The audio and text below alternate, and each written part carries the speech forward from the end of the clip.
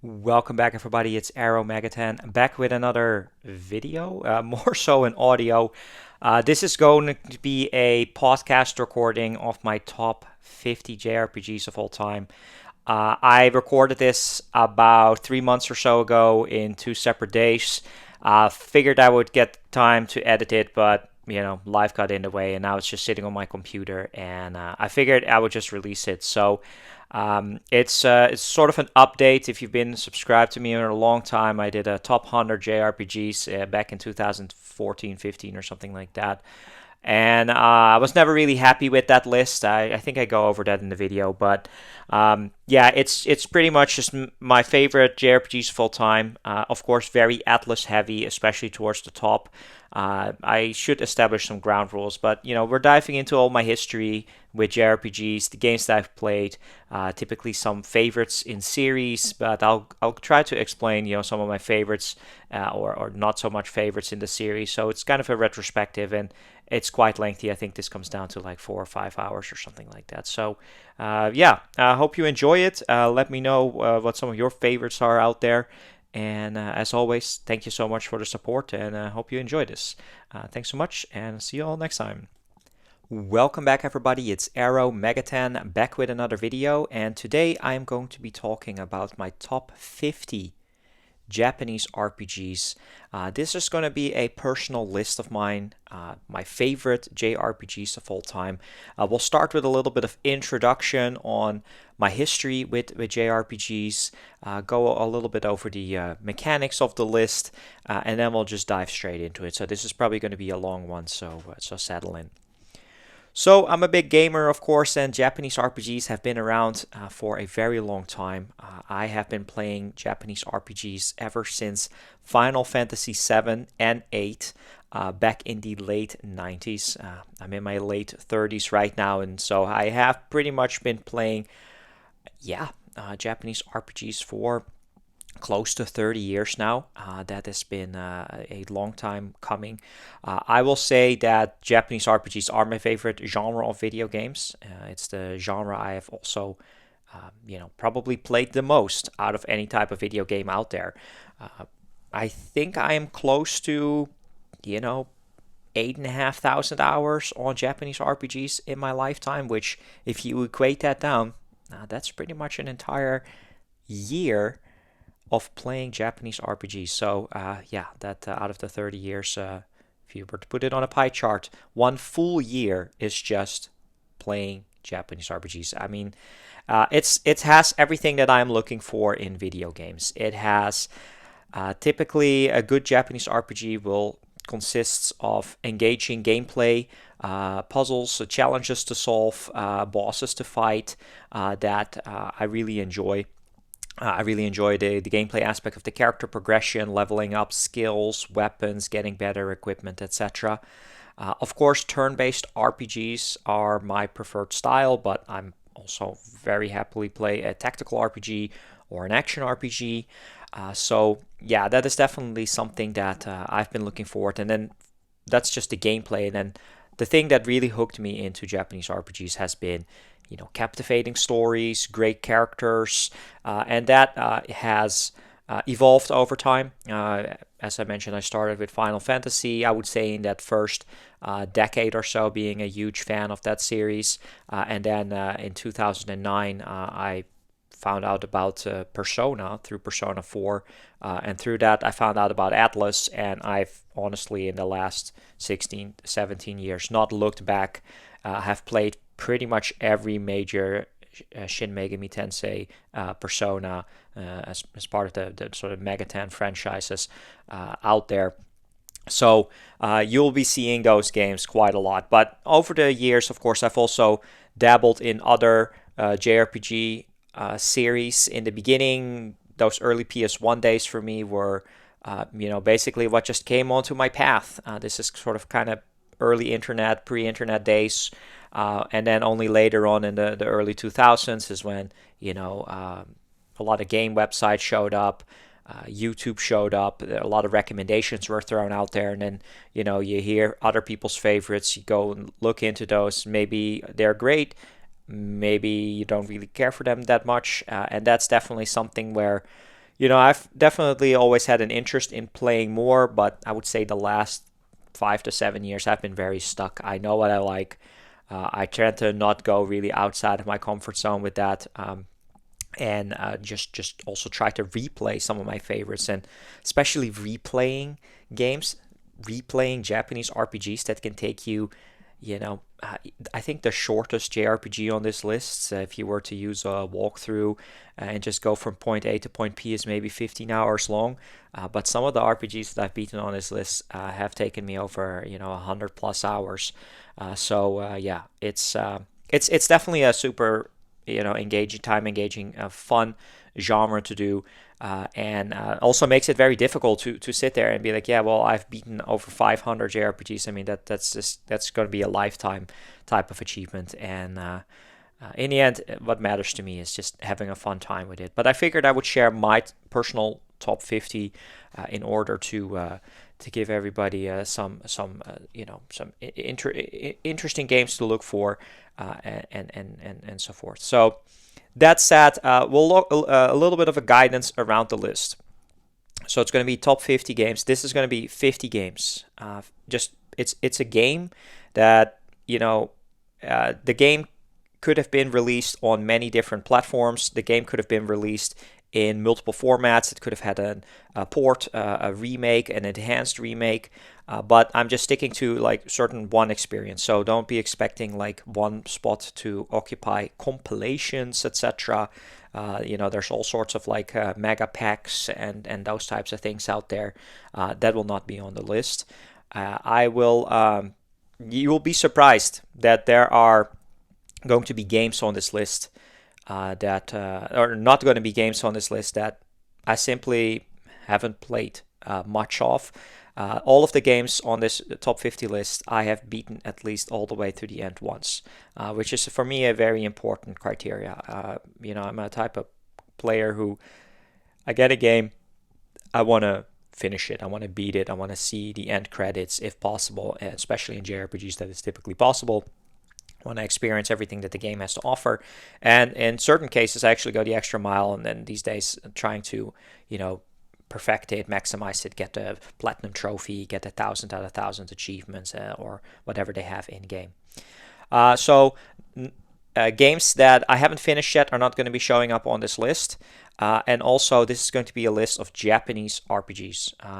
So very important distinction. There's not going to be any games on this list that are not predominantly made or published by Japanese publishers and game developers. So I am also not the biggest fan of Western RPGs, to be quite honest. I've played my fair share of, say, Mass Effect and those types of things, but not the biggest fan of them. So we're leaving that out. This list is going to contain multiple entries from series. So yes, I've already alluded to it. I'm a huge Final Fantasy fan.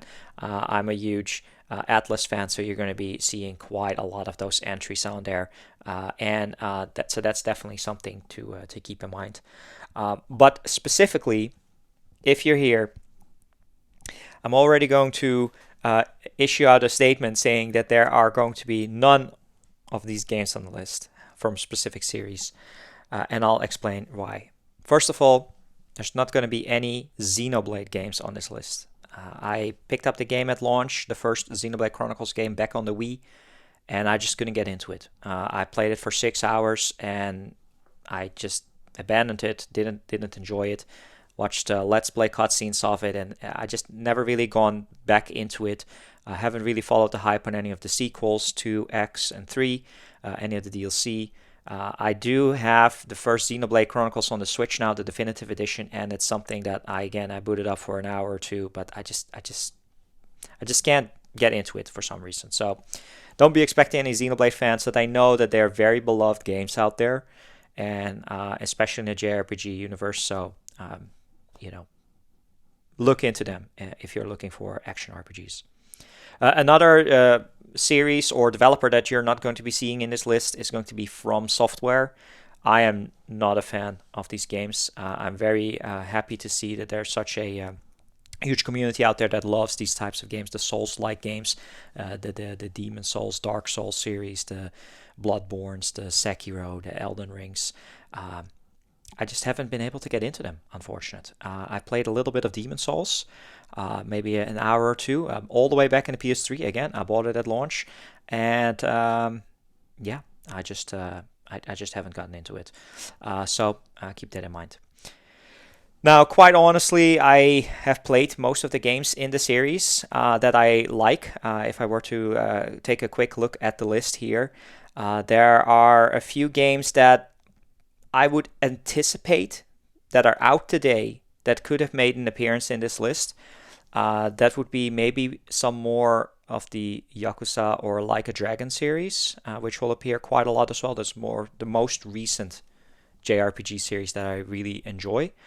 And then also Metaphor ReFantasio from Atlus. I still haven't been able to finish that. I think it has the potential of definitely making it into this list easily, given that it's Atlus and it's a big title, but I just haven't played it a lot, and hopefully I will get to there. Another game that should be in here, but I've not finished, and that would be the first Xenogears on the PS1. I played this 15 years ago or so ago on the PSP, PS1 emulation, and I made it about 60 to 70% into the game, and for some reason I got distracted, and then I didn't finish it. Now, if you know the story about Xenogears, it is a very the development kind of ran out of time, and it's a very sort of rushed ending. So I did watch the cutscenes and the story all the way to its completion, but I didn't technically finish it. And since then, the game hasn't really gotten a port or a remake. If it were to come out, that will definitely happen. Similar with, I would say, Chrono Trigger. I think Xenogears and Chrono Trigger are to me the most highly anticipated like remakes, so I can replay them again. We'll see if Chrono Trigger makes the list, but pretty certain it will. But it has been a long time since I played it, since the DS release. All right, so we're gonna be digging into the top 50 soon. I will issue one final statement. I'm pretty very particular when it comes to rating my games, and when I looked at my list of all the games that I've rated, I'm very picky. So to me, I do a 10 out of 10 rating system. 10 out of 10 is really the 1%, my absolute favorite games. And so far, there's only 7 games that have made it onto that list. 3 of them are RPGs. Then there's the 9 out of 10s and the 8 out of 10s, and that is making up my top 50 JRPGs of all time. So there's not, for me, a 6 or 7 out of 10 is still a very enjoyable game. That means basically 6, 7, 8, 9, and 10 out of 10 means it was worth investing my time into playing this game or watch a movie or something like that. That's how my rating system works.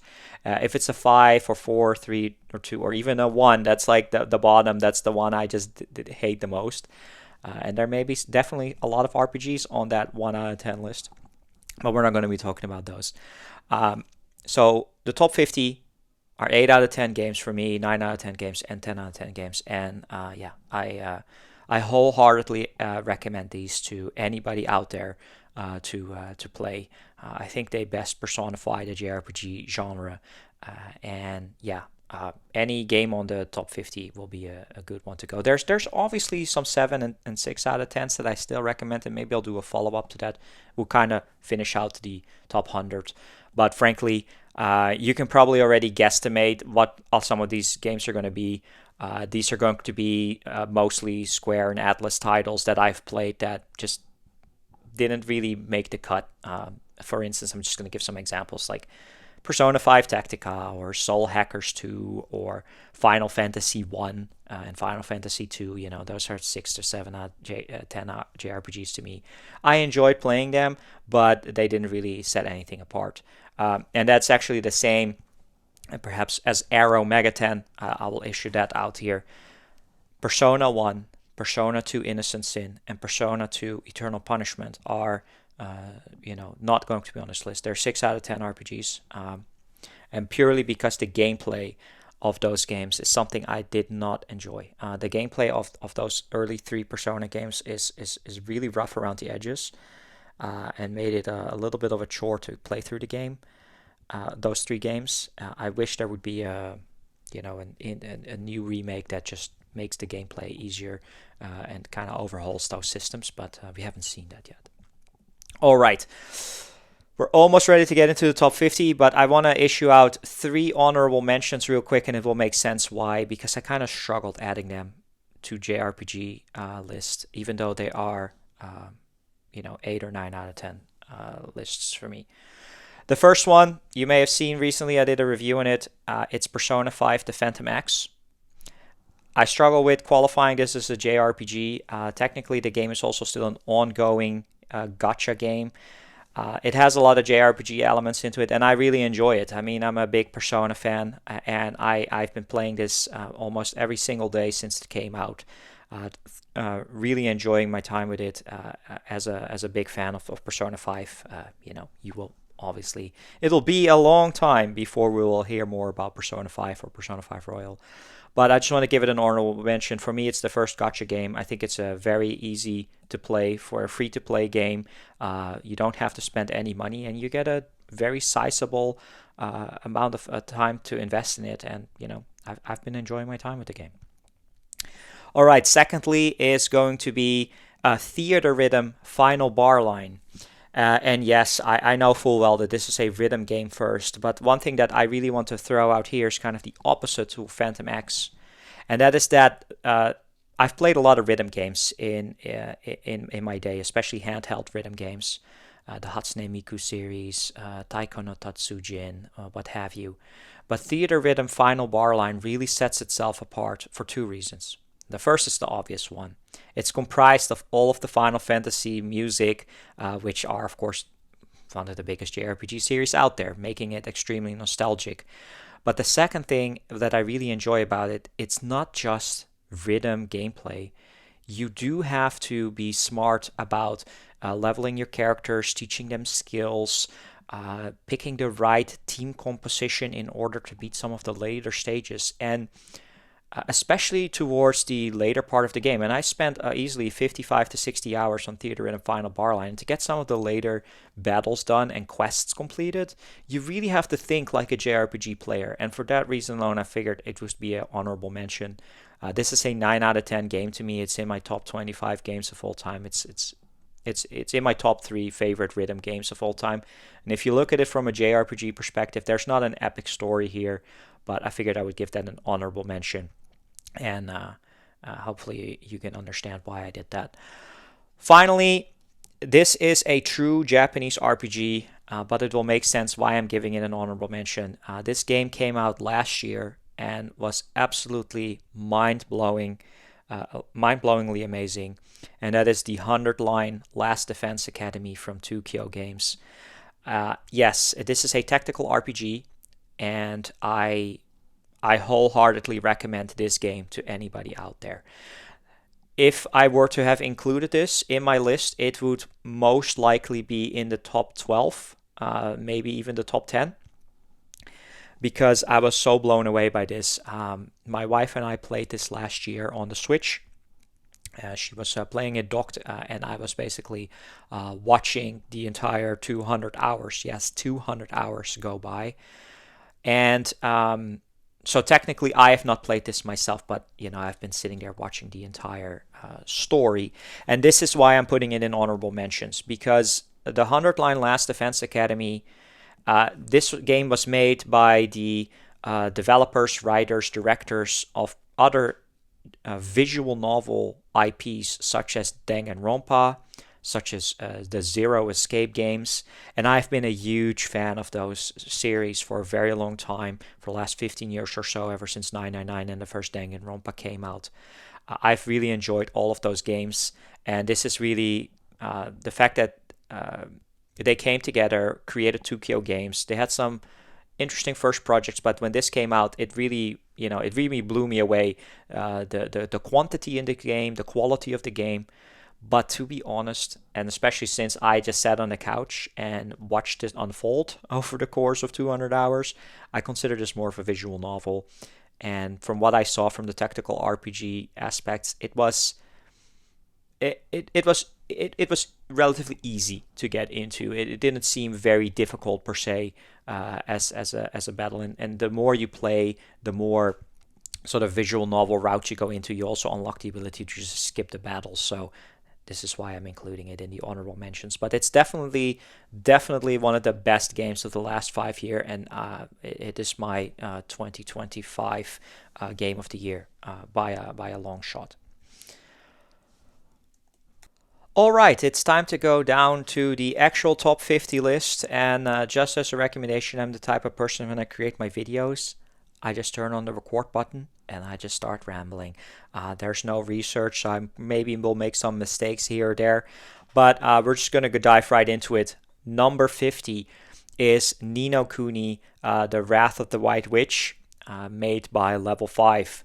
Now, I'm a huge fan of Level 5, especially the Professor Layton series, which aren't JRPGs. But I'm also a huge fan of Studio Ghibli. Those are some of my favorite movies or animated movies out there. So when this game was announced, I of course had to pick it up. I bought it day one. I played all the way through it on the PlayStation 3. Then 8 years or so ago, I watched my wife play through it as well on the PS4, or was it the Switch? I can't remember. And yeah, it was just an absolutely amazing, fun experience. I'm not sure if I platinumed this game. I think I was close to it, but you know, it was just a really fun, charming JRPG to get into. And this would honestly, I mean, this would probably be in my picks as like a sort of a starter JRPG. If you want to go perhaps past really, I mean, the introduction JRPGs, I feel are is probably Pokemon. Pokemon is probably the one JRPG series that everybody is sort of a gateway into JRPGs, and then next it would be Final Fantasy. But yeah, I would say Ni no Kuni is definitely one of those more modern JRPGs that I highly recommend anybody to go into. It's a fun story about Oliver finding his way from sort of the real world um, into a magical world, isekai genre, if you're a fan of anime and manga, and has to go on a journey, an adventure to to not to save the world basically. And you do this by meeting other characters throughout the little towns and villages, get some team members, and also recruit some monsters. And that's was the weakest part about Ni no Kuni, and we'll see this more when other level 5 games are showing up on this list. The recruiting mechanism, I mean, in Pokemon it's super easy, right? You just weaken them, you throw endless amounts of Pokeballs at the characters to catch them, and you have them in your team. But Ni no Kuni did it in a really convoluted way where there was only one character on your team that had to do it. The weakening them or being able to recruit them was very random. I believe something with a flute that didn't always pop up. So maxing it out, catching all the characters was a little bit difficult to do. But it was just a charming game, and now that I'm thinking about this, I really want to go back and play it again. Perhaps on the Switch, which is interestingly because this game also received a sequel, Ni no Kuni 2. I forgot the subtitle, something with a prince. I apologies, but I have not played that one yet. So I haven't played Ni no Kuni 2. I don't think that one was as good as the first one from just you know uh, the community and people online saying, and the review scores, etc. But it's definitely something that I want to play at some point. I believe we have it digitally on the Switch too, or on the Switch, but just haven't gotten around to it. All right, number 49, and that is another what I would consider to be a good starter JRPG, especially if you want to look for something more retro. And that is Earthbound on the Super Nintendo, and is now, I believe, fully available on Nintendo Switch Online. The Super Nintendo, if you have that on the Switch and Switch 2, you should be able to play this without, um, spending your entire savings account in order to buy a real copy of this. It's now been a very long time since I've played Earthbound all the way through. I think I've played Earthbound for the very first time in 2008, 2009, where this was one of those games that I didn't have growing up, and I found out the fan community online, and this was still in its early stages of people talking about Earthbound. Things like fan gamer weren't really a big thing, and all, and the fan communities out there. But now, if you're looking into JRPGs, chances are Earthbound will be, in the top 5, top 10. Everybody recommends you to look into. It's very beloved, and of course nowadays with, the fact that NES made it into the Super Smash series, etc. And it's easier available. People are finding Earthbound. But when it came out on the Switch, my wife and I, she had not played it yet. We tried to play through it again, and we didn't finish it. So I was a teensy bit conflicted adding this game to the list because the first time I played it all the way through, it was a very charming experience. Quirky, truly the epitome of like quirky JRPG, where just the characters and the enemies that you fight are just weird.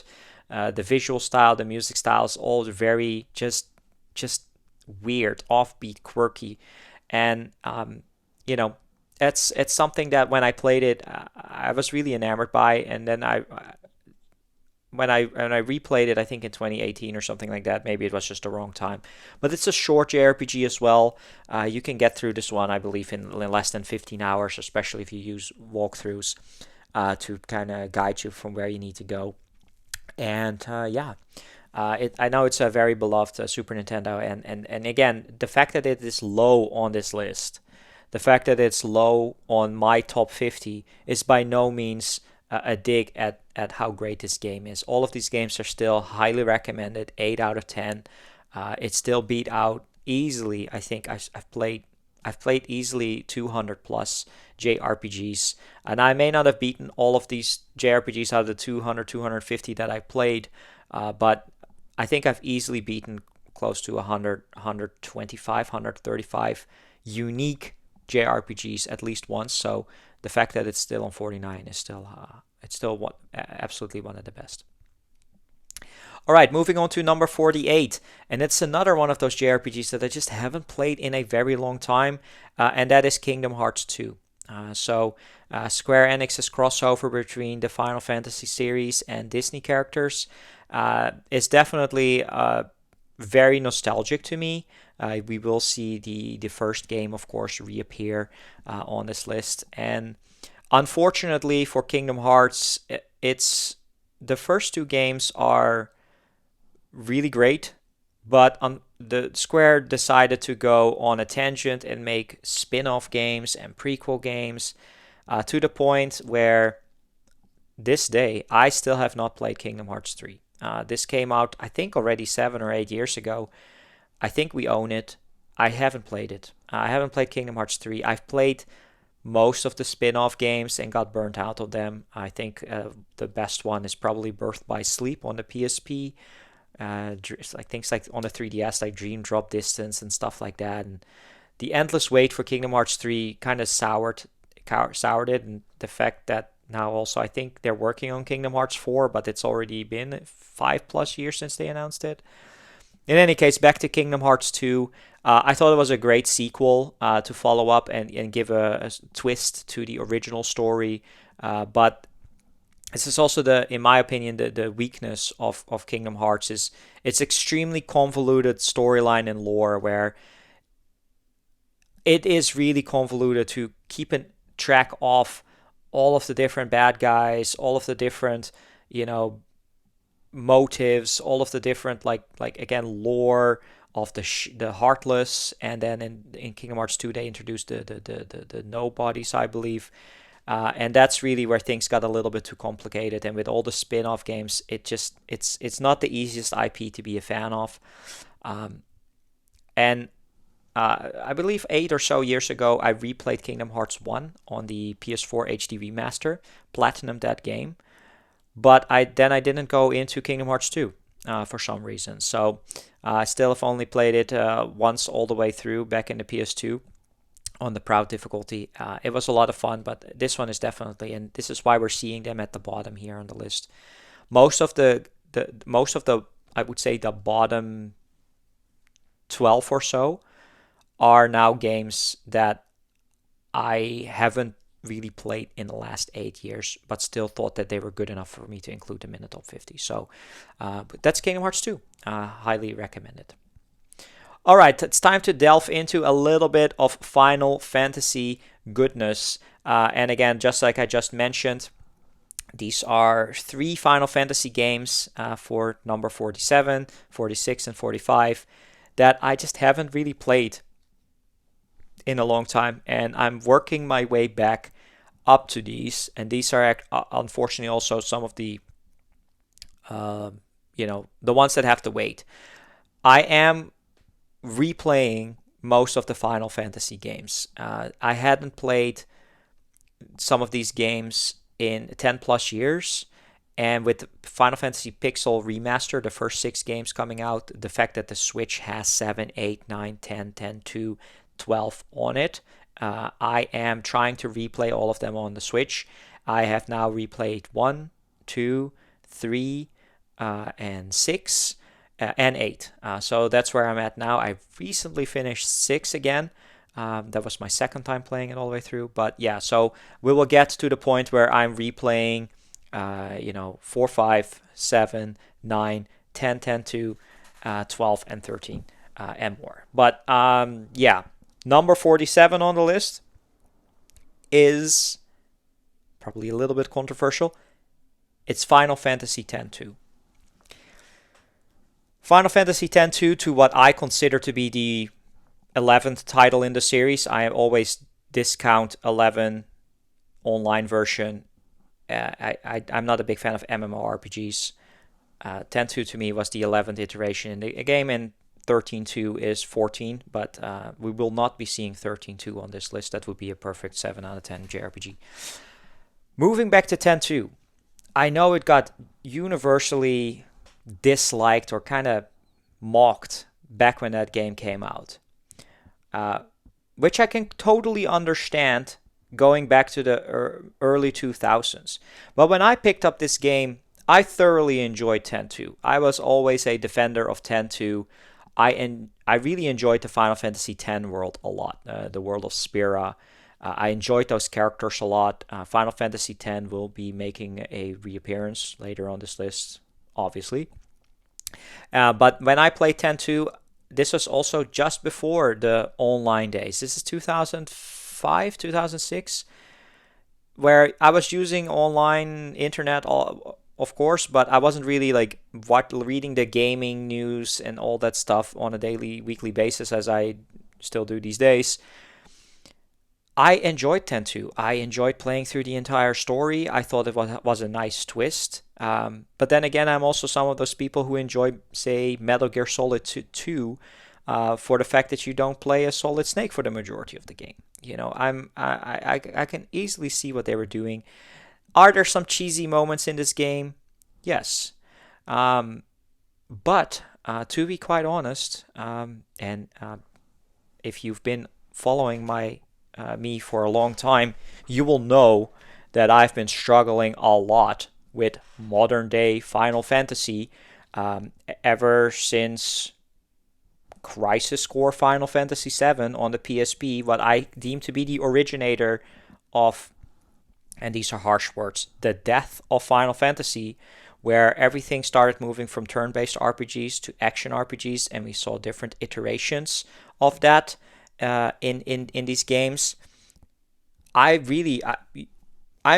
looking forward to replaying Final Fantasy X-2 and realizing that this game is definitely much better than I remember it to be.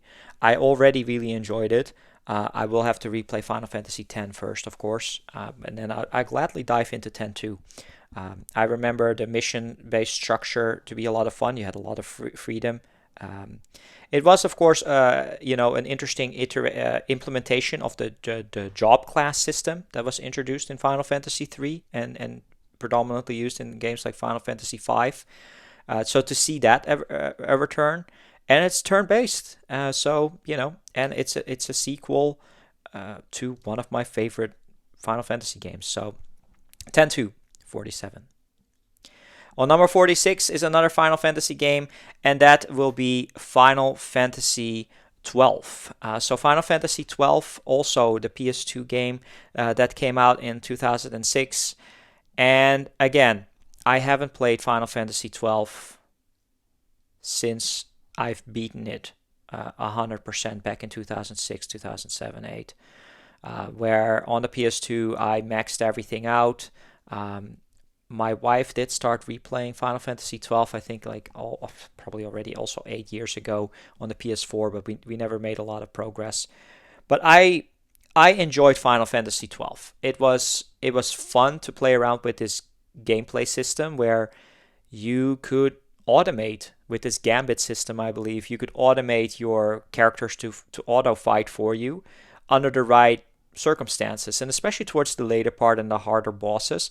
That was a lot of fun to implement with. And of course, I believe that the game in Japan got an updated version with this different license boards and different job classes or something like that, different skills that only made it into this remaster port. So it's out there on the Switch, and we have it on the PS4. So I look forward to playing 12, but that will have to wait a long time because, all of the earlier games are coming first. So it's at the end of the line, unfortunately. But I thoroughly enjoyed it. My biggest gripe with Final Fantasy 12 is twofold. While as amazing as they are, it doesn't get higher because I'm not the biggest fan of the Ivalice world, this really high fantasy medieval English, that terminology that it wasn't used. I'm not the biggest fan of that. You will see many of the Final Fantasy games that I prefer are, more modern, more steampunky, more sci-fi. And the second problem that I have is I felt, and it's been a long time since I played it, I felt like the Final Fantasy 12 story could have contained more. It has been a long time, but what I remember, it was all these warring kingdoms out there, and I felt that towards the later part of the game, I felt like there should have been another act, another act in the story that takes you to like the kingdom of the bad guys. And don't quote me right now off the cuff what that kingdom was called, but I felt like the third act or the final act of the game was a little bit underutilized, but still I thoroughly enjoyed it. The music is great, the characters were fun, but it also had a little bit of a smaller roster than other games, but still, it's Final Fantasy 12. Highly recommended.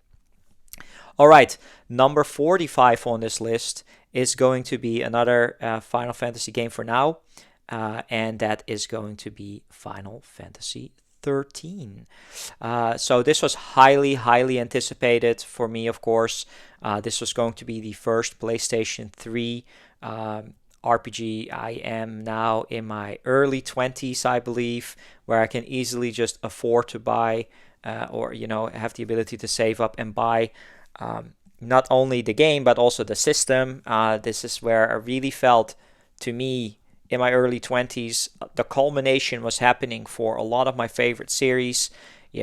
Metal Gear Solid 4 was coming out, sort of the finale to the Metal Gear Solid series I'm a big fan of. And Final Fantasy 13. I was so excited for this game that I had to import the Final Fantasy 7 Advent Children Blu-ray from Japan because it came with a Final Fantasy 13 demo disc. Yes, this is back in the day where you couldn't just go into your eShop or your PlayStation store and just click download demo. No, you had to import this and play it. The demo, I played it probably 3 or 5 times, and I was so excited for this game. Bought it at launch.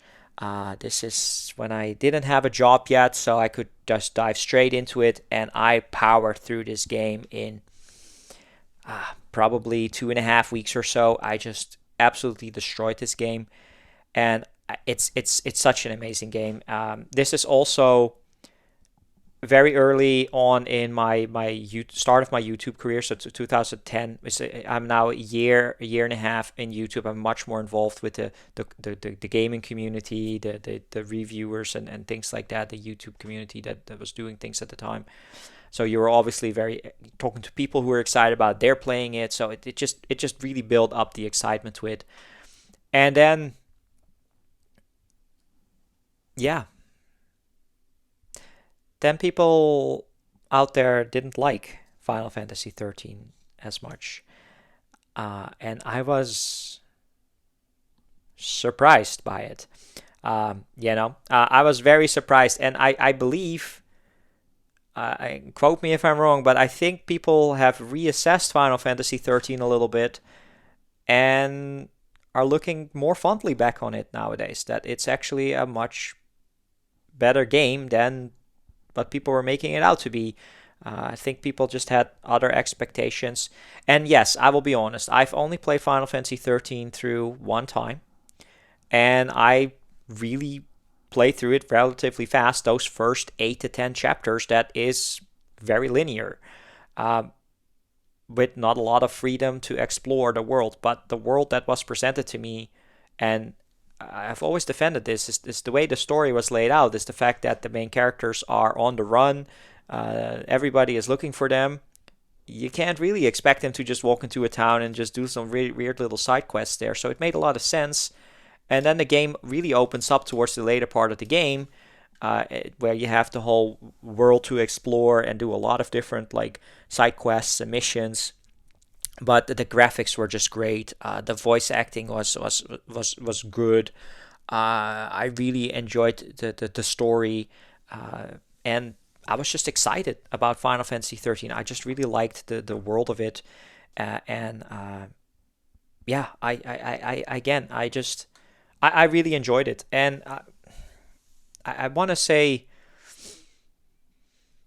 I just wish it was assessed a little bit better when it came out, but you know that didn't stop me from really enjoying the game. I also thoroughly enjoyed Final Fantasy 13 too. I thought that was also a great sequel. That is probably would have been maybe number 51, 52, 53. Like that is a 7 out of 10. I platinum both Final Fantasy 13 and 13 2, and I really enjoyed both of these games. Um, but the less said about Lightning Returns Final Fantasy 13, the better. Played it for 4 hours and didn't really enjoy it. I have been wanting to kind of play it again and reassess it, but nowadays it's really difficult to play these games. The PS3 emulation is difficult. I still have my PS3, but I don't have a copy of Lightning Returns anymore. I do have my copies of. I have my copy of Final Fantasy 13. I don't even think I kept a copy of Final Fantasy 13 too, to be honest. But there's rumors flying around that they may port these or re-release them at some point, and when that happens, I will probably buy them and try to reassess them. But Final Fantasy 13, yeah, probably the last great Final Fantasy game, at least to me, because everything else that they did afterwards, I was not a big fan of. So, all right, we'll pause our Final Fantasy discussion for there. For now, we'll see some more Final Fantasy games later. But next, we're going to be delving into number 44. And that is the fourth game in the series. And it's my favorite game in this series. So we're going to be straight up honest here. This is the only entry of this very, very beloved JRPG series. Perhaps the very first one, the very first JRPG series out there. And that's Dragon Quest. Dragon Quest 4 Chapters of the Chosen, I believe, on the DS, was my first Dragon Quest game that I played all the way through, and is still my favorite. I really enjoyed the graphics on the DS. I really enjoyed the story on the DS. And yeah, Dragon Quest 4. I mean, it has Akira Toriyama art. It has, a fun world for medievally style fantasy world for you to enjoy, explore, recruit some characters, beat the bad guy. And if you're a fan of Akira Toriyama, Dragon Ball, Dragon Ball Z, then you know what you're getting yourself into. But Dragon Quest in itself is, for me, for my tastes, a little bit too simplistic. I have played a lot of Dragon Quest games in my day. Last year, I beat Dragon Quest 1 HD Remake, which was also too simplistic. I still have to play the second game and the third game. I will play the HD 2D remakes. I've beaten Dragon Quest V as well on the DS, which I thought was also good. A 7 out of 10 would probably be in the top 65 or so. But yeah, then I dived into Dragon Quest 6 that I played for 6 hours or so, but it never finished. Never really played Dragon Quest 7 because it was too daunting and too archaic to go in, and now there's a reimagined one. Maybe I'll pick that one up. Couldn't get into Dragon Quest 8, unfortunately. I just didn't pick that up back in the PS2 days. It always here in the Netherlands always was too expensive. Like it never dropped in price the way I wanted to, and then I was probably busy with my university classes and played other games. The 2004 to 2007 years were really reserved for a few games. They stick really with me, the Final Fantasies, the Kingdom Hearts, and the Metal Gear Solids, but I didn't play a lot of games because it was in my really busy university days, so I had less time, and only after that I went back to gaming. But yeah, so that was Dragon Quest 8. I just never really played that one a lot. I did beat Dragon Quest 9, but that was very limited on story and focused more on co-op, which was okay. That was like a 6 out of 10. Dragon Quest 10 is the online one. And then the big elephant in the room is Dragon Quest 11. Everybody seems to like this one a lot and called this one of the best JRPGs to release in the last 10 years. I didn't buy it at launch. I have a copy on the Switch and I've played it for 2.5, 3 hours. And every single time I try, I'm like, I'm going to go back into it. I play it for 30 minutes and I just lose interest again. And I just can't get through it for some reason.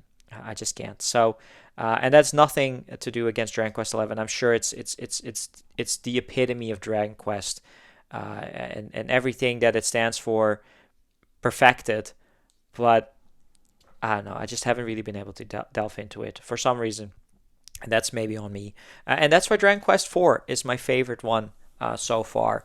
It's a great JRPG series, and it's also one of those JRPG series that I would recommend people to get into. The series is pick a Dragon Quest game and play it. Especially 4, 5, and 6 right now are kind of stuck on the DS. Those have not been remade yet. So yeah, I would probably recommend people to perhaps go look at Dragon Quest 3 HD 2D remake, or probably indeed Dragon Quest 11. It's probably the best bet. All right, moving on to number 43, and that is another Akira Toriyama game. But if we've already talked about all the Dragon Quest games, which one could it be? Yes, it's time for Chrono Trigger. Chrono Trigger, of course, being the Super Nintendo JRPG. I never played Chrono Trigger growing up. I had it on Final Fantasy Chronicles in the PS1 era. Again, I did not have a Super Nintendo growing up. I had a Sega Genesis, Mega Drive, then went straight into the PS1 era. And again, I didn't really play it there.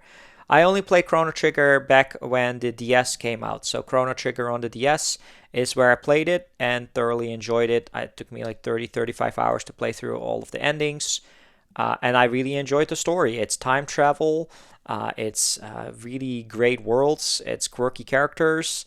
And it's one of the quintessential JRPGs out there.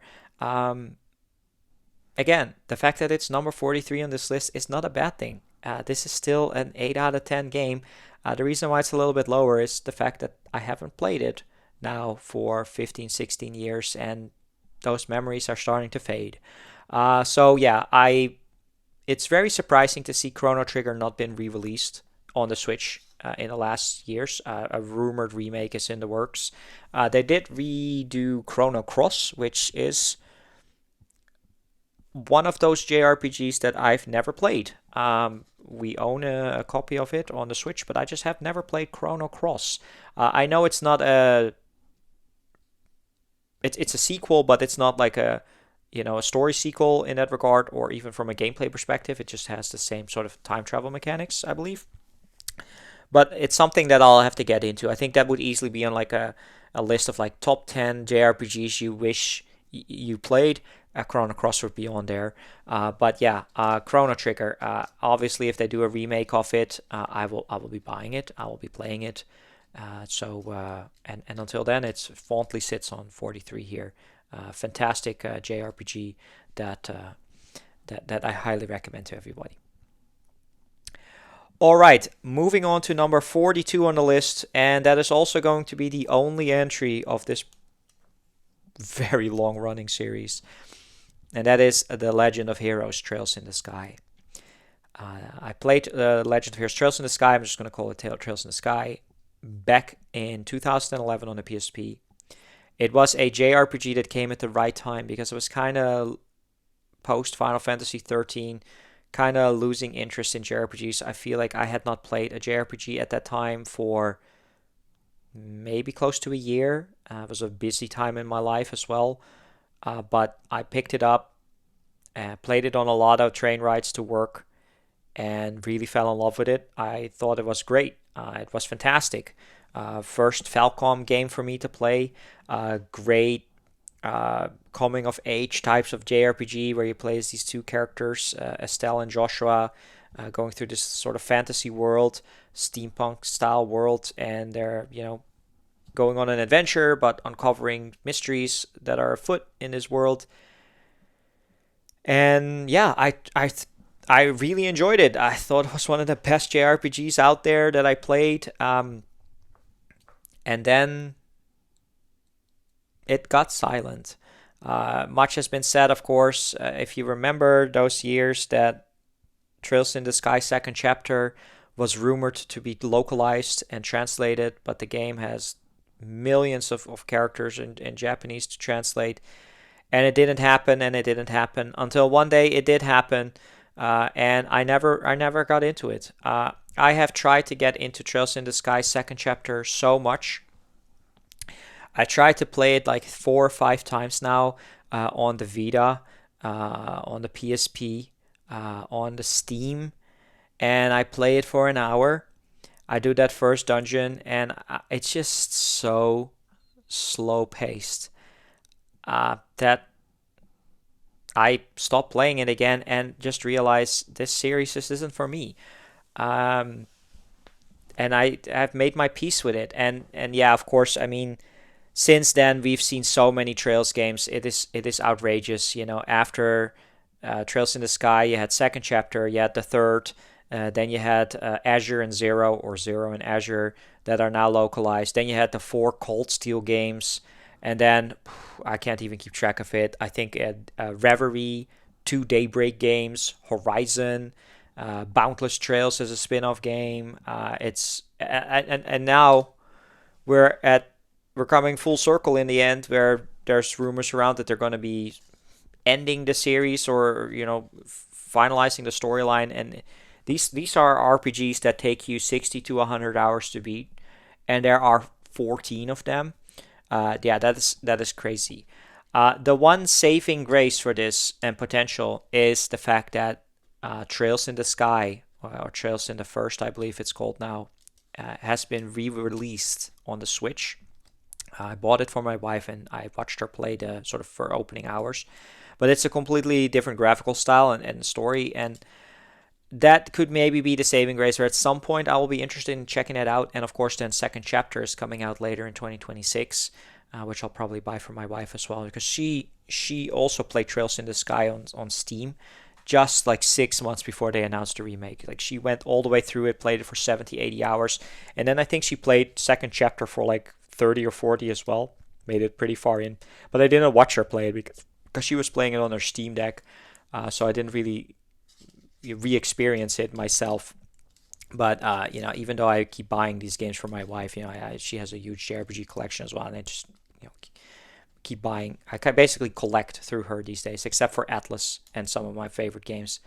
I buy a lot of the stuff for her, but yeah, she has a huge backlog. But Trails in the Sky is still was a great RPG. So number 42. All right, moving on to number 41 on the list, and that is Mother 3, the sequel to Earthbound, the third and final game so far, and probably ever, in the Mother series. The first Mother game on the NES, Earthbound Beginnings, I believe it's the official title. I have played that.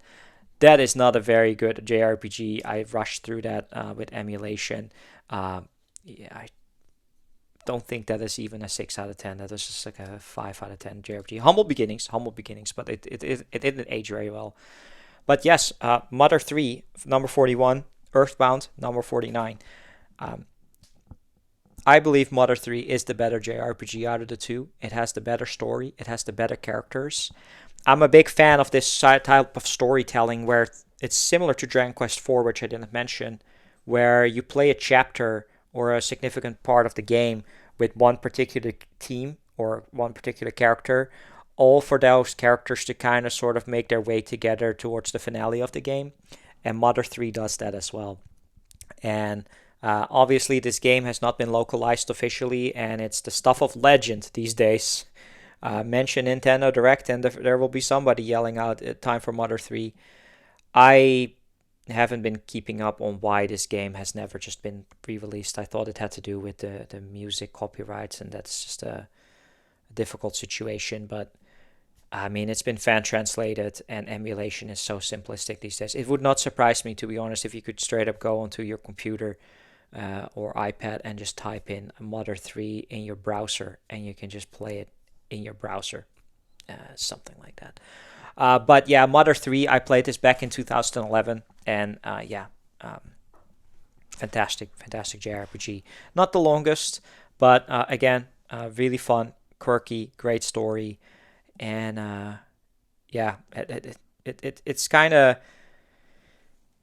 of unnecessary to include these types of games on your list, but it is a weird one, given the fact that, yeah, you technically have to emulate it or and play a fan translation, which is maybe reserved for the really obsessed or weird JRPG fans, but I highly recommend it. It's a lot of fun. All right, moving on to number 40 on this list, and that is my favorite game in this tactical RPG series, and that is Fire Emblem. And my pick is Fire Emblem Shadow Dragon on the DS. A remake of the very first Fire Emblem game, the story of Marth trying to save his kingdom against an evil empire or kingdom that he's fighting against, and over the course of 25, 26 story missions or so, you are making it through saving your kingdom. And you're doing that in very straightforward tactical RPG style. You move your characters around on the map, you fight against units, and there's a great sort of a weapon triangle thing where swords are stronger than lances, lances are stronger than bows, or something like that. Apologies, it's been a few years. But the story is a lot of fun. There's a lot of fun recruitable characters that you can find throughout missions. Certain bad guys, if you, instead of defeating them, you talk to them on the map, you get them to join your team, and you slowly build out this army. And of course, the original Fire Emblem games, the first 10 or so, are notoriously for the concept where if your character dies during a battle, they are dead for good. So if you want to, play it in a certain way where you save all your units, it becomes replaying the same map over and over. And yeah, Fire Emblem Shadow Dragon is my favorite. I know that perhaps the community has not looked that favorably upon this DS release, but yeah, I really enjoyed it. Played it again. It was a banner year for me, to 2011, where I played this, and I thoroughly enjoyed my time with it. Had it come out and had I played it, it's the sequel on the DS, the sequel to Marth's story, New Mystery of the Emblem. I would have probably enjoyed that more, but unfortunately they decided to not release that game. And it's only been fans translated, and then a few years passed, and I've never gotten back into it. Unfortunately, with Fire Emblem, that's really kind of where it ends. That really came out at the right time, at the right moment. The earlier Fire Emblem games, to me, is something that I haven't really been able to get into. There is the Famicom and the Super Famicom era, which has mostly been remade through these games, not all of them. The GBA games I've tried to get into, the ones with Ike and the ones with Roy. I played them here or there, but never finished them. Then there is the GameCube era, Path of Radiance. I played that one for 6 to 8 hours. Again, didn't finish it. Radiant Dawn, the sequel to that, didn't play that either. I used to own all these Fire Emblem games, but I got rid of most of them, sold them. And then post Shadow Dragon is the 3DS era, which I did play Fire Emblem. Fire Emblem Awakening is a great Fire Emblem game. It's probably my second favorite one. Really enjoyed the story of Chrom, and it kind of saved the Fire Emblem series, supposedly, where they were either going to pack it up, but that's 5 years later, they probably would have revisited it anyway. But Awakening was really fun. Then Fates came out, which with its weird concept of sort of Pokemon style, where you had Conquest, Birthright, and Revelation, I believe, 3 different versions. You could play the story in 3 different ways. And I played Fire Emblem Fates, the first one, the Birthright version, a lot, or sort of the good side, a lot. For like 75% in, and then I never went back. And then 5, 6, 7 years later, I went back to it, and I just rushed through those final stages to just have beaten Fire Emblem Fates. But I've never played the other 2 sides. And then they started doing more ports and more remakes, and then the Switch era came out, and I've watched my wife play 3 Houses for a few hours, and Engage came out, and then I just started realizing that Fire Emblem, it looks very different than the ones I enjoyed. It became a little bit more easy, more accessibility options with easy mode, and made it a little bit too focused on story or characterization and like 3 houses. So I was kind of weirded out. So I do not know. New Mystery of the Emblem is probably the one that is highest on my list to play were I to go back to a Fire Emblem game. Maybe I'm wrong on that, but that's the one I would pick. Until then, Fire Emblem Shadow Dragon, number 40. All right, number 39, and that is going to be also the sole entry of this particular game series, and it's time for Atlus. It's the first Atlus game on this list as AeroMegaTen, but this series isn't officially part of the Megaten series. It's Etrian Odyssey. It's Etrian Odyssey 4 Legends of the Titan for the 3DS. What can I say? It's the first Etrian Odyssey game that I played all the way through. The one that I spent 80 to 90 hours on, that just sucked me in, going through the labyrinths and making my own maps and dungeon crawling and maxing it out in the early days of on the 3DS.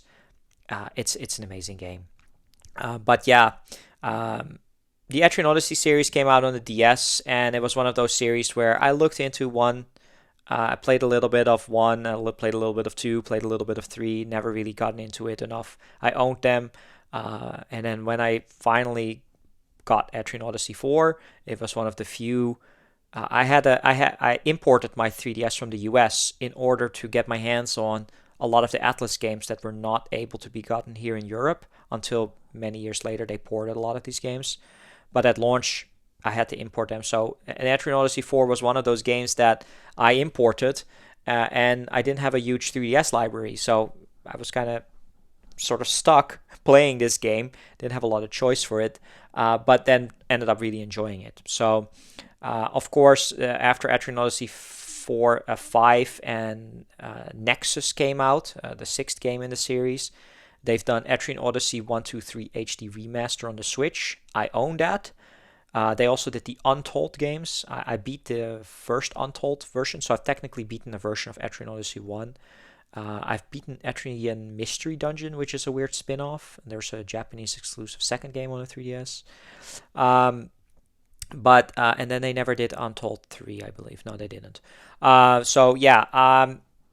problem with these Etrian Odyssey games is there's not a lot of emphasis on story. You really just create your own characters and just go and explore the world. The gameplay is really what shines here.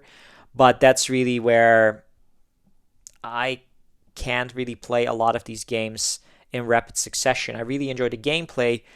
If only they made the story a little bit more palatable, and perhaps Atlus did that by creating a completely new side series in the form of Persona Q and Persona Q2. But maybe we'll talk about those later on.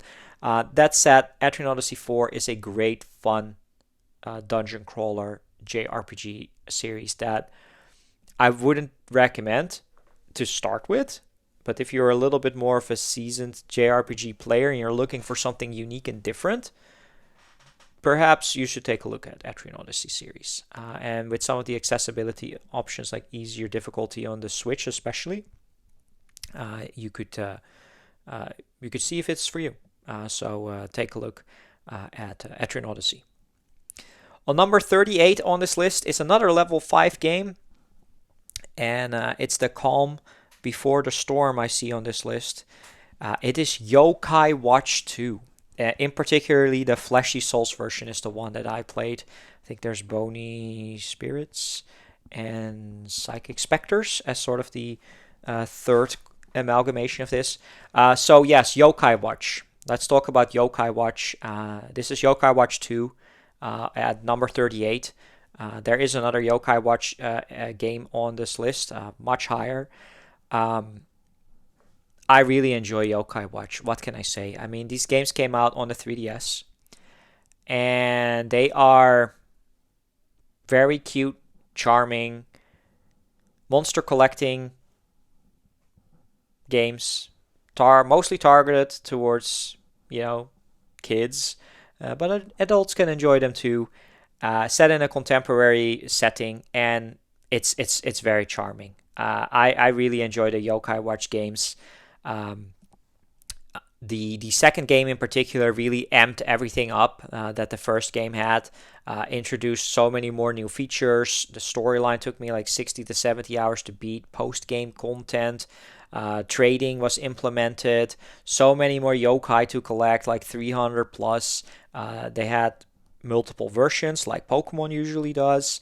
And then later they had a third version of Yokai Watch 2, which even included even more. But yeah, I thoroughly enjoy Yokai Watch. It's very simple to play, and it can be extremely addictive to go and sit there and try to catch everything. I'm a sucker for that. We will be talking about gotta catching them all soon. But Yokai Watch 2 was a great game on the 3DS, and it is an extreme shame to see what happened with Yokai Watch series. Level 5 has had a reputation of coming up with an IP and just marketing it to oblivion with not just games, but anime shows and merchandise. And this is quite interesting because I've also watched 50 plus episodes of the Yokai Watch anime and a couple of movies. I went to Japan on vacation right at the peak of the popularity of Yokai Watch. So you could go to like Yokai Watch merchandise stores. But if you were to go to Japan right now, you can probably find almost nothing Yokai Watch related or very little. It's just so interesting to see how that went. It just came and went. Another similar to Chrono Cross or metaphor of games that I think have a potential of making this list would be Yokai Watch 3. Released way too late in English on the 3DS life cycle.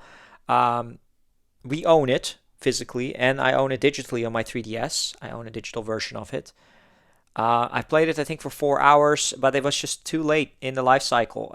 Moved on to the Switch, and 2018 and 19, I believe, were bad years for me when it comes to gaming. Those are some of the busiest years I've had in my career, work career. So I didn't really play a lot of games, let alone JRPGs. I always wanted to go back to Yokai Watch 3, but haven't really been playing on the 3DS. But perhaps I will go back and play Yokai Watch 3 at some point. And we'll talk a little bit more about Yokai Watch 1 later on in the video. But definitely recommend it if you're a huge Pokemon fan and you're looking for something different. Yokai Watch would be my start. I know they released Yokai Watch 4 and that was never localized in English. From what I understand, they turned it more into an action RPG series, and I think Level 5 is trying to still do their spin-offs as well. They're still working on a game, but Level 5 is notorious for uh, taking a long time to develop their games. I've been waiting now for 2.5 to 3 years for the new installment in the Professor Layton series, and hopefully this year at some point. We'll see. All right, moving on to another Atlus game on number 37. It's Tokyo Mirage Sessions. Tokyo Mirage Sessions. What an interesting concept. Let's not talk about what this game isn't, but let's talk about what this game is. Tokyo Mirage Sessions, in my honest opinion, is basically a Persona game that is not a Persona game. It takes a cast of characters living in Tokyo that has to deal a lot with the entertainment industry. One is a singer, one or an idol. One is an actor. One is a stage performer, I believe. And that basically is the concept. And again, you go through dungeons, palaces, so to say, and you basically have these persona that you can summon, but they are actually Fire Emblem characters. Yes, because Tokyo Mirage Sessions was originally announced as a Shin Megami Tensei cross Fire Emblem game, which sounded on paper super exciting. This was announced at the reveal of the Wii U, I believe. Yeah, Wii U back in the day. Everybody was excited for it. Then it was very silent. And then 2 or 3 years later, we saw what Tokyo Mirage Sessions was, and a lot of people were like, nah, I'm out. And I was still sitting there, well, I like Persona. I was honestly expecting something different, but yeah, I'll take a look. And this is also, of course, before Persona 5 came out. So this felt always to me on the Wii U as a sort of appetizer to Persona 5. And it really feels like that. Of course, this is the sole JRPG I think that I played on the Wii U. I did finish it all the way through, 100% of it, 65 plus hours in. And yeah, I really enjoyed it. The gameplay is fun. The music is good. The characters are, entertaining. It's a very colorful game. Very fun battle system with a little bit of a twist. Of course, more akin to the press turn system from SMT.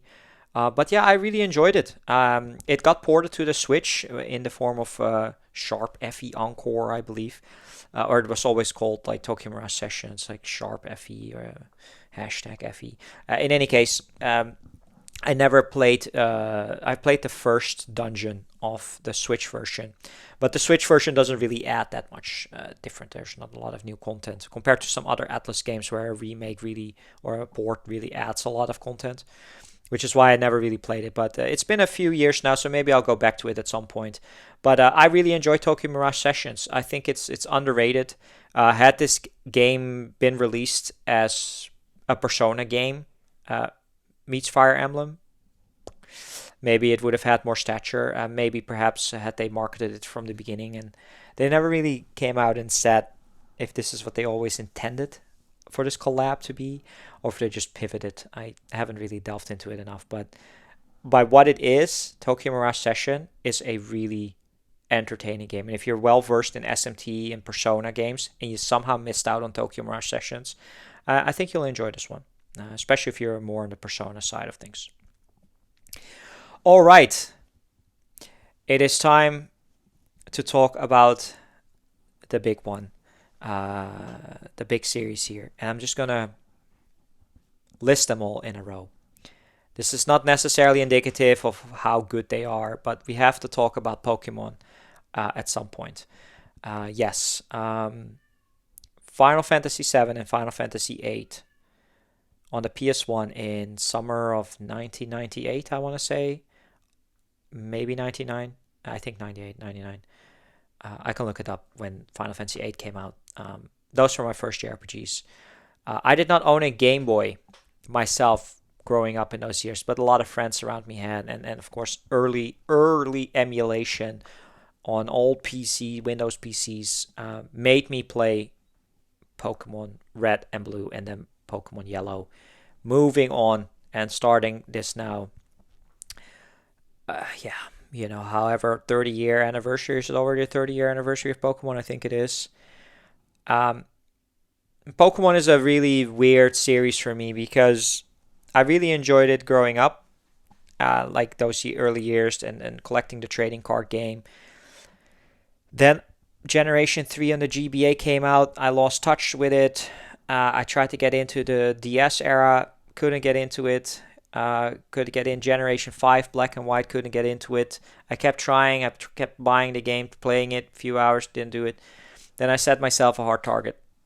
X and Y, 3DS era, last chance for Pokemon. Bought it, played it for 5 hours, got rid of it. And I thought I would never go back into Pokemon.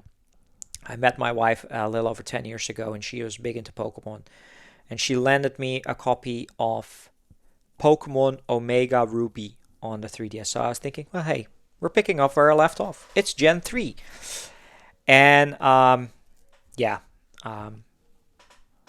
I went very, very hard. So on number 36 is Pokemon Omega Ruby / Alpha Sapphire. I'm just going to be including, the other version. This is the only time I'm doing that in this list. So it's the remakes of the third generation on the 3DS. I played Pokemon Omega Ruby for 120, 150 hours. I caught everything there is to do. This is 2016, so this was the 20th anniversary of Pokemon. They were handing out these mythicals again. I got really into it. Every spare time that I had outside of working, I was playing Pokemon Omega Ruby. I was playing Pokemon Alpha Sapphire at some point to catch the ones that I couldn't get in Omega Ruby. I then also went back and played Pokemon X, at least Pokemon X. I don't think... No, I played Pokemon Y as well. I finished all of those just to get the mythicals from those games to transfer over. Pokemon X and Y are not included, the 6th generation. Those would be 7 or 6 out of 10 RPGs. But yeah, I ended up in 2016 or something having collected all 720 Pokemon that were out at that time. Caught them all, stuck them on a 3DS cartridge, and I got a little bit too into it. This is some of the situations where it was causing issues. Not necessarily with work or anything, but more so with my wife because she's a big Pokemon fan. And when you're with somebody who gets a little bit too into something, a little bit too over obsessed with it, it sparks some controversy with each other. And I decided, you know what, hey, I will step back from Pokemon. I will not play them anymore. And I thought, again, that was it for Pokemon. To be honest, I thought that was it. Until we get to the Switch era, but we'll pause it right there. So Pokemon Omega Ruby, yeah, I mean, it's Pokemon. I mean, I can literally sit here. Every generation has its benefits, and it's just, in my honest opinion, generation, whichever one you play that just hits you the hardest, that you get really into, is probably your favorite, and yeah. So we're moving on to number 35 on the list, which is the Pokemon second generation. So in particular, Pokemon Crystal. So Gold, Silver, and Crystal. This is where I made a weird choice. I bought a copy of Pokemon Crystal on the Game Boy Color. Even though I did not have a Game Boy or a Game Boy Color or a Game Boy Advance was out at the time, I just wanted to have Crystal so that if I think my younger sister had a GBA at the time, if she were to allow me to play that a little bit, I could play a little bit on Crystal. If I, have friends that have a Game Boy and I can play it, because this is the great thing about just having a Pokemon Crystal, it saves it on the cartridge, right? So, back in those years, I played it a lot. This is the early 2000s, 2001, 2002, 2003, or something like that. And I played through all of Crystal. And this is the pre-online Pokemon days. I think I ended up collecting, I want to say 215, 220 out of the 251. And you have to keep in mind, this is, again, very difficult in order to trade certain Pokemon from other versions. So the fact that I got so far was actually pretty impressive. I think at some point I had access to two Game Boys for a little bit with a link cable, and somebody had Pokemon where I could like trade it back and forth with me myself to evolve some of the Pokemon. But I always look very fondly on Crystal. And I have a copy still on my 3DS, like a digital version, to replay Crystal, but I haven't done that yet. I want to, but I haven't done so. So that's number 35. Moving into number 34, yes, here we go. It's time for the first generation of Pokemon. And I'm picking Yellow as my favorite because that's the one I spent the most time with. But I've played through Red all the way through. I've played through Blue all the way through on emulation. I played through Yellow as a cartridge because my friends had Yellow, and we would just be sitting there on their front door, just sitting there playing the game. But I also played Pokemon Yellow on the 3DS several years ago, just replaying it. It's the first generation of Pokemon. We've played Pokemon Let's Go Pikachu, my wife and I. It's that first generation. You can't get rid of it. Now what they did Fire Red and Leaf Green, the GBA ports on the Switch. Maybe I'll get them at some point. That original story of Gen 1, yeah. I think I've played through the first generation of Pokemon. It's probably the JRPG I've played through the most. Maybe with another Final Fantasy game like Final Fantasy VIII. I think I've beaten those games at least 4 times all the way through. And that's not even counting Let's Go. So yeah, this would definitely be the sort of the JRPG story that I've just done the most. What can I say? It's the original Pokemon Yellow. The stuff is myths of legends, catching Mew and the glitches and missing No and Mewtwo in the cave and the legendary birds. I like the Generation 1 just slightly more than Generation 2. That said, number 33, we're going to be talking about Generation 8, right? 8, yeah. Sword and Shield on the Switch. Interestingly, I played through the Generation 9, Scarlet and Violet, particularly Violet first.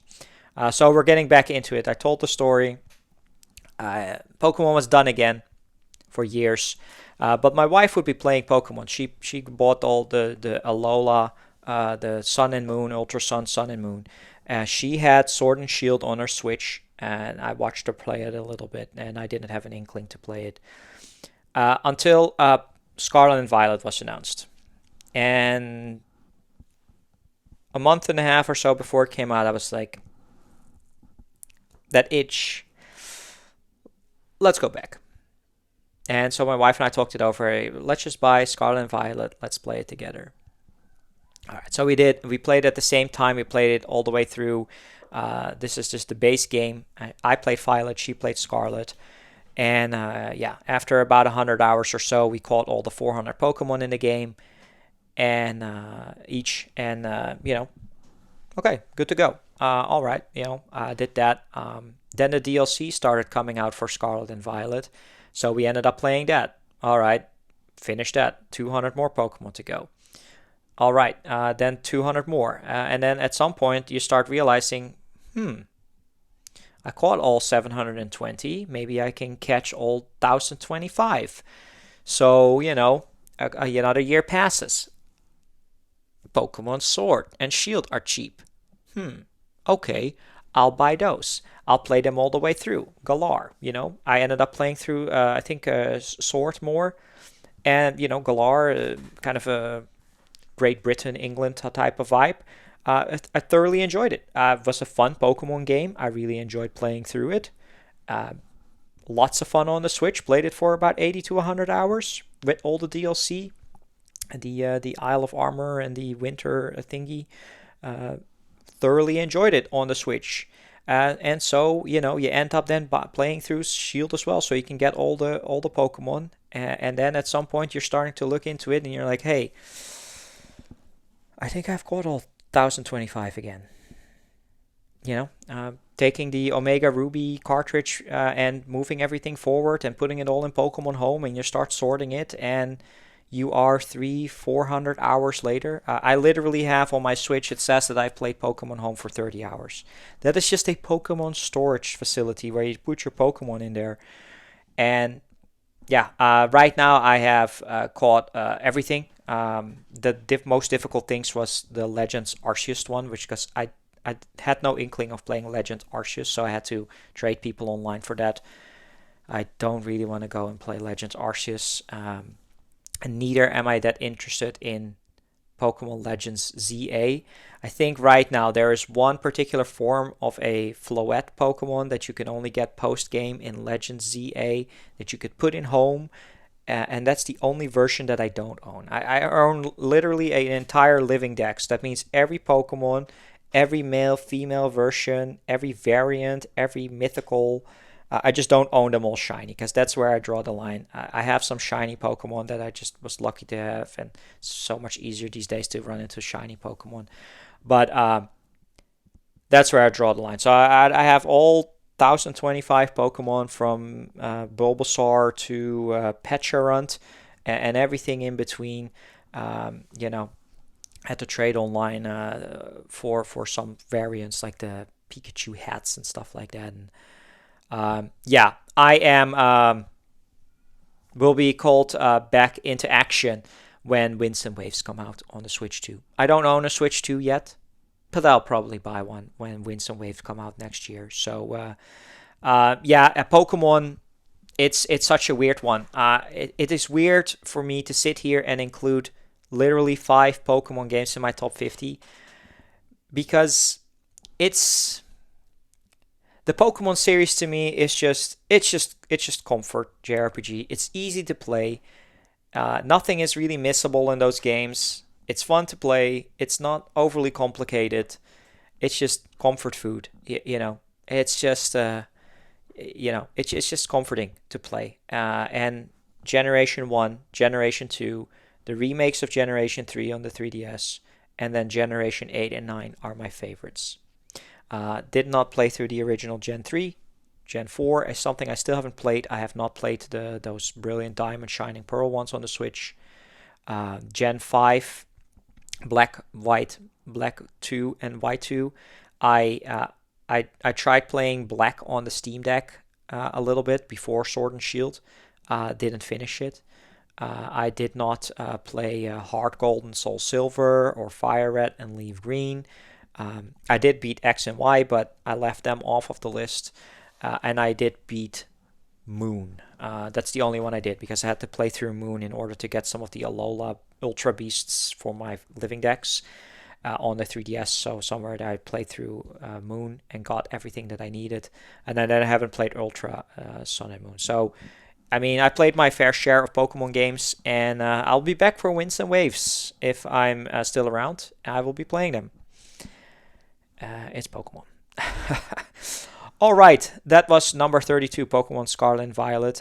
Probably the Pokemon game I've played through, honestly, the most because I've played it for 250 hours or so. I've also done all these Terra raids and maxing all of that out. I've been for the last 3 years. I've been doing all those special 7-star Terra raids that came out and collect your army like that. All right,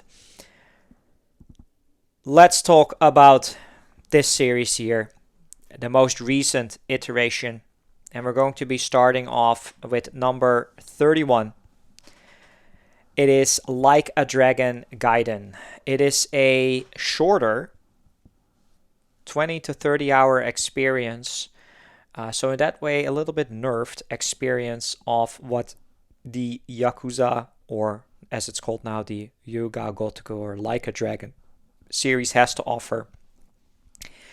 And I mean, to be honest, we'll be seeing quite a lot of these games in this list because on number 30 we have Like a Dragon, which is the 7th iteration. In Japan it's called Yakuza 7 or Like a Dragon 7, which try to reinvent the series. But Like a Dragon Gaiden, in that sense, so Like a Dragon was the game that was introduced as sort of a new protagonist, turn-based RPG concept, as opposed to the action RPGs that Yakuza all the way back from PS2 days were. And to take it back to number 31 on the list, Like a Dragon Gaiden was a return to form when it comes to action RPG. So you play as the main character from all of these games, Kiryu Kazuma, again. Having not seen his character for a while since Yakuza 6, which when Gaiden came out, it's been like 5 years from a chronological development perspective. And it's just so much fun. I mean, these games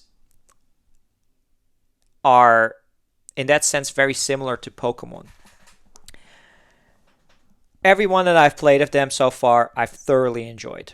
There is only one of them not on this list right now, and that would be in the top 55, and that is Yakuza 3, which we've played the Yakuza 3 remastered version, and that was a little bit more rough around the edges. Not knowing, of course, that they've now remade Yakuza Kiwami 3 in Dark Ties. We own it on the PS5. We haven't played it yet. We'll get around to it because we're really behind on these games. But yeah, Like a Dragon Gaiden was just a lot of fun. 30-hour experience. I like that. So, it's just basically we're including all of the Yakuza and Like a Dragon games in here. The ones that I've played so far. And the Judgment games as well, the spin-off series there. Moving on to number 30 is Like a Dragon. So that is Like a Dragon is Yakuza 7, introduces Ichiban Kazuga, takes place in Yokohama this time around. And yeah, it took us a long time, like I think over 2 years to beat this game. We kept holding off on beating it, but it took us 90 hours to platinum or close to platinum this game. Yeah, it's the turn-based RPG elements are fun. It's kind of a job class system that is a lot of fun. It does take the momentum a little bit out of the games, and I will be honest and say Like a Dragon is a game that my wife has mostly played, so I sit there watching her play it, and I kind of tune out during some of the random encounters. But again, the story is a lot of fun. The sub-stories are fun. Like a Dragon, of course, introduces really sort of a team aspect, so you recruit different characters over time, which is a huge difference than, say, Yakuza 0, where you see a lot of the side characters in the story, but they're not playable characters, so you don't really bond a lot with them. But Like a Dragon Gaiden, there's a reason why I like these games so much. I'm a huge fan of Japan. I've now traveled to Japan 6 times. I'm very fortunate to have been able to do that. First time for me was 2014. And these games are, if you feel homesick or vacation sick, you can pick up a Yakuza or Like a Dragon game, play it, and just be transported back to those worlds. It's very realistic in that sense. I mean, these games always get inadvertently linked to Grand Theft Auto. It's different, but from a realistic world, and being able to just run into a convenience store and buy a rice ball, that's stuff you do on a vacation if you have the ability to go. And the areas that the game replicates, so Like a Dragon has Yokohama. I have been to Yokohama now a couple of times. I've walked through those same streets, and that really adds to a lot of the enjoyment of that. The Yakuza games, of course, have predominantly Kabukicho, or Kamurocho, as it's called in the games. It's a district in Shinjuku. Osaka, which is one of my favorite cities in the world, is heavily featured in most of the games like Yakuza 0, Yakuza 2, and also Like a Dragon and Like a Dragon Gaiden. So, the Dotonbori area is one of my favorite areas in the world. To be able to just run through that, it's just so much fun. So that's really what I like about the Like a Dragon games. My biggest gripe that I have with the series is that the stories are sometimes a little bit too convoluted. And having played now 6 or 7 of them, they always try to set it up, and it takes too long to get going. And then towards the mid parts and the later parts of the game, you're like, okay, I'm ready for it to be over. But then they have to introduce some sort of like, here's a twist. And then it takes a little bit too long to wrap up. But that's also because my wife and I were playing it to do all the sub stories when they show up. We do all the side content, the little mini games that allow you to try to do the trophies that you can do. So we're not just storming through the story. And Like a Dragon in that regard was just a long going journey, but we finally finished that. And then last year, September or October, we finally finished Like a Dragon. And then we also played Like a Dragon Gaiden very quickly. And now we are playing, we're I think a third into Like a Dragon Infinite Wealth, where I must be honest and say that that's not one of my favorites ones so far, because that's where I lack the connection, because Infinite Wealth, the sort of the eighth game in the series, takes place in Hawaii. And that is a location I've never been to in life. I've been to Okinawa. That's where Yakuza 3 takes place. But I've not been to Hawaii, and that's a little bit different. And in Infinite Wealth so far, while it's not a bad game, it's an enjoyable game, but it's not hitting me as hard as the other ones, and perhaps also because the story is still building up and it takes too long to get going. While we've already played it for like 25 hours plus. And it's a kind of a little bit weird to see we're playing all of these games in the Japanese dub with English subtitles. And so this one is kind of off, where they're obviously in Hawaii, which is, part of the United States. They predominantly speak English there, although there's a huge Japanese population there.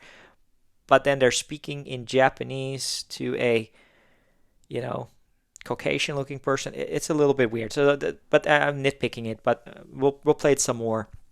So Infinite Wealth isn't on the list because you haven't beaten it yet. But that leaves Like a Dragon on number 30. We'll talk more about Yakuza in a little bit because I want to round it out with these two games first. On number 29, we're going to be talking about some retro Final Fantasy. Right now is Final Fantasy IV. Final Fantasy IV, I've always said, is my favorite of the first 6 Final Fantasy games. It was the first one that I played all the way through. Back in the PlayStation 1 era. I really enjoy the story of Cecil and all the characters that he interacts with. It has some very memorable story moments, great music, easy to play. I've played it on the DS, I've played it on the PSP with the after years, but I haven't played the Pixel remaster yet. But I'm including it on number 29. It's a fantastic Final Fantasy game. I think coming off of the first 3, then moving into Final Fantasy IV on the Super Nintendo with the active time battle system and just the story, I think they did a really great job with that. Great evolution. We are not going to be seeing Final Fantasy 1, 2, 3, and 5 on this list. So 5 I always felt like is the odd one out. I still have only played 5 once on the GBA. I still need to play the Pixel remaster of that one as well. But I felt the story and the lack of playable characters in that one was a little bit nerfed, which makes Final Fantasy V a 7 out of 10 game. Not the biggest fan of the job class system. And then, of course, Final Fantasy 1, 2, and 3. I mean, they're humble beginnings.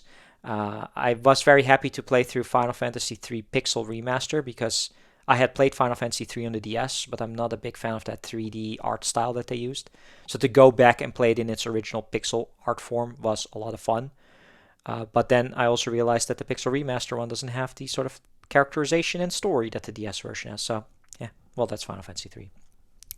But Final Fantasy 4, absolutely fantastic game. Absolutely a great game. And that leaves that, surprisingly, perhaps with a little bit of recency bias, I literally came off of beating Final Fantasy VI Pixel Remaster last week. On number 28, and I've beaten it twice now, once on the PS1 era and now on the Switch. And of course, when I play these Pixel Remasters, I 100% them. I make sure I play them on the Switch, but if you were to play them on PlayStation, you can get platinum trophies. I do everything that you can do, full bestiary, and check off all the trophies sort of in my head and take screenshots. But I just finished Final Fantasy VI, and I think it is the better game than 4.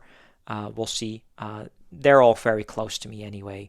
But on number 28, it's just been great to see Final Fantasy VI. I mean, there's so many great moments in this. I really felt like the team building in this one, seeing all these characters come together from different parts of the world, is done very well. And I'm actually very surprised that a story like Final Fantasy VI has never really made it outside of the games, like turned into a movie or an anime or something like that, where they could tell the story. Very memorable villain. I think probably, arguably, easily the most memorable villain out of the first 6. because I'm sitting here right now having not played Final Fantasy IV in 15 years, and I'm kind of struggling remembering who the villain was. But when I think Final Fantasy VI, it's obviously, Kefka.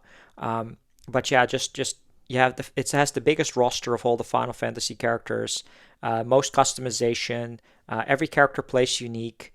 Lots of different ways. There's a lot of things that you could miss in this game. And Final Fantasy VI, yeah, with the Pixel Remaster version, I was a fan. I'm a fan, so highly, highly recommended. If you're looking into getting into some of the older Final Fantasy games, yeah, I recommend just getting a Pixel Remaster copy, physical or digital.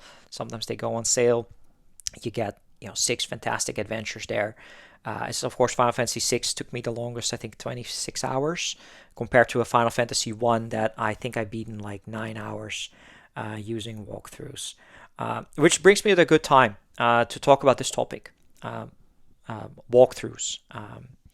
JRPGs are very lengthy games, and JRPGs, some of them are very annoying in the sense that they introduce this concept of missable content. Progress too far into the game, you miss out on certain treasure chests, weapons, side quests, or shiver, full playable characters. And if you miss them, then you have to play the whole game again. Yeah, I'm not about to go start playing a whole 20, 30 hour game again.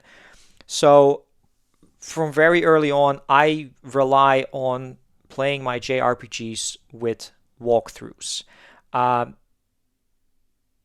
always felt weird about admitting that, but I don't really anymore, to be honest.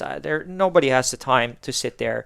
And we'll talk about, say, the Suikoden games at some point, I see relatively soon, where perhaps we'll save that for a second episode, actually. But yeah, there you have a game where you have 108 recruitable characters, which are very easily to miss. Yeah, that's just not fun. So I'm always happy to use a walkthrough for things like missable content and get reminders like, hey, make sure you do X action here or grab these treasure chests because you're not able to travel back to this location. And I see that now in these Final Fantasy Pixel remasters where if you want to get the full bestiary and have encountered all of the different enemies in the game, yeah, you have to make sure you do that in this particular area because it's like a dream world or it's like a little dungeon that gets destroyed. And yeah, so I'm fine with that. What I don't really use walkthroughs for is to help me with battles and to tell me like, hey, this is a really difficult boss fight, but if you use this character and this skill, you will be able to destroy it. Now, to be honest, I find the Final Fantasy games relatively easy. Again, if you compare it to some of the SMT games, those are among some of the most difficult games out there. That is really where I draw the line. Just tell me where to go and what not to miss, but I want to figure out myself and how to build up my party and what type of skills to use. And I can't really think of it right now, but obviously there have been situations where it's like maybe the super boss, the ultra boss of the game, the very final boss where you're just trying to beat it and you just can't. Even in Final Fantasy games, or I'm thinking right now, we were talking about Yakuza and we'll be talking about them soon again. Some of those final ultra bosses are really like, hey, gotta make sure you have this equipment on and fight like this because otherwise you're just not going to be able to do it. Then I use it, but I try not to rely on it for beating the game. But to be honest, these days, accessibility is a big topic. JRPGs it's easier to get through them because, yeah, you have, for instance, in Pixel Remaster, you can just from the get-go turn on these boost options on, turn on earning double experience, so that turns the grinding down, get double skill points to learn your skills faster. And especially for me, like replaying these Final Fantasy games that I've beaten before on older systems where none of those accessibility options were there, I don't feel that bad on doing that. Time is precious, and I'd much rather just being able to enjoy 2 RPGs in this time that it takes for me to sit there and really going through grinding. I'm glad that grinding isn't really a thing anymore, and I like doing it if the game asks for it in certain ways, but the quality of life options that playing with a walkthrough or using some of these accessibility options bring is good. Just keep in mind that I try to challenge myself in most, especially the later games like the Persona games, Megami Tensei games on the list. I try to play those on a hard difficulty and try to play them and really get my maximum value of enjoyment out of them by making it through. All right, we're going to be talking about three more games, three Yakuza games, and then we're going to be rounding out the first part of the video because it's getting very long. So on number 27 is Yakuza Kiwami 2. On number 26 is Yakuza Kiwami. And then on number 25, to wrap off the first end of the list, is Yakuza 0. There is one more game in the Ryuga Gotoku library that we'll see later on. That is my so far favorite into the game. But if you have to start somewhere, if you want to get into these games, this is the trilogy that I recommend you to get into.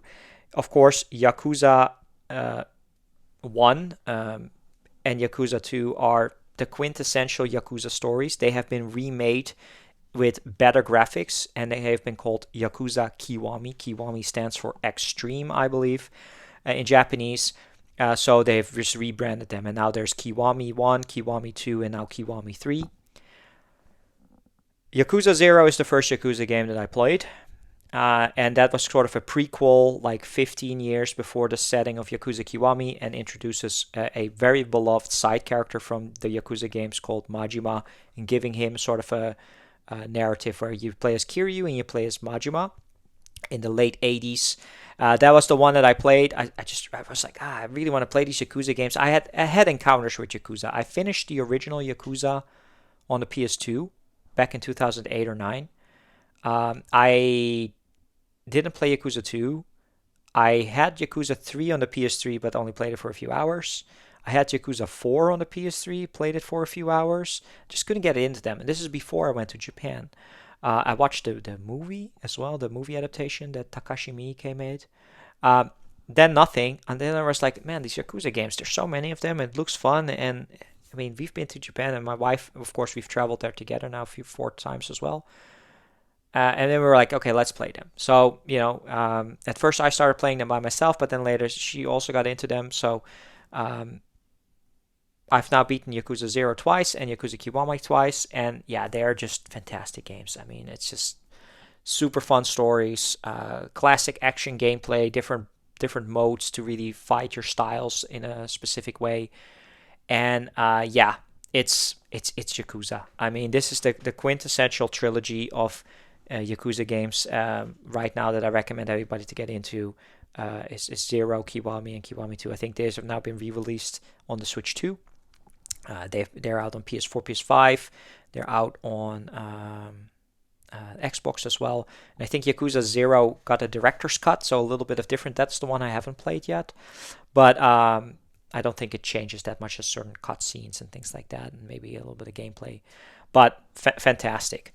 And that's where we'll leave it for now. So I have finished Yakuza 3, the original remastered version. It was enjoyable, but not good enough for this list. It would be in the top 60 or so. That has now been remade in a Kiwami 3 with a sort of what they call Dark Ties extra content. So you have a little bit more incentive to buy it, and we bought that and we haven't played it yet. We're obviously still working on Like a Dragon Infinite Wealth right now. Once we finish that, there is another side game called Yakuza Pirate in Hawaii. That it's a side game that takes place during the time of Infinite Wealth, starring Majima. That will be up on the docket as well. And then there's Yakuza 4, 5, and 6 that we own. We own the remastered versions of those. We haven't gone back to it. And those are a little bit weird because I think Yakuza 4 and 5 in particular, they introduced the concept of different characters. Like you don't play as battle-hardened Yakuza. You play as an idol. You play as a cop. You play as a detective. So I wanted us to get to that point where we could play 4, 5, and especially 6, I think is interesting because 6, I think, takes place in Sapporo, which we've been to in Hokkaido. It stars, I think it has Takeshi Kitano in there, which is one of my favorite actor-directors from Japan. So I really want to play to Yakuza 6, but now I'm reaching that point. I was like, well, are they going to do Kiwami versions of those? Should we wait? But then, like I said, we still have Infinite Wealth. We still have the Like a Dragon one, the Yakuza Pirate, and there's a sort of side series to these games, and that's Judgment. I can 100% guarantee you Judgment is going to make an appearance in the second part. You play as a detective. It's kind of Ace Attorney meets the Yakuza series, and that was at the time and still is. That was the first Ryuga Gotoku game that we played that had the new graphical look. So really where I felt like, whoa, wow. We went from Yakuza 0 and Kiwami, and all of a sudden this Dragon Engine, I believe is what they called. The story was great. And it's not as melodramatic and crazy with the Yakuza twists and everything, and I really enjoyed Judgment. And that has a sequel called Lost Judgment that we have also not played yet. So we'll probably try to get through Infant Wealth, Pirate, then Lost Judgment, and then we are at 4, 5, 6, and then 3 Dark Ties. And then probably Stranger Than Heaven is out, and maybe even more. And yeah. So we'll talk about Judgment a little bit more. It's higher up on the list. But yeah, for now, Yakuza Kiwami 2, number 27, Yakuza Kiwami, number 26, and Yakuza 0 on number 25. Means we've done half of the list. Yeah, half of the list. That's all the JRPGs that we're going to be talking about today. But yeah, I'm really interested to find out what your thoughts are on this list if you've made it all the way to the end. We are really going to be digging into a lot more Atlus in the next 25. I can guarantee you that. I am making a count here. There are, like, out of the last 24 games, at least more than half of it is Atlus games. We're still going to be talking about my favorite Final Fantasy games, my 4 favorite Final Fantasy games, so that's going to make an appearance. And then we're going to have scatter through, a couple of my favorite small series that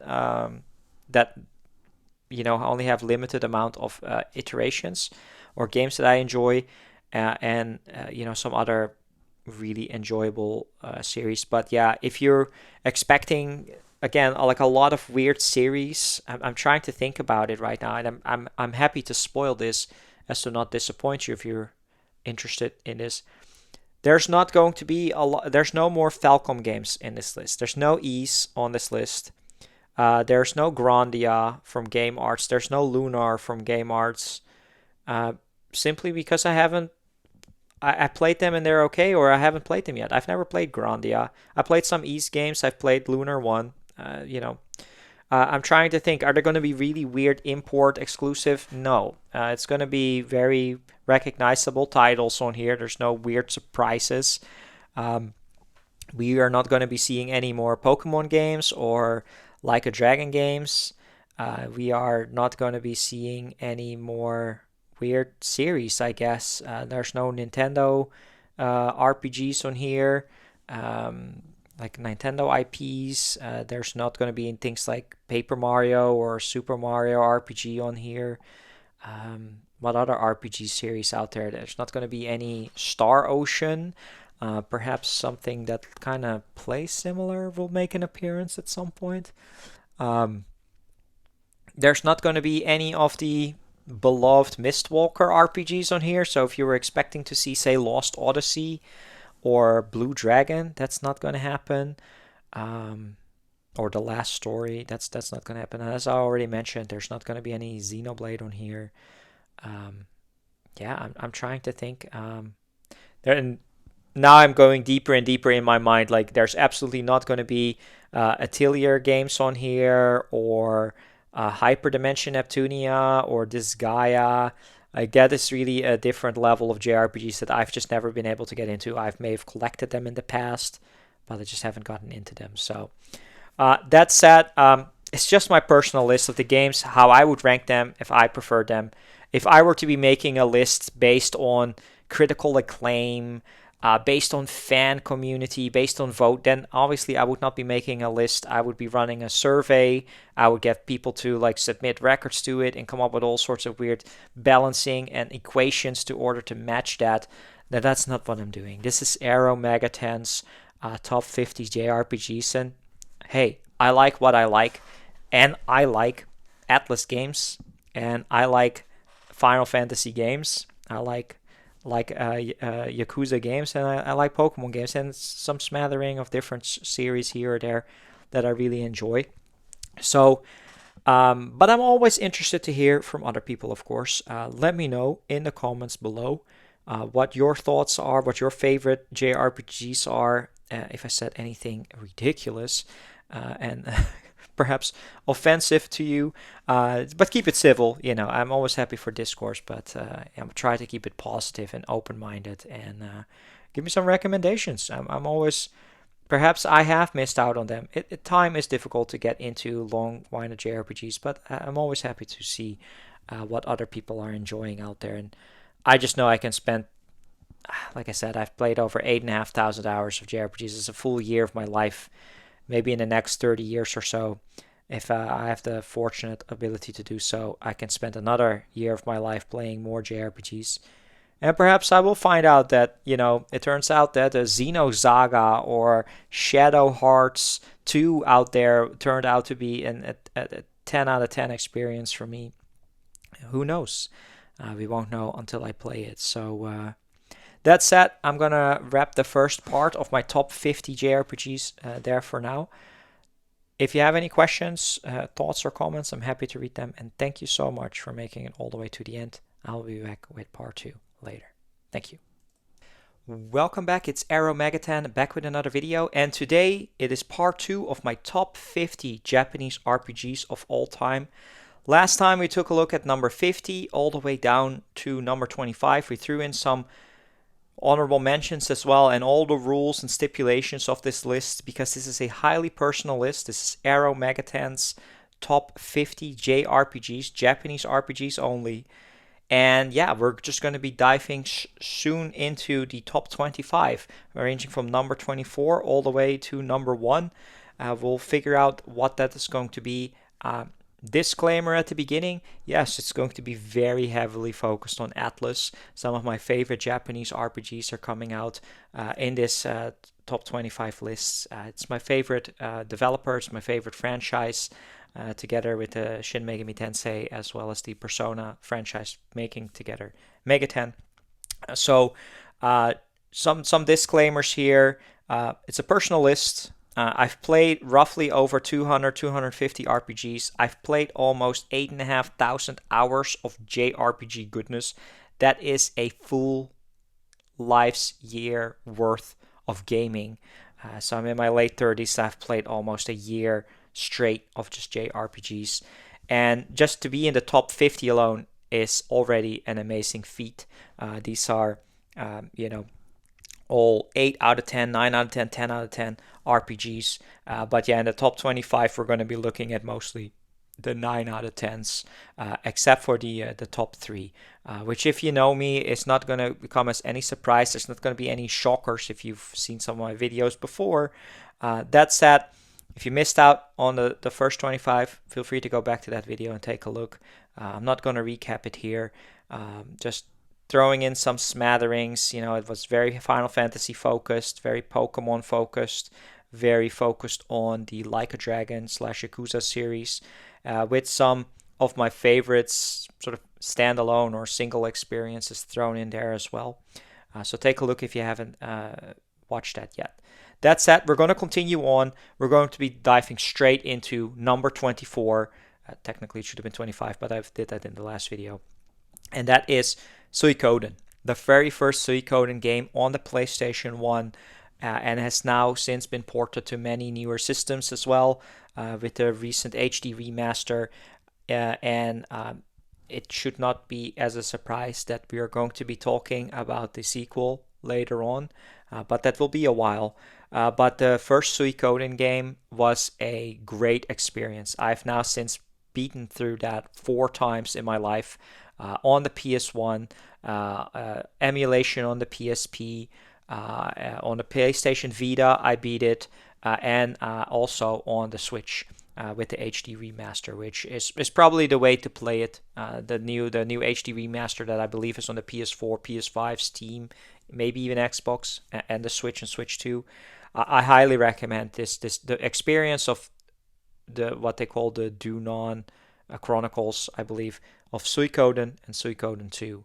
These two, the duology that was originally released on the PlayStation 1 by Konami, uh, is really is really some of the best JRPGs out there, in my opinion, and they're some among of my favorites. Um, the first Suikoden game is a really early PlayStation 1 game, basically evolving sort of the 16-bit Super Nintendo style of RPGs, turning it into early PlayStation 1 era. And yeah, I mean, if you're not familiar with Suikoden, it's a medieval style fantasy RPG where there's warring factions that are, there's your tried and true evil empire rebellion that you're part of, and that throughout that you just go on a journey as this main character, trying to save the world basically. But the interesting part about Suikoden is that it's done through a enormous cast of characters. You have the ability to recruit this so-called 100 stars of destiny, 108 stars of destiny, which means that you have a lot of different characters that are playable characters. Not all of them are playable in the sense of this turn-based RPG combat. They also fulfill roles in sort of your headquarters or your base, where you have somebody who manages your items, you have an innkeeper, you have a chef, you have a weapon store, and they are just all together. These 108 stars of destiny have to come together, you know, to beat the bad guys and make it to the end. And both Suikoden 1 and 2 play very differently. Suikoden 2 is just a few years later in a northern kingdom, making reappearing some other characters. But just focused on the first Suikoden experience, yeah, it's just a great experience. It is relatively on the shorter side, especially if you and to be honest, I always am on the fence about this. A game like Suikoden has it's one of the games on this list that probably benefits the most of using a walkthrough, because there's a lot of missable characters here. Now, it depends on how you play, but I'm not the one that wants to miss out on characters and just lock myself out on that stuff. So just having reminders of like, hey, you can recruit characters, but don't progress with the story. Like those types of like hints and tips would have been nice to see in the HD remaster, which is not the case. So I recommend playing this with a walkthrough. But then again, it's also a relatively short RPG, so you can just get through this and see where you end up, and then come back and play it again. But yeah, the story is just really great. Just the right level of great characters, great story, mixed with compelling little mini dungeons and boss fights. That said, the game is on the easier side, at least to me. I felt I never really struggle with the Suikoden games. It is relatively easy if you know what to do and level up your characters. But it's just such a fun experience to make it all the way through. And it is I mean, I hope if you're a fan of JRPGs and you just never played the Suikoden games, then at least I know you know about the 108 Stars of Destiny and this sort of headquarters situation, this base, this castle type style, which it takes a few hours to unlock that, but once you do, then it's really where you're like, okay, yes, let's go on missions and try to recruit other kingdoms and get that all together to go and fight the evil empire. And yeah, it's just a comforting RPG. I try to play it every 5 to 7 years or so, and because it's also not the longest. So really fantastic experience, and I highly recommend getting the HD remaster that's available now. We'll talk more about Suikoden 2. It won't have that much else to say other than I talked about, but we'll see it later on the list. All right, so AeroMegaTen, it's time to actually start diving into Megaten games. So on number 23 is I believe the first Shin Megami Tensei game on this entire list. I'm scrolling through. Yes, this is now going to be the very first Shin Megami Tensei game. We had Tokyo Mirage Sessions on 37, but to be honest, it's more of a Persona game than a Megami Tensei game. So, and it's also going to be the first Megami Tensei game that I've ever played, and that is Strange Journey on the DS or on the 3DS in the form of Strange Journey Redux. It's a dungeon crawler RPG. It's a very challenging first-person dungeon crawler RPG, which the DS era. I mean, to me, like that's really where I became familiar with these, probably because of the limitations of the hardware. I played games like The Dark Spire, which is another fantastic RPG that I played. That's probably in my top 75 as well. Etrian Odyssey series, also from Atlus, where it's more, labyrinthian, more medieval style characters.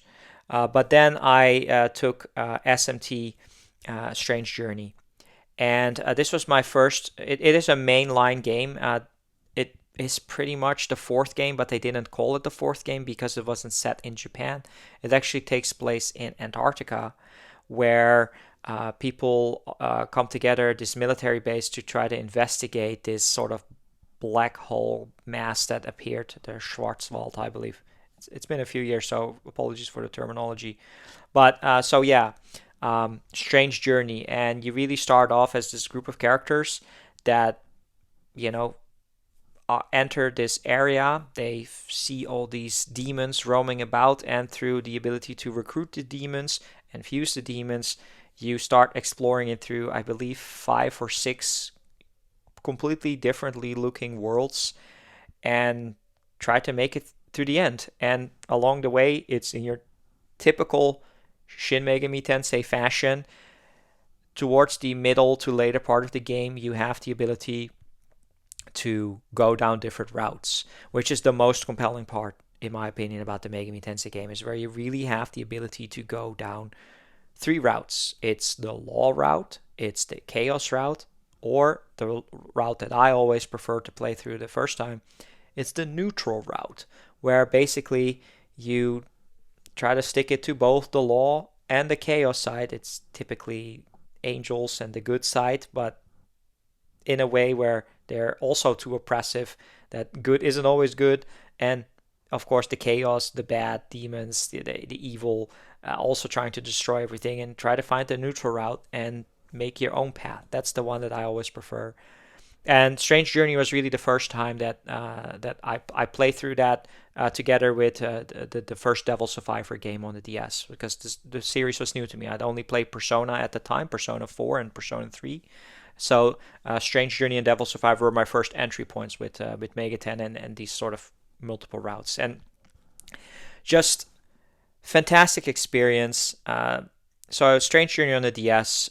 Then late in the 3DS life cycle, they made Strange Journey Redux, which is your typical Atlus enhanced remake, where it's the original game, but they added sort of new routes. I thought there was 3 different routes, a sort of a new dungeon in there, some new characters as like a bonus route. I played through Redux as well, which the Redux content was entertaining, but not truly mind-blowing as, say, maybe Shin Megami Tensei 5 Vengeance story part, or Persona 5 Royals add-on stuff, or even, which is probably the best added content, is the Devil Survivor games. Like, they really amped up, they gave you so much more, and it really becomes a meaningful new experience. I thought the Redux side arc of things was a nice addition, but not really revolutionizing the game.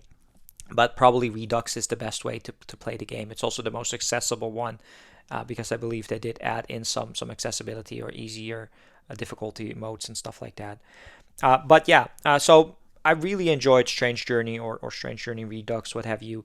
It was a great entry into the mainline Shin Megami Tensei series, because I hadn't played Nocturne at that time, or going back into SMT1, SMT2, or even SMT If. So yeah, that was definitely why it's on here. And as we have seen here, which is coming up next, Strange Journey is really a great experience, and I highly recommend it to anybody out there. All right, moving on to number 22 on the list is another Megami Tensei game, and that is Shin Megami Tensei 3 Nocturne. So yes, I mentioned that I played Strange Journey first, and I did not play Nocturne when it originally came out on the PS2. I only played Nocturne for the very first time in its HD remaster form on the PlayStation 4 or the Nintendo Switch. That came out a few years ago. I played it on the Switch, and I always had I played a little bit of Nocturne because I had it on the PS2, but it never really gripped me like out of the first hour or so. It seemed very,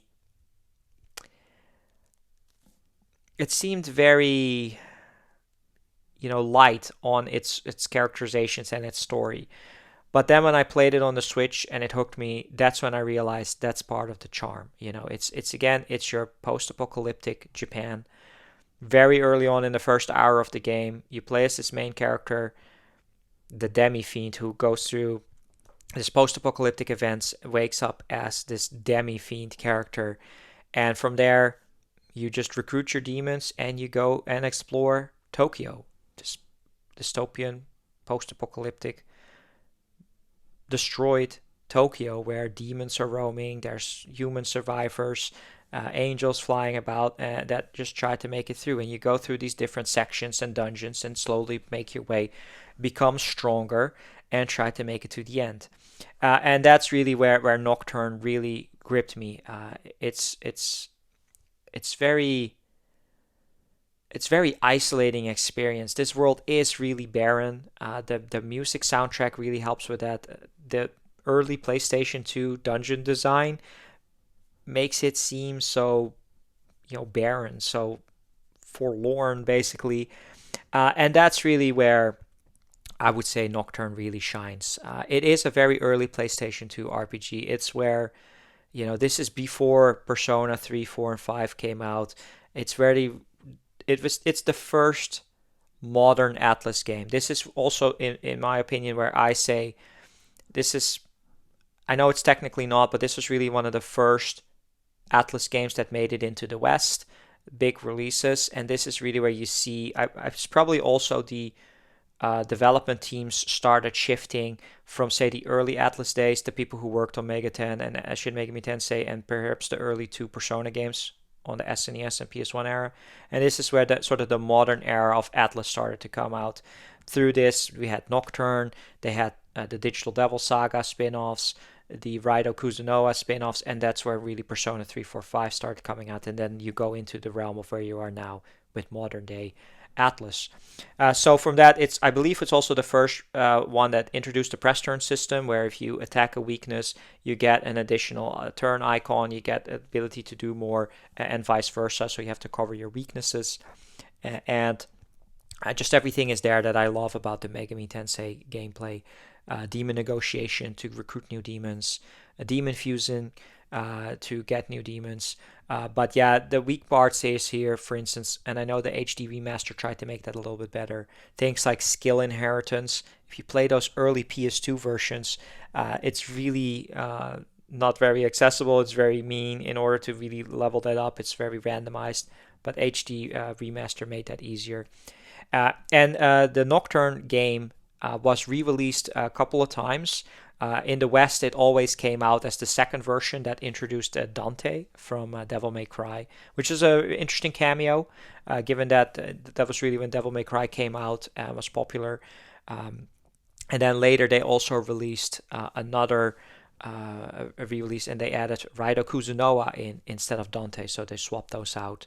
But yeah, I really enjoy the story progression in here, where you fight against these fiends that pop up from time to time, all with these skeleton faces. They did it again in SMT5, I believe, but it's really interesting as DLC to see that where you had to beat them and get these menorahs to get power ups and stuff like that, and Matador, I believe, is one of the early ones that is just a challenging one to beat.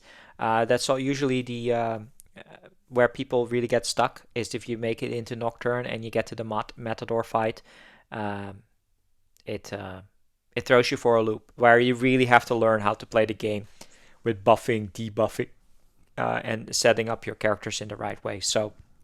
But Nocturne is a great experience. It took me around 55 hours to beat it on the HD remaster. Really enjoyed my experience with it, and that's why SMT3 is number 22 on the list. All right, number 21 on the list is a spin off game in the Atlus franchise, and that is Persona Q. Now, I've talked about earlier about Etrian Odyssey 4 on number 39. I talked about SMT Strange Journey on number 23 as first person dungeon crawlers.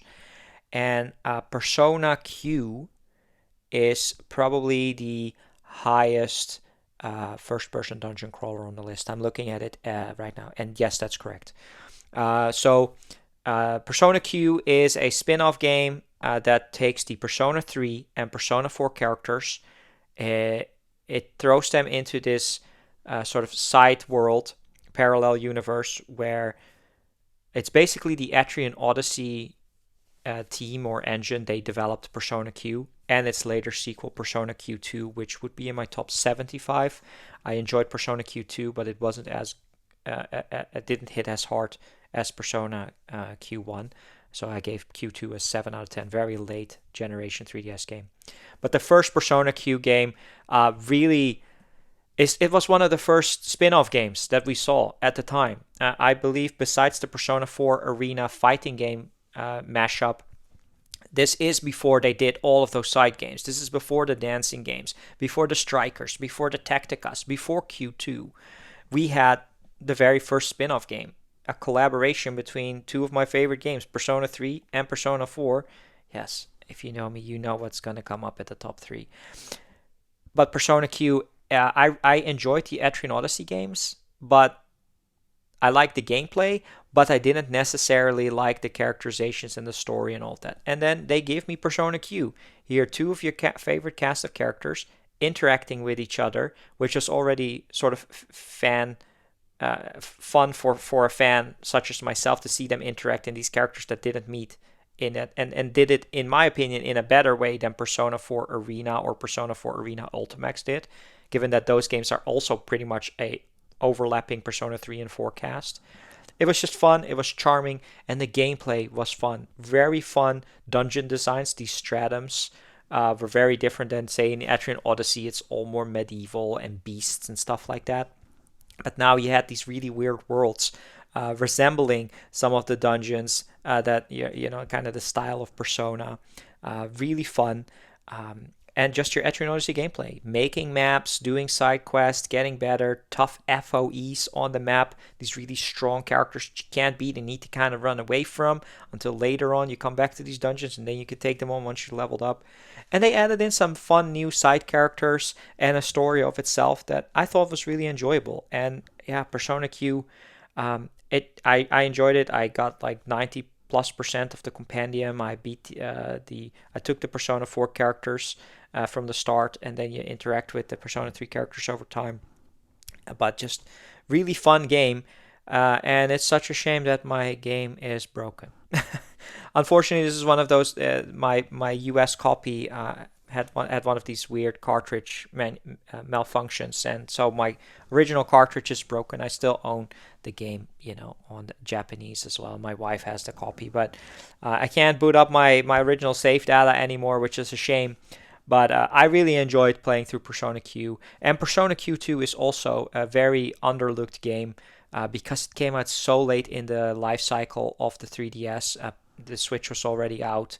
It's a shame that these games are kind of stuck. Maybe in the future we'll see a port of both these and the Devil Survivor games and the SMT4 and Apocalypse duologies. I mean, this is a slam dunk for Atlus, in my opinion, if they just port all these games. And even Strange Journey or Redux, all these games are now stuck on a past generation, and now already 2 generations ago, because we're now on the Switch 2 generation. The 3DS that's really where I played most of my Atlus games. The 3DS was such a great system to play all these games, and to play Strange Journey Redux, to play Persona Q and Persona Q2, and we'll talk about them later, the Devil Survivor games.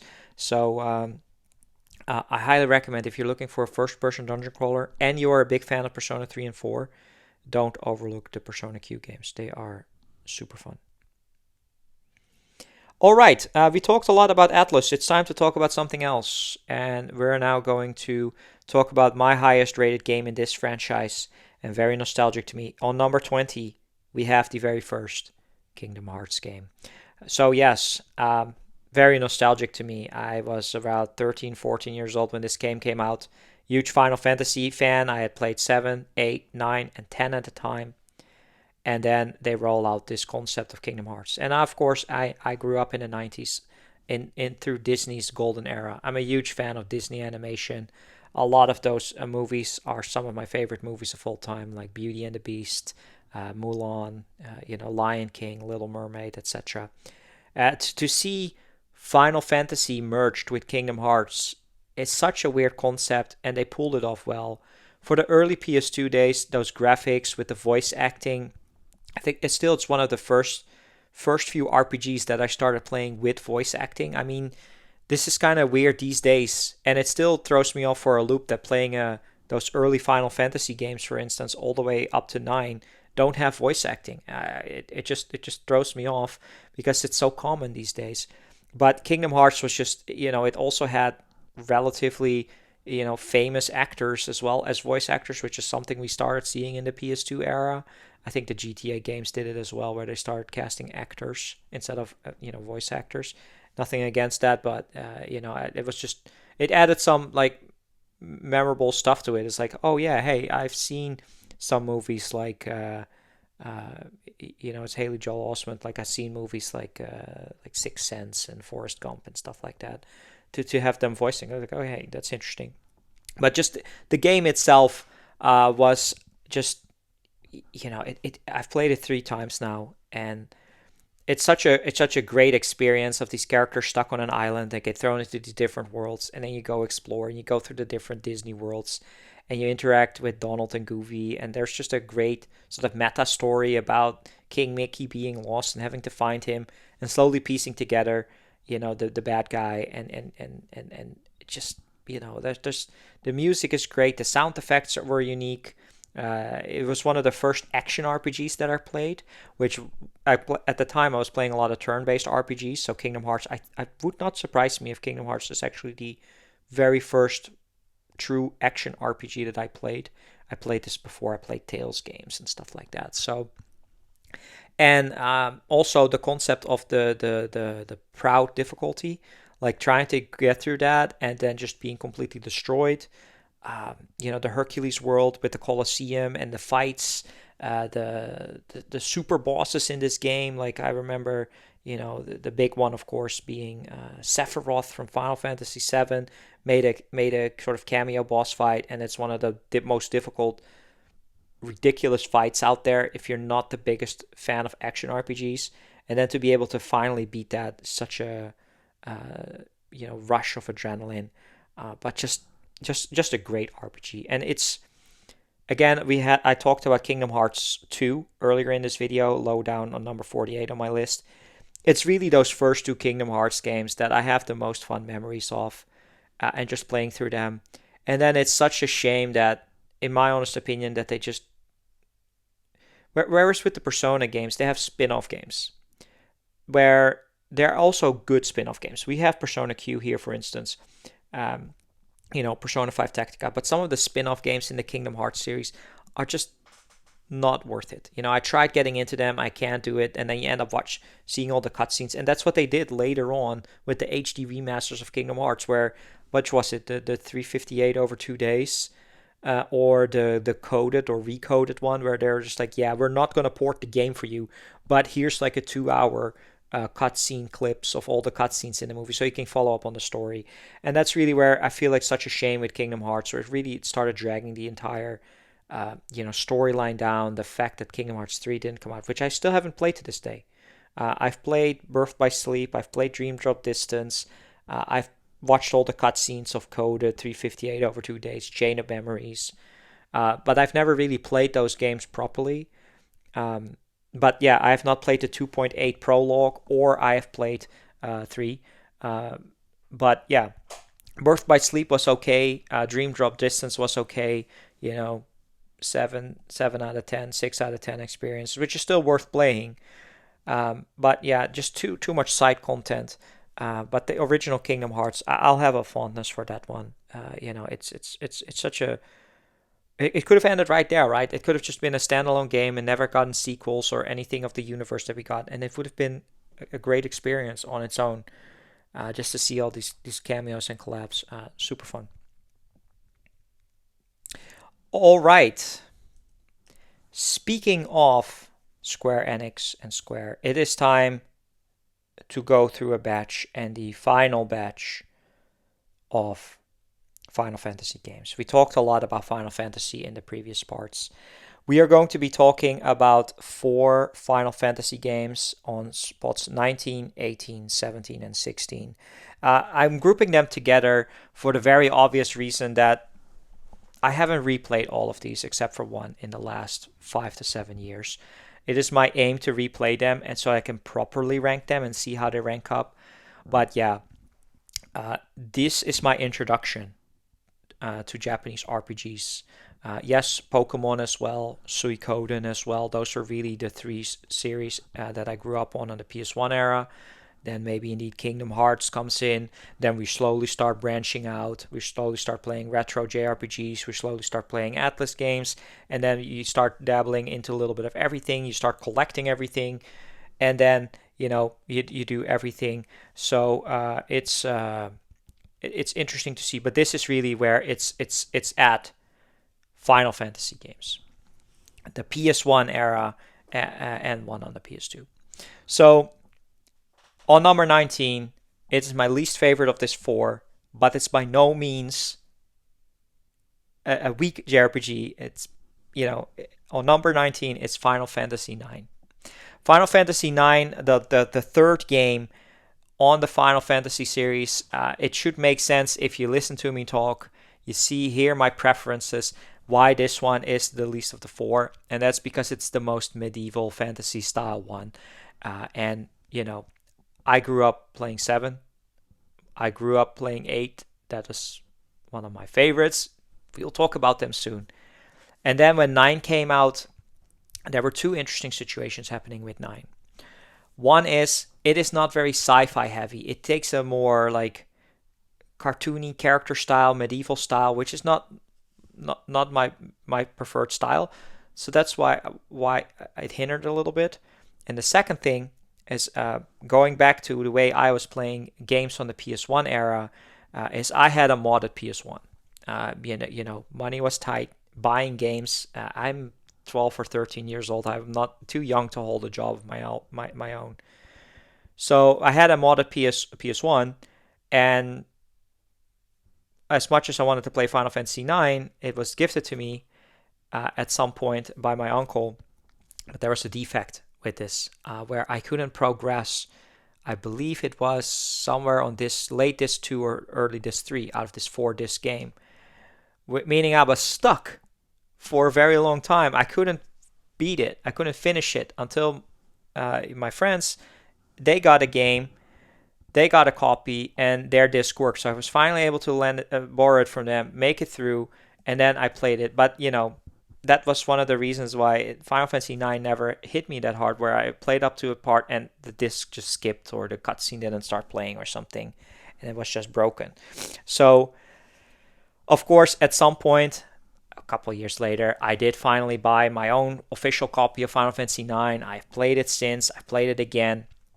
I've played it all the way through, twice over, from start to finish, just trying to do everything in my power to do so. Leveling up all the characters, beating all the super bosses, finishing the story, doing all the side quests, and I've done everything except for that jump rope challenge. I remember there's a jump rope mini game where you had to like jump 1,000 times, and at past 300 I could never get the timing down, and I would always fail it. And the I tried this one time. There's this super weapon that you can get, the Excalibur 2, if you make it to the final part of the game in less than 12 hours. But this is on the PS1 era where it required you to. I mean, unless I'm misremembering, this is early internet days. In order to get the best times, you had to open your PlayStation 1 disc cover, let the cutscenes play, then close it again. And I think I only made it to the end of disc 1, where I was so severely underleveled that I was struggling trying to beat some of the bosses. So I never did that. But it's Final Fantasy IX. It's a great game. It's a great JRPG. It's a great story. You know, you play as Zidane, this thief character, interact with all these weird little characters and sort of misfits, and try to recruit a bunch from different areas and kingdoms together. Again, trying to stop the bad guys. They do huge shifts in this one. And I'm not going to spoil it if you haven't played it, but that's what I really like. They set up a very clear bad guy in the beginning, swap it around. You have people changing allegiances.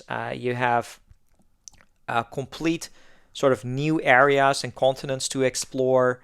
And yeah, I'm really looking forward to playing Final Fantasy IX again. It's been rumored to get a remake at some point. We'll see if that happens. But you know, I look fondly back on my Final Fantasy IX days. It was a great JRPG. Doesn't hit as hard to me as 7 and 8, which we'll talk about soon. But 9, you know, it's a fantastic experience. You know, just the world is fun, the music is great. Yeah, just it's a fantastic RPG, and it earns a spot in. Again, let's be realistic here. It's in my top 5 Final Fantasy games. So, all right, we're moving on to level number 18, and that is going to be Final Fantasy 7. So yeah, it's technically the first Final Fantasy game that I played. It's the very first JRPG I've ever played in my life. I remember my friends. We both had a PlayStation 1. And at that time, I was playing mostly Crash Bandicoot platformers and stuff like that. Coming from the Sonic the Hedgehog days. And I went over to their house one day and they were playing this weird game. It was still at the beginning. I think they just got it. They invited me to come over. And I just remember it so vividly. I mean, they're trying to go through the Midgar, the reactor. You know, they're trying to go through it, and I see them, and I just didn't understand it. They have this little menu. You have to understand my English. I was starting to learn English at the time. I think I was, you know, I was like 10 or 11 years old. It's really where, you know, I watch movies in English, but it's really where, you know, games were starting to be heavy text more. So, and I see them messing around with this menu, and they selected attack and magic, and you know, and then of course that Scorpion boss shows up, the Red Scorpion, and they died a few times, so we had to do it again, go through the reactor. I think this is probably even before the days where memory cards or save crystals wasn't really clear to us. I mean, this is just young kids messing around, right? But something struck me. So, you know, I started begging my mom, I want to get this game, you know, I need to have Final Fantasy 7. My birthday was coming up, or was just, I remember this very vividly. It was summer vacation of, I think, 1998. So my birthday's in June, so I turned 10. I was out on like a school camp or something like that at the start of summer, and I kept begging her, I want this game. You know, money is tight. You know, money has always been tight for my mom and my family. But then I came back from that trip, and she gave it to me. You know, so I was like, wow. You know, Final Fantasy 7 is here. And I think this is also the year where I start having to go to. I'm always confused which year exactly I picked this, because here the way things work in the Netherlands, you also go to, you know, middle school / high school. This is a big transition for people here in the Netherlands. You go from sort of grade school, elementary school to the next level. So it's a big change, different school, different people you're going to meet.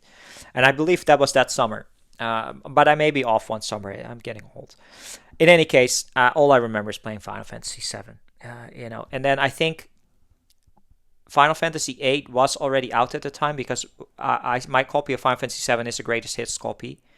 And then because my PS1 was modded, I got a copy around the Christmas time. I remember my uncle, he bought these games on the cheap on his travels, and I remember that was for Christmas. So I had Final Fantasy VII that first half year, and then I had Final Fantasy VIII. But then when I started playing Final Fantasy VIII, Final Fantasy VIII took over, which we'll talk about next soon.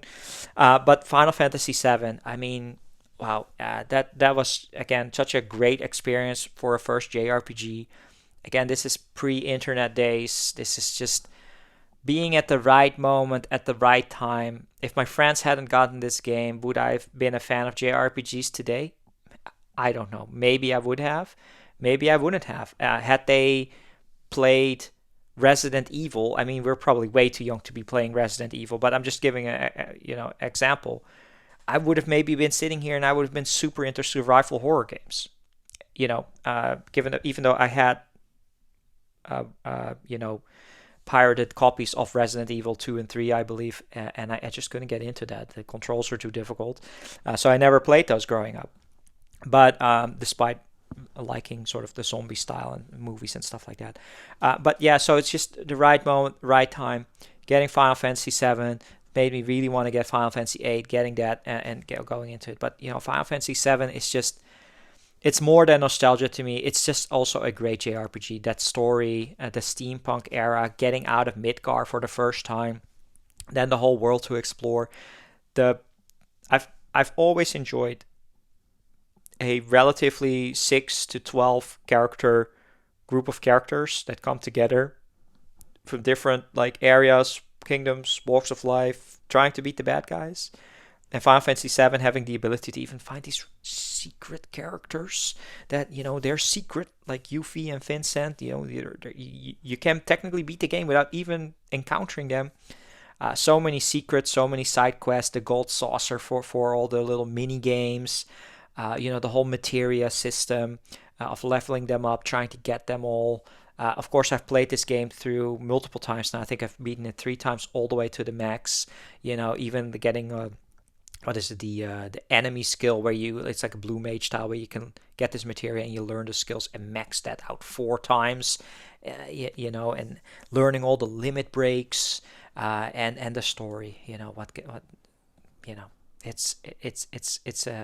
It's a legendary epic JRPG.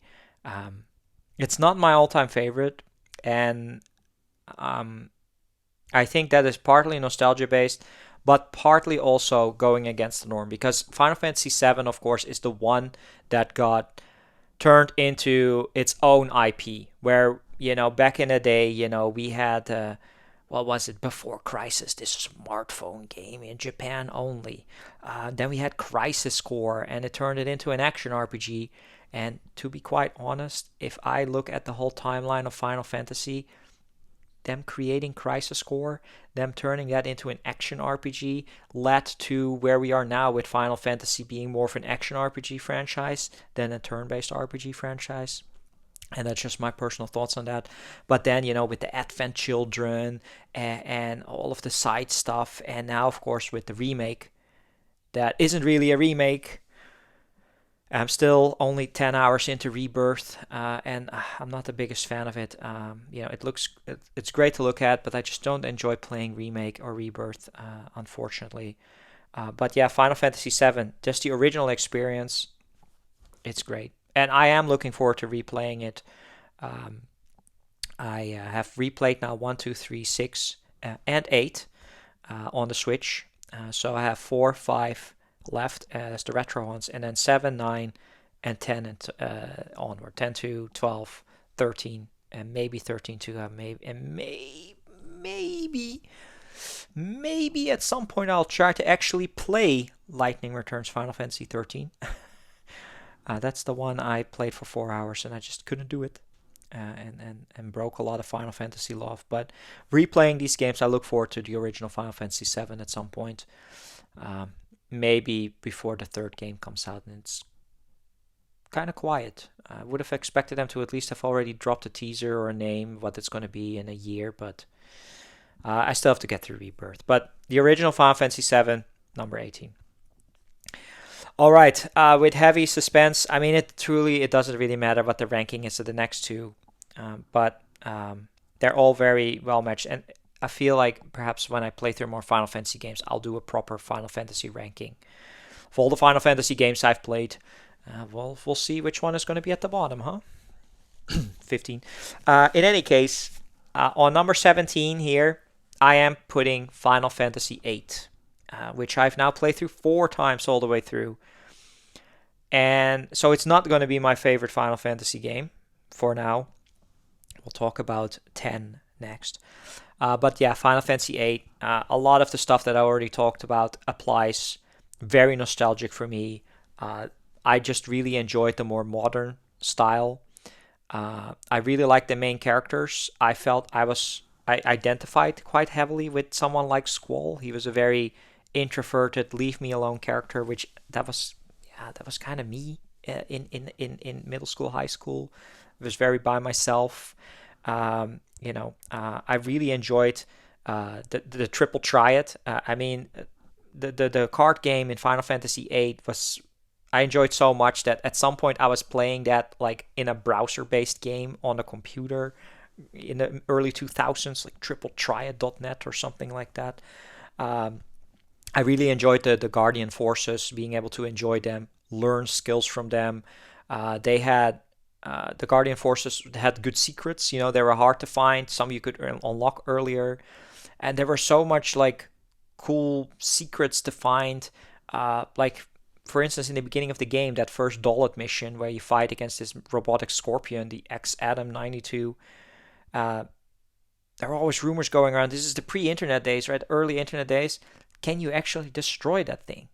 Can you actually beat it, destroy it? And it turns out you could, and trying to be able to do that, that was really fun.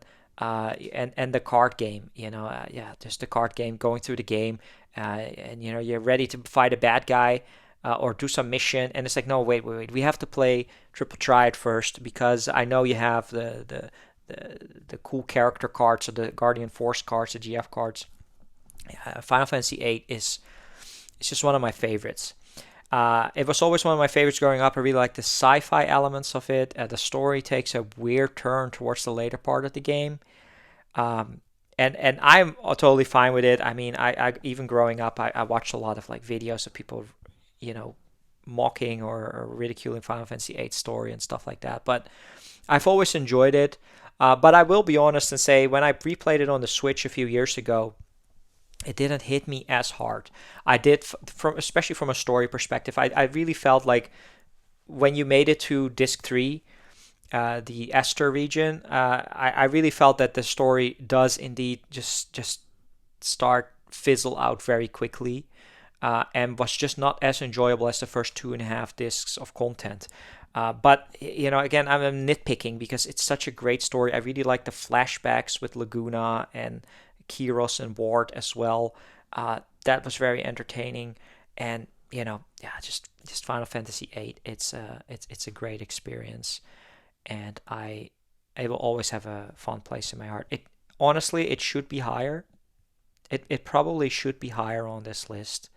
It really should be in the top 10. But it's the pain of Final Fantasy. I'm making it bigger than it is. It's just a video game franchise, but I think yes, if the whole Final Fantasy Lightning Returns, Type 0, 15, downfall of the franchise for me getting out of Final Fantasy as a franchise, me stopping collecting for it, if that didn't happen and we still had top-notch Final Fantasy games, I think I would look at it more fondly and this would be higher up. But again, it's still a 9 out of 10 game for me. It's still a great experience. All right, number 16. I've already spoiled it. It's the last Final Fantasy game for now. It's Final Fantasy X. There. Final Fantasy X is right now my favorite Final Fantasy game. And I don't really know why I put 10 over 7 and 8. And that's mostly just going off of nostalgia because I haven't played Final Fantasy X since 2006 or 7. I got the game on launch. I was very fortunate. I got a PlayStation 2 for my birthday when I was, I think I was 13 years old. The game came out, got the game, got the memory card, and it was my birthday, and I look very fondly. I think I was the first person with a PS2, so friends came over, started playing Final Fantasy X, and I think I remember that more than say that those early middle school, high school days. I don't even remember what type of teachers or lessons I had. I remember playing Final Fantasy X. It was great escapism. Middle school, high school can be difficult times for people growing up. I really enjoyed Final Fantasy X. It was, the newer graphics. It even looked more realistic with these super high profile cutscenes that they added in the CGI cutscenes at the time. Great gameplay. I really enjoyed the sphere grid where you could learn all your abilities and skills. They had great characters. Voice acting for the first time. Uh, Great mini games. I played a lot of Blitzball. I spent way too much time in that mode as well, like with Triple Triad. Just overall, great fun times of playing through Final Fantasy X. I played it then again all the way through, and just so much nostalgia. So, and then of course I've talked about Final Fantasy X-2 making an appearance on number 47. The sequel. And it's just a great game, but I haven't played it yet. But in my head, if I looked at it, it's the one I want to replay the most. And I've been close a few times for just starting it, and I'm expecting truly to just fall in love with this game again and really realizing, yeah, Final Fantasy X is my favorite. And there's a little bit of fear that I play it and it's okay, it's good, it's great, but it's not as good as I'm making it out to be in my head. But the music, I mean, some of the theme songs, some of the songs that they play through, um, like I remember playing through this game and getting to, I forgot the name. It's the mountain area, the snowy mountain. Like that part of the game, just that isolation of making it close to Xanarkand, which is the whole part of the journey. We got to go as a group to Xanarkand. The bad guys showing up, those boss battles, like it was a difficult fight. I think I was stuck there for a while. Maybe I was a little bit busy in school where I couldn't play it. Like that sticks in my mind a lot. And then just great gameplay, great min maxing, the getting the best weapons in the game and stuff like that. Some of the ridiculous things you have to do, like dodging lightning 200 times to get. I thought it was Lulu's best weapon.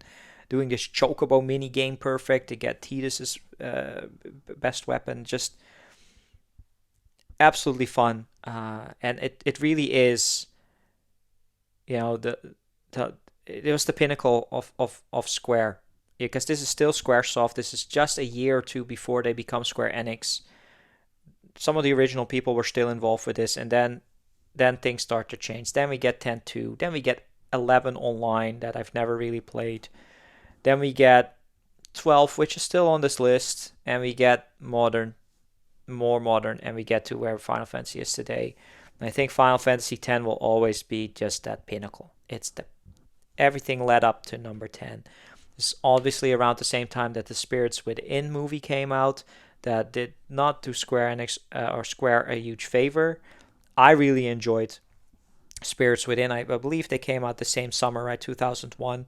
I enjoyed Spirits Within, and I will defend that movie. It's not a 10 out of 10 movie, but I really enjoy it.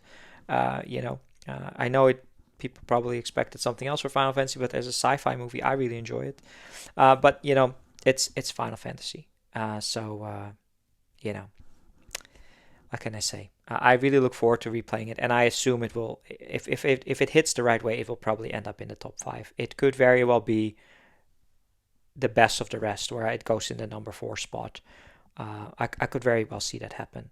And its placement right now for 16, and some of these Final Fantasy games, they should probably be intermixed with all of the Atlus games and some of the other games. Because if I look at this list right now, For instance, the next RPG that we're going to talk about, the number 15 one, these Final Fantasy games are better than I enjoy them more than the next game, as much as I enjoy the next game on the list, which is not Final Fantasy. But I kind of grouped them together as well because, for obvious reasons, hadn't replayed it. But yeah, that's all the Final Fantasy we're going to be talking about on this list. Moving on to number 15. Number 15, huh? Yeah, this is an interesting JRPG. It's my favorite Pokemon game, and it's not even a Pokemon game. It's Yokai Watch. It's the first Yokai Watch on the 3DS. We already talked about Yokai Watch 2, in particular Fleshy Souls, on number 38. But level 5's Yokai Watch, it hit at the right time, at the right moment. I really enjoyed this one. It's such a cute, fun, charming monster collecting game. Of course, it takes place in sort of a cutesy modern day fictionalized Japan, and I had just visited Japan for the first time, and I just started meeting my future wife, my current wife. On the other side of the world, she was really big into Pokemon and monster collecting games. We both were playing Yokai Watch at the time, and I just Yokai Watch was just very special memories for me on the 3DS. Just playing through this game for like 60, 80 hours or something like that, and then trying to go back and trying to catch all the little quirky Yokai Watch. I mean, we were watching the anime at the time, and it's really a shame to see what happened with Yokai Watch and see that they didn't get continue the same foothold that, say, Pokemon does. But it was just so fun and quirky. The story is very light, very simple. It plays almost like anime, where you have these little story chapters that play like a little mini story of something weird happening, and then all building up to this larger arc of the storyline. But it's fun, it's cute, it's quirky.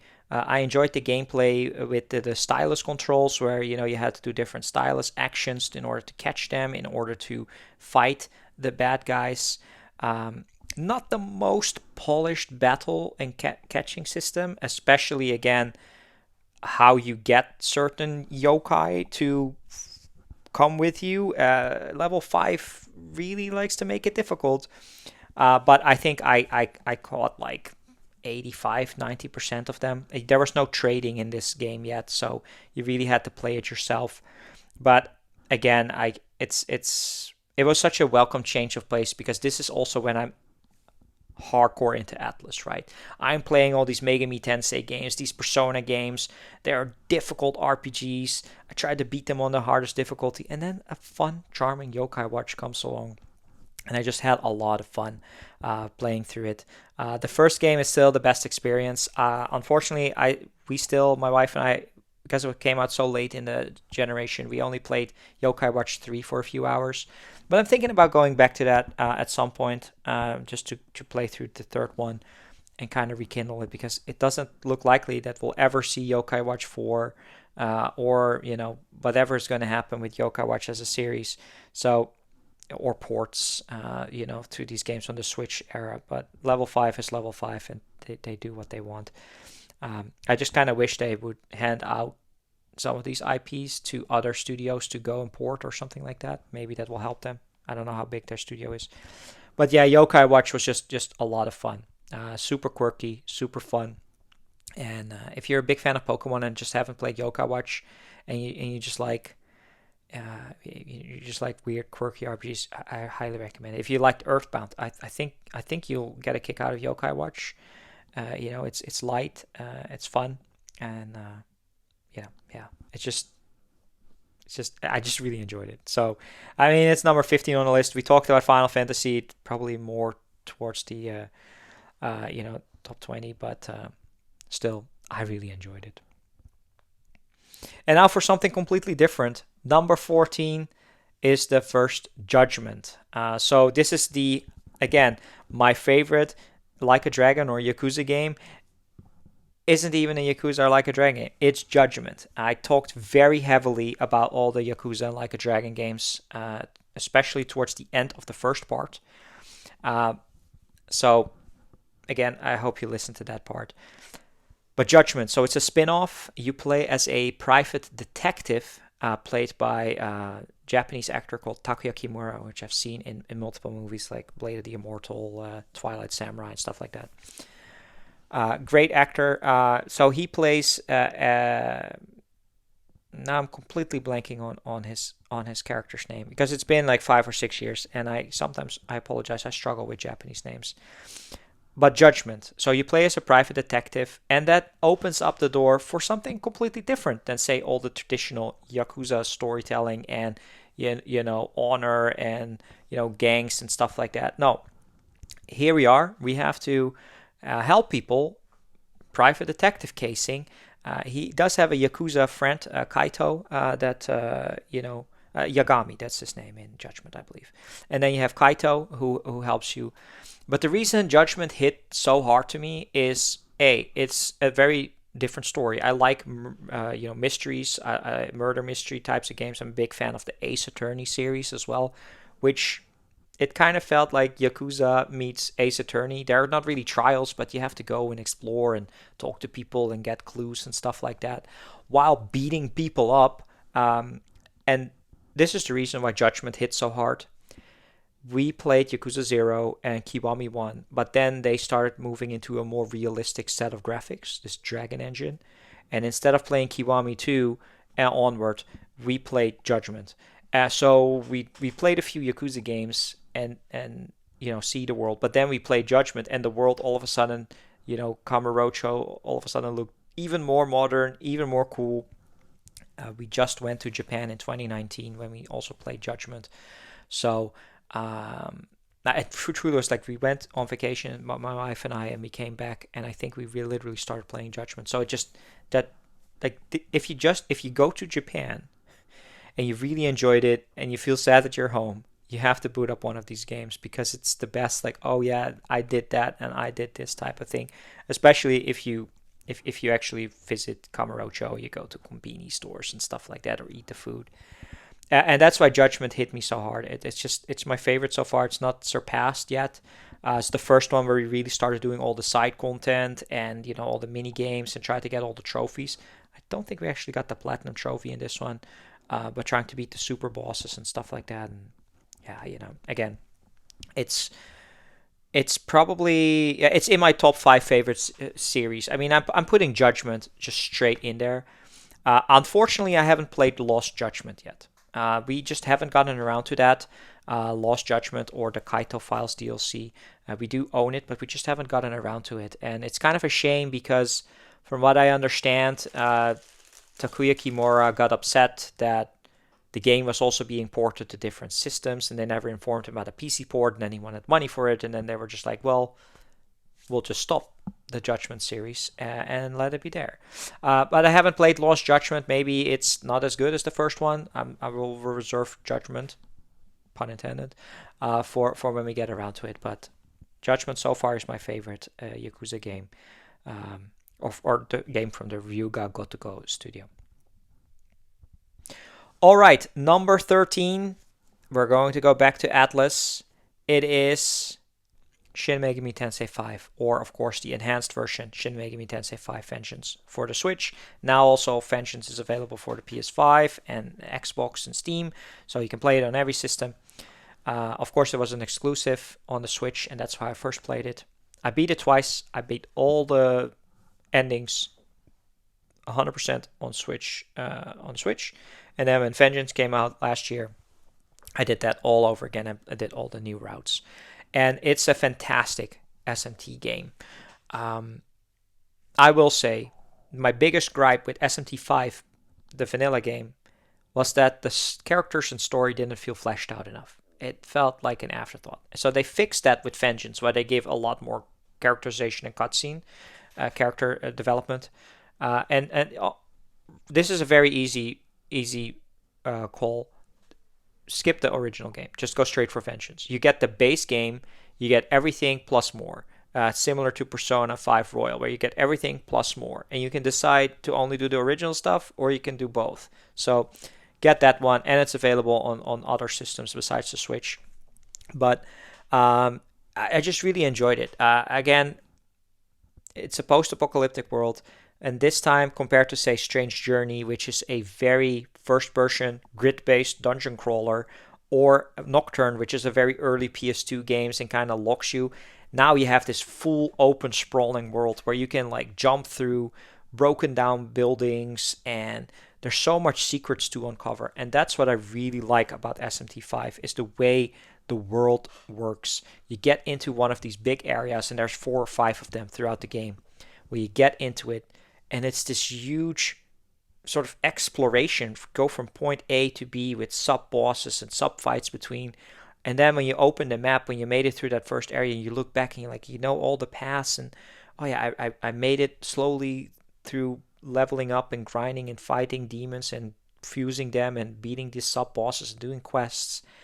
It's such a well designed RPG. Again, it really forces you to do the side content. You really want to help and do all the side quests on the map to get stronger, to get enough items, to get enough leveling up done in order to progress with the main game and be able to beat the bosses. And that's just done perfectly in SMT5. I really, really enjoyed doing that. I played SMT5 Vengeance as well in a very interesting way. One of the things that I really like about playing certain Persona games is the New Game Plus is being super powerful. Where you really struggle to make it through this, now you're just untouchable. And SMT5 Vengeance did it in a very interesting way. So I had my save file of SMT5 where I had the best of the best demons, like level 99, untouchable, had them sit there. And you were allowed to bring over 3 demons from SMT5 into SMT5 Vengeance. But with a twist, you could carry them over, but you also had to be able to afford them. So when I started playing SMT5 Vengeance, you needed to grind out at least 200 or 250,000 yen in order to get one of those 3 that I carried over. But oh boy, when I finally got into the second area and I had enough money, then it was on. I was able to crush pretty much anything, any opposition in my way until like the end game stages, which added a very interesting twist to it, But great game. I think, of course, it's now the easiest available Megami Tensei game together with Nocturne HD Remaster. I think it's the perfect gateway SMT game. It's not my favorite. We will talk about a few more Mega 10 games later, but I think it's a great starting point. And especially if you come from JRPGs, you've maybe played some Persona games, checking out SMT5 Vengeance is probably the best way of just trying to see if Mega 10 is for you, SMT. So I highly recommend it. Number 13 on this list. Now, before we go crazy, because I see a lot of Atlus left on this list, I do want to take one side trip and one of my favorite JRPGs of all time.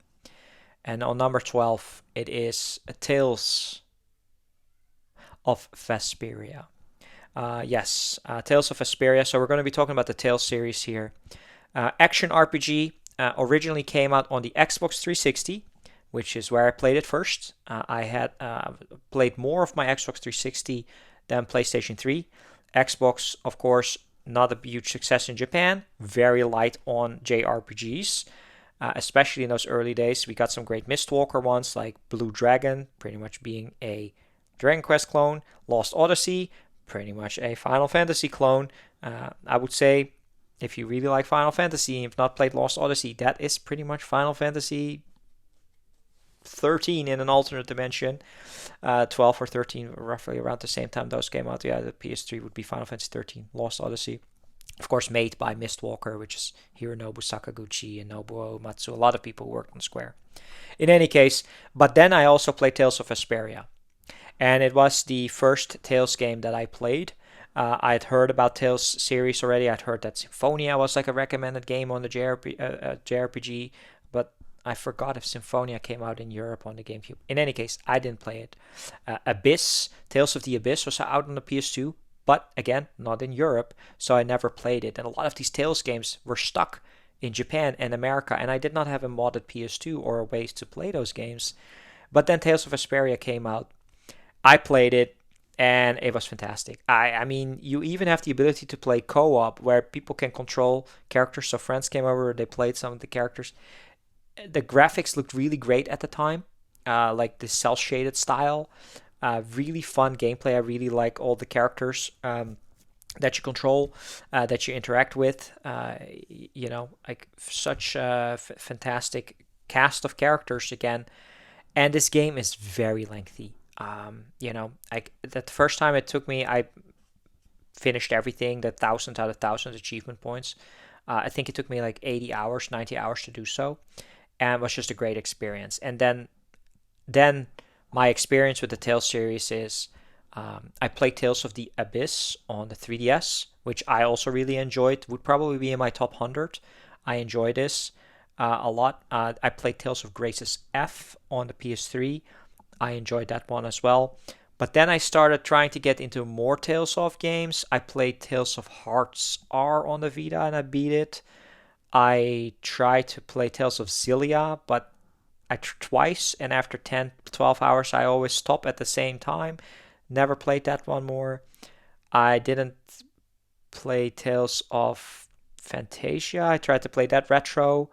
I tried to play Tales of Symphonia. I didn't get into that one either. Then we get into the really weird ones, the Legendia and the newer ones, the Berseria and the Cesteria. Uh, yeah, I kind of lose track of all these Tales games and all the names. I collected a lot of them and I was buying a lot of them. And then I bought the Xillia limited edition and Xillia 2 limited edition. And these huge boxes were sitting on my shelf and they were just mocking me like, oh, your Tales backlog is huge. But yeah, to me, my favorite ones are Vesperia and then Abyss and Graces F. Those are my three favorites. Those are, again, Graces F and Abyss would be in the top 100. But Tales of Vesperia also double hits hard because then they ported it on the Switch, and my wife and I played it on the Switch, and she had her Switch and I had mine, and we were both playing it at the same time, and we played the enhanced version of Vesperia, which I didn't even talk about yet. Of course, Vesperia came out on the Xbox 360, and then a year or so later, they released an enhanced version on the PS3 with a new playable character and deeper story arcs, and that never came out in the West until the Switch era. So there was always something like I remember first trip I took to Japan, I bought a copy of Tales of Vesperia on the PS3. Just wow, cool. The enhanced version. Can't play it because they don't understand or read Japanese a little bit, no, but not enough to play a whole game. So Tales of Vesperia, done on the Switch, we played the enhanced version, and that really does add, the character Patty, the pirate girl, the added story parts, especially towards the later part of the game, and we played that game for like 110 hours plus, and it's just, it's definitely one of my favorite RPGs of all time. If you're looking for an action RPG, it is. It's almost it's one of the best out there. So it's not my favorite because we're gonna have more action RPGs, but Tales of Vesperia, number 12. All right, going to number 11, and that is another SMT game. So we're back to the SMT, and that is the original SMT4 on the 3DS. So the very first Megaten game. It has been now. Nocturne came out, then we finally had Strange Journey, and now they finally made a continuation. It's SMT4 on the 3DS, and I had to have it. It didn't come out in Europe until a few years later. I had to have it on launch, so I had to even buy an American 3DS and import that and get the game here in 2013. I believe this game came out, and I had it here in Europe. I was able to play it, and it was fantastic. Just fantastic experience. I mean, you play as these characters, like samurai characters from the Mikado Kingdom. And after the prologue, you end up in post-apocalyptic Tokyo again, and you just go explore. Great quests, great characters, great storyline. Again, the law, chaos, neutral route. But the gameplay was just so tight. It's not the full open world exploration as SMT5 has, but more condensed dungeons that the 3DS can do. But great sort of third-person, dungeon exploration and stuff like that. And just I really enjoyed the sort of the demons that they had throughout the game. The story was fun, and to see what happens, because usually there's a divergence point where stuff happens. People start choosing their routes, and I just really enjoyed that. It was obviously the first Megaten game after I had visited, or I was very close to visiting Japan. This is 2013. My first trip was in 2014, so I was also preparing that trip, which I knew a year in advance I was going to do. So just SMT4 was a really great game, and I really want to replay it. It's stuck on a 3DS. It hasn't been ported recently, and I want to revisit it because I'm sitting here and we're going to talk about its sort of successor or its sequel, which is not an enhanced remake, by the way. People think that SMT4 Apocalypse is an enhanced remake of 4. No, it's a complete. It's not a direct continuation, but it's a spiritual successor with some elements that it's a sequel basically, and we'll talk about more about Apocalypse because that is my favorite mainline Megami Tensei game. But SMT4 is a great RPG in its own right, number 11. But yeah, I'm blanking on some of the finer details because it's now been 12, 13 years since I played it. And I have other SMT games like Apocalypse or Fei Vengeance fresher on the mind. But I'll definitely replay it if it comes out again. All right, and now to talk about the best game that, if honestly, having played so many Atlus games, you would think has been made by Atlus, but no, it's made by Square. And that is on number 10. We're getting into the top 10. It's The World Ends With You for the DS, but the HD remix version has been ported to the Switch as well. It's the very first The World Ends With You game, and yeah, it was one of those you had to be there type of games. I played this game when it came out on the DS, and it was just a fantastic experience. This is even before I played games like Persona or Devil Survivor, which the story is very similar in style to those types of games where it's just a young cast of teenage high school characters in Tokyo, the Shibuya district in this case, having to fight evil, survive, make it through. And it's that modern day aspect, the catchy J-pop soundtrack, really, for the DS at least, very fun, unique gameplay where it makes great use of the two screens and having to control two unique characters at the same time. One you control with the stylus, one you control with the D-pad, and just great characterizations, great story. I'm a big fan of, sort of like a battle royale, Squid Game, these types of survival type games. The World Ends With You is a similar-ish story. Really fun in that regard, like that style of trying to play the Reaper's game as that they're doing in this game. Not the lengthiest RPG. You can play this. I think I beat the HD remake in like 20-25 hours. So just really enjoyable game, and it was a great standalone game that I really look fondly on, and then everybody was looking fondly on that played it and was like, well, are we ever going to see more? And then they teased it a lot by cameo these characters in Dream Drop Distance Kingdom Hearts, or having iOS ports that then show character art at the end when you beat it again, and I didn't really play because it was an iOS. Until, of course, at some point, finally, it did get a sequel. Who knows if that one makes an appearance on this list? I don't know yet. But The World Ends With You is just a really great RPG. And I'm sitting here, we all know we're going to be talking about the Personas and the Devil Survivor soon. Those are some of my favorite JRPGs. And The World Ends With You, it just fits right into that same style. Like, I've been to Japan, I've been to Shibuya, I've walked around all those roads and streets, the 109 building, the Spanish Hill, and those things like that. It's just a great game, and I think it's a little bit harder to find physically on the Switch right now, but it should still be available, and if not digitally. I really enjoy recommending The World Ends With You to people, especially if you've dabbled in a little bit of Atlus.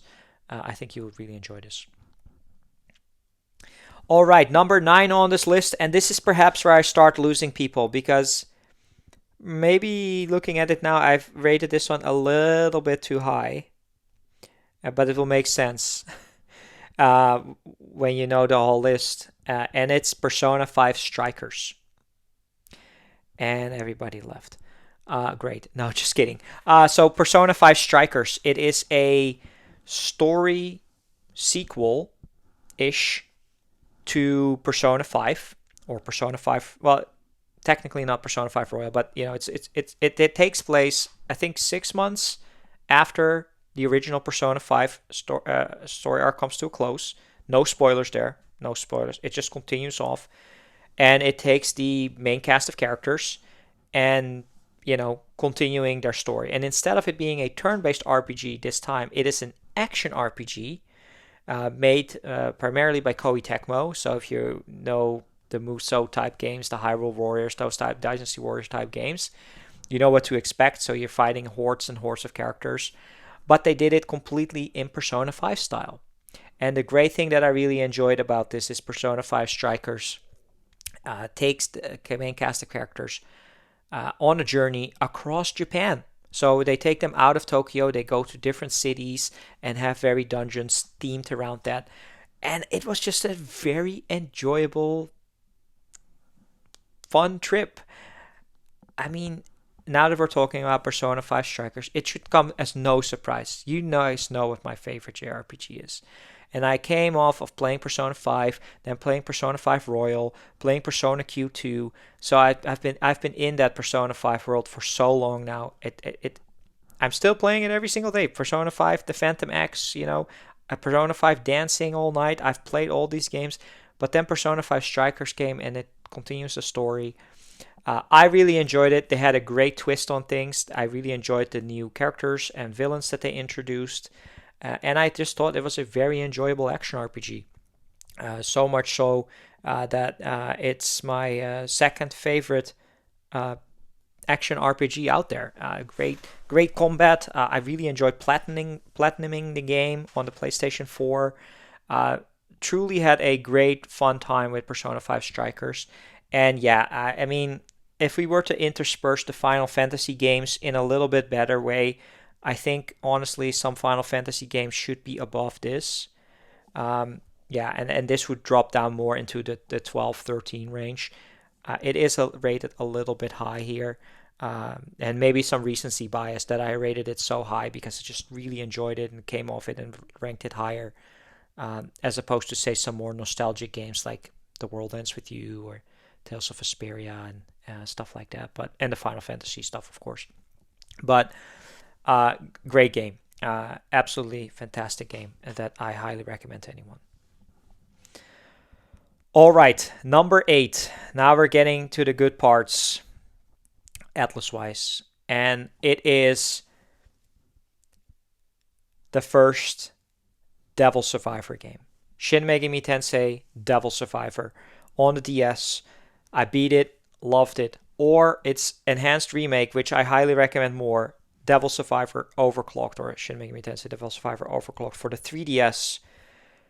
It is a tactical RPG with turn-based RPG combat. Basically, it's all grid-based. If you've played tactical RPGs like Fire Emblem, etc., you move these characters across the map. Then when you get up to an encounter or a fight, that's when you do a turn-based combat. It's a main character that gets supported by 2 demons, and you have these little units that you can make. And this game is absolutely fantastic. I loved it on the DS. It's one of the first SMT games that I played. These are my favorite tactical RPGs. Yes, we are going to be talking about Devil Survivor 2 as well on this list. It will come up later. But when I played it again on the 3DS, like, it hooked me. Like, the great thing about Devil Survivor is it is a great story. It's basically the cast of characters is stuck in Tokyo. Demons have broken through, and the entire city of Tokyo is on lockdown. Nobody can leave, and they basically have 7 days, or 8 in the remake, to end the demon invasion, or the Japanese government is going to decide to just torch Tokyo. So everybody that is stuck inside wants to make it through. So you play as this cast of high school characters that you know, your unnamed main character, your friend Atsui, Atsushi, and the girl. Getting these names. This is all just off the cuff. I don't have any support. I'm just talking. In any case, the main cast of characters, they go out, they get these little devices. They're called devil summoning devices, DS. They get a little DS. You're playing this game on the DS or 3DS, and they have little DSs to summon demons with, and they start from there and go through this journey. And the great thing about this is there's this system called the Laplace system, and it's kind of premonition where they get these emails on their devices saying that at this area at 1 p.m. something bad is going to happen to these characters. So you then want to go in the story, you want to go and prevent that from happening. And you basically interact this really fun cast of different characters that all, you know, most of them become devil summoners as well, and you can join them to your team, or they're your enemies, or they change allegiances and all that stuff, until the later parts of the game when you get into the 6th and 7th day. Hey, all of a sudden you can start making decisions. You can get into your different routes. You can go and join different groups. You side with certain characters, and guess what? Replayability. There are, I believe, 7 or 8 unique routes or endings that you can do, maybe 6 to 8 or something like that.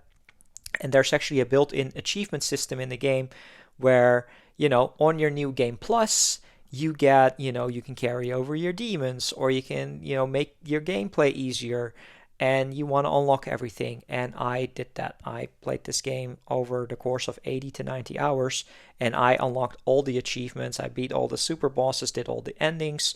I did everything that there is to do in Devil Survivor Overclocked. And while I already beat the original Devil Survivor as well, where I did all the endings.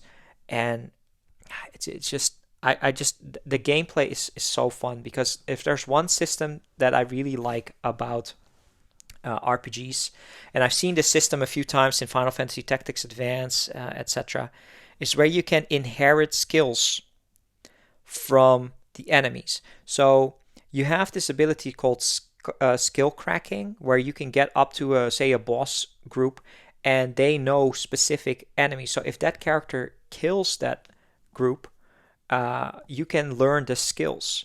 And you know, if you're obsessive about it and you want to get all the skills unlocked, then you're gonna go find a ways where you can, you know, get this right combination of skills everywhere. And that's what I mean. The gameplay area, there's already a great story on its own, and it's actually very surprising that I think the second game got an anime, and the first game got a manga adaptation that I own.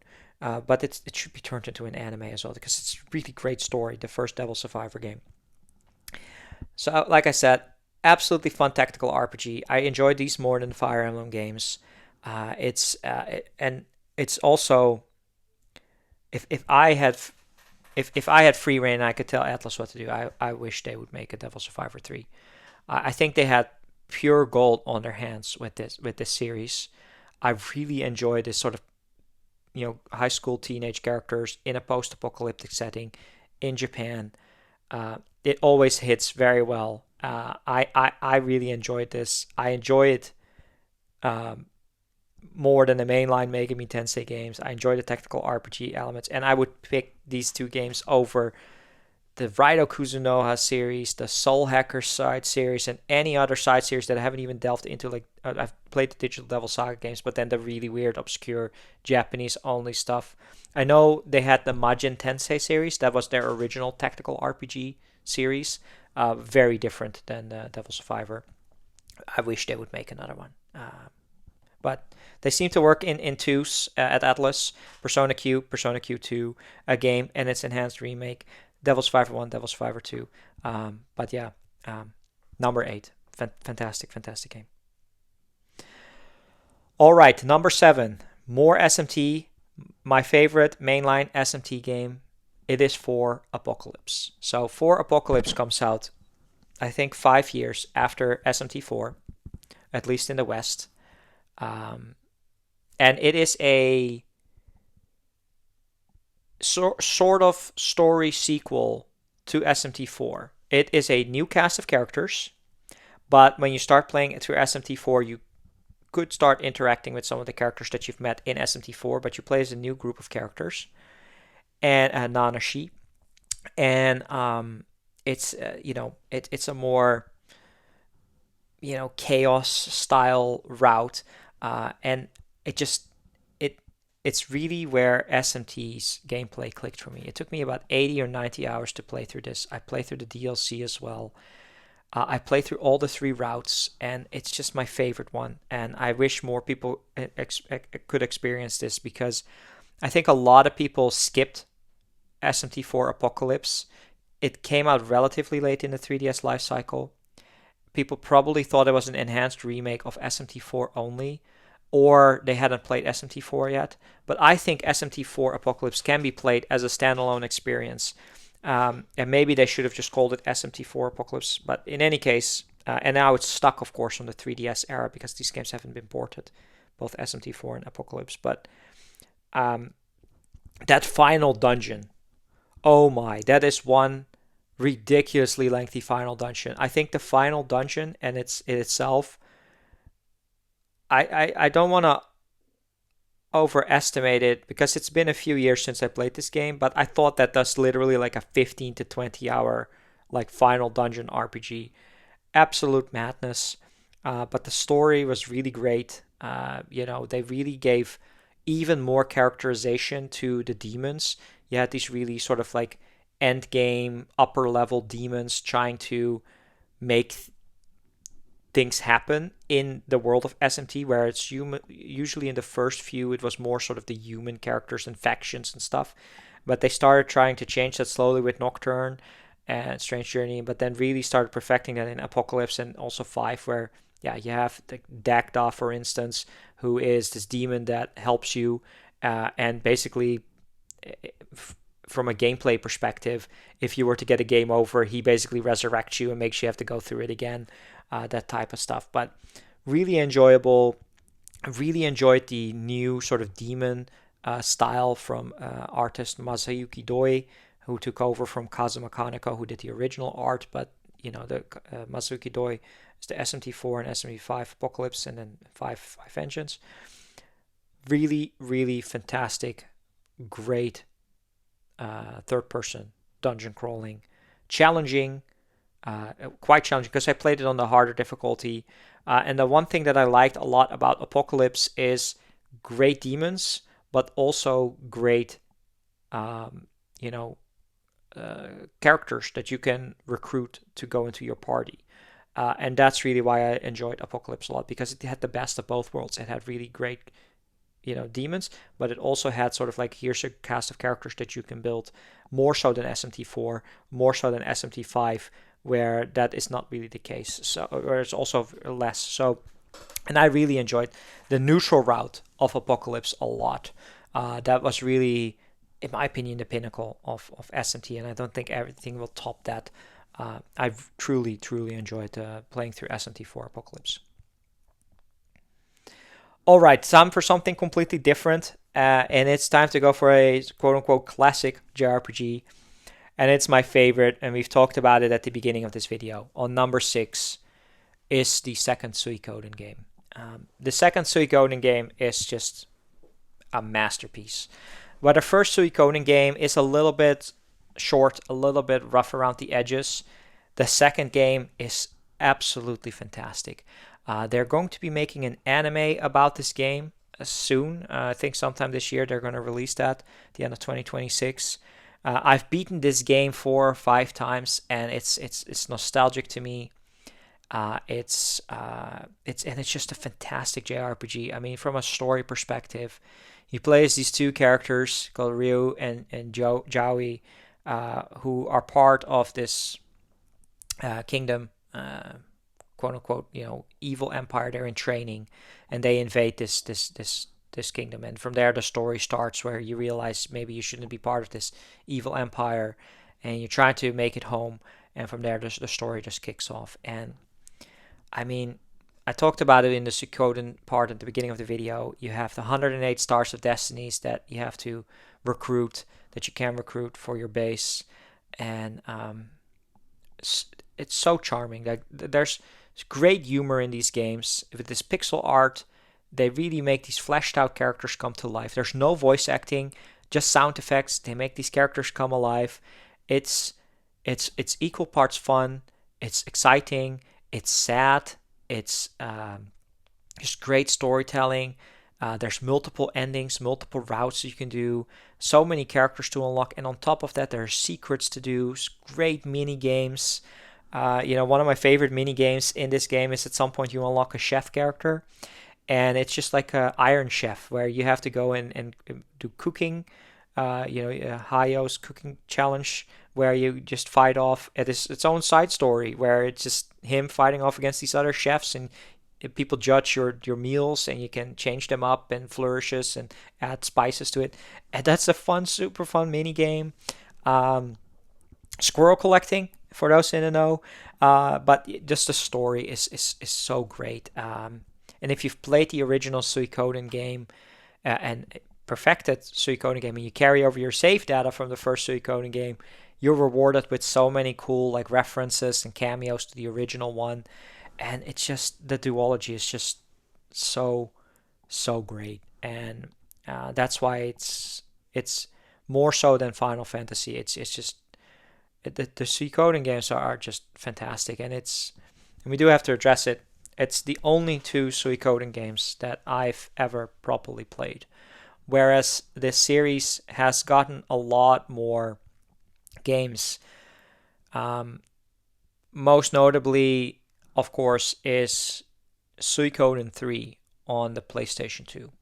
This game was one of my most anticipated JRPGs for all time, because I loved those first two games, and I had a great friend as well who loved these games, and we were always thinking, oh, when is the third game coming out? When is the third game coming out? And he wasn't into Final Fantasy as much as I was, more so in Suikoden, and we were in Europe. And it broke my heart that they never decided to port Suikoden 3 onto the PS2 here. It came out in English in the US, North America, but not in Europe.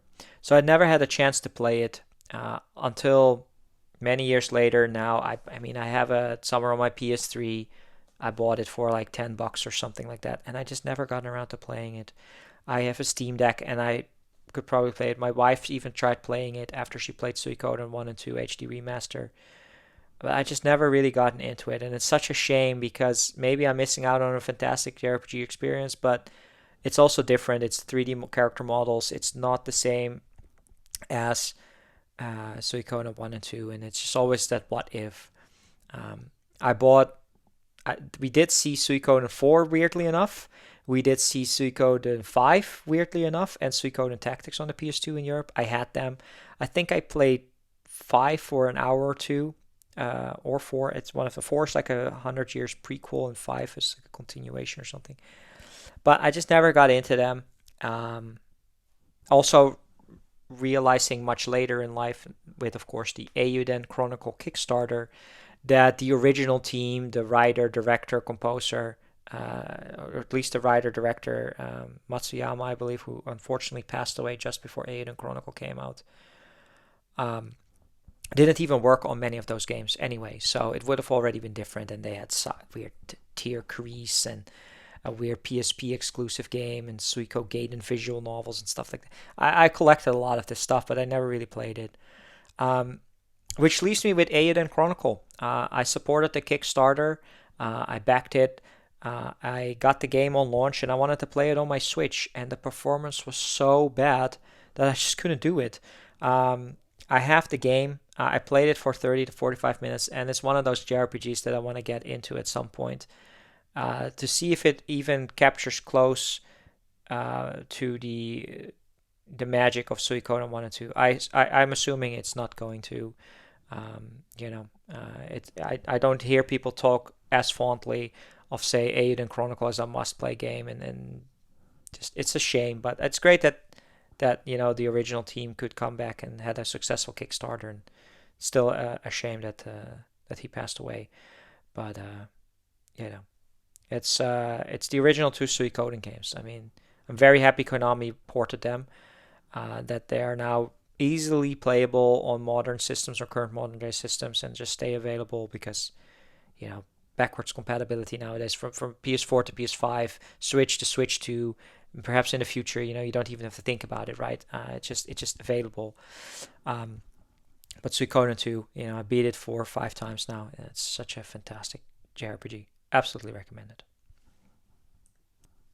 All right, we're getting into the top 5, and I think there's probably one surprise, and there's going to be 3 very obviously picks. And then it's time now for number 5, and that is the last Shin Megami Tensei game on this list. Not Persona, obviously. And that is my all-time favorite, and we talked about it earlier. It's Devil Survivor 2, or it for the DS, and its 3DS enhanced remake, Devil Survivor 2 Record Breaker, which Devil Survivor 2 came out very late in the DS life cycle. I picked it up, I played it all the way through, and really enjoyed it.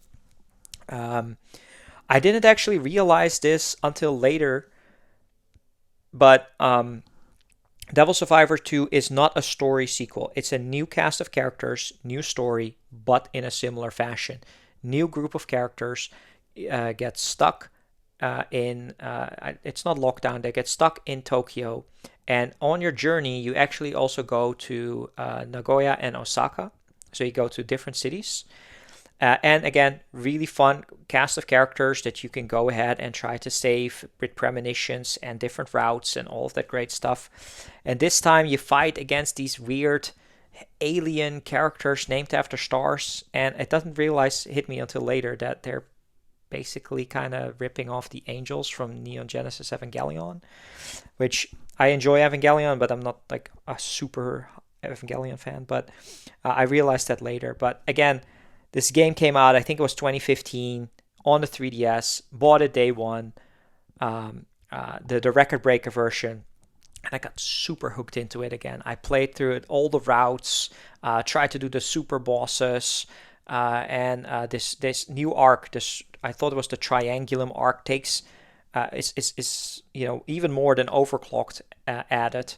And I will be honest, my playthrough is I played the original Devil Survivor 1 on the DS, then Devil Survivor 2 on the DS, then Record Breaker, and then only a few years later I came to Overclock. So I kind of played them in a weird way. But Record Breaker, again, tactical RPG perfection, great cast of characters, fun art style. I forgot the artist that did the Devil Survivor games. They did other games like Caladius Brace and stuff like that. A great recognizable art style. Apologies for forgetting the name. Doing this all off the cuff. But really enjoyed the Record Breaker added content, the new endings, the new stories. And it is now quite a long time since I played a Record Breaker. This was played in 2015.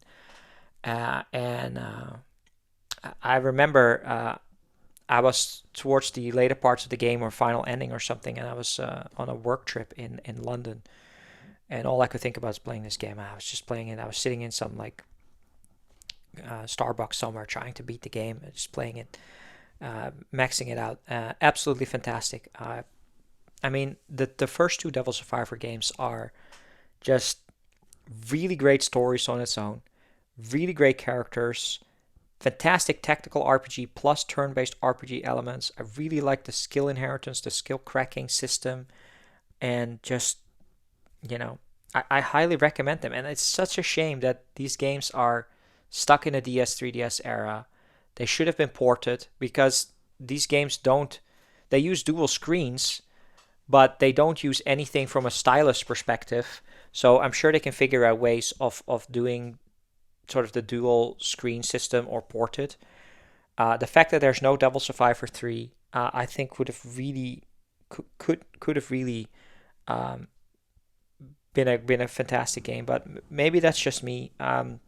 I do not know how well the Devil Survivor games hold up in the sort of overall Mega 10 community and how well people like them, or in Japan. But yeah, I think these are fantastic RPGs, and I highly recommend anybody to play Devil Survivor. All right, well, given that the top 3 is very clear, we're coming up on number 4. And I have been kind of coy about which one this is. This is what I would consider the best of the rest. This is the last 9 out of 10 JRPG. I am that picky. There are 7 games I have given 10 out of 10 to, and only 3 are JRPGs. Those are obviously the 3 P games we're going to be talking about. That leaves this one. And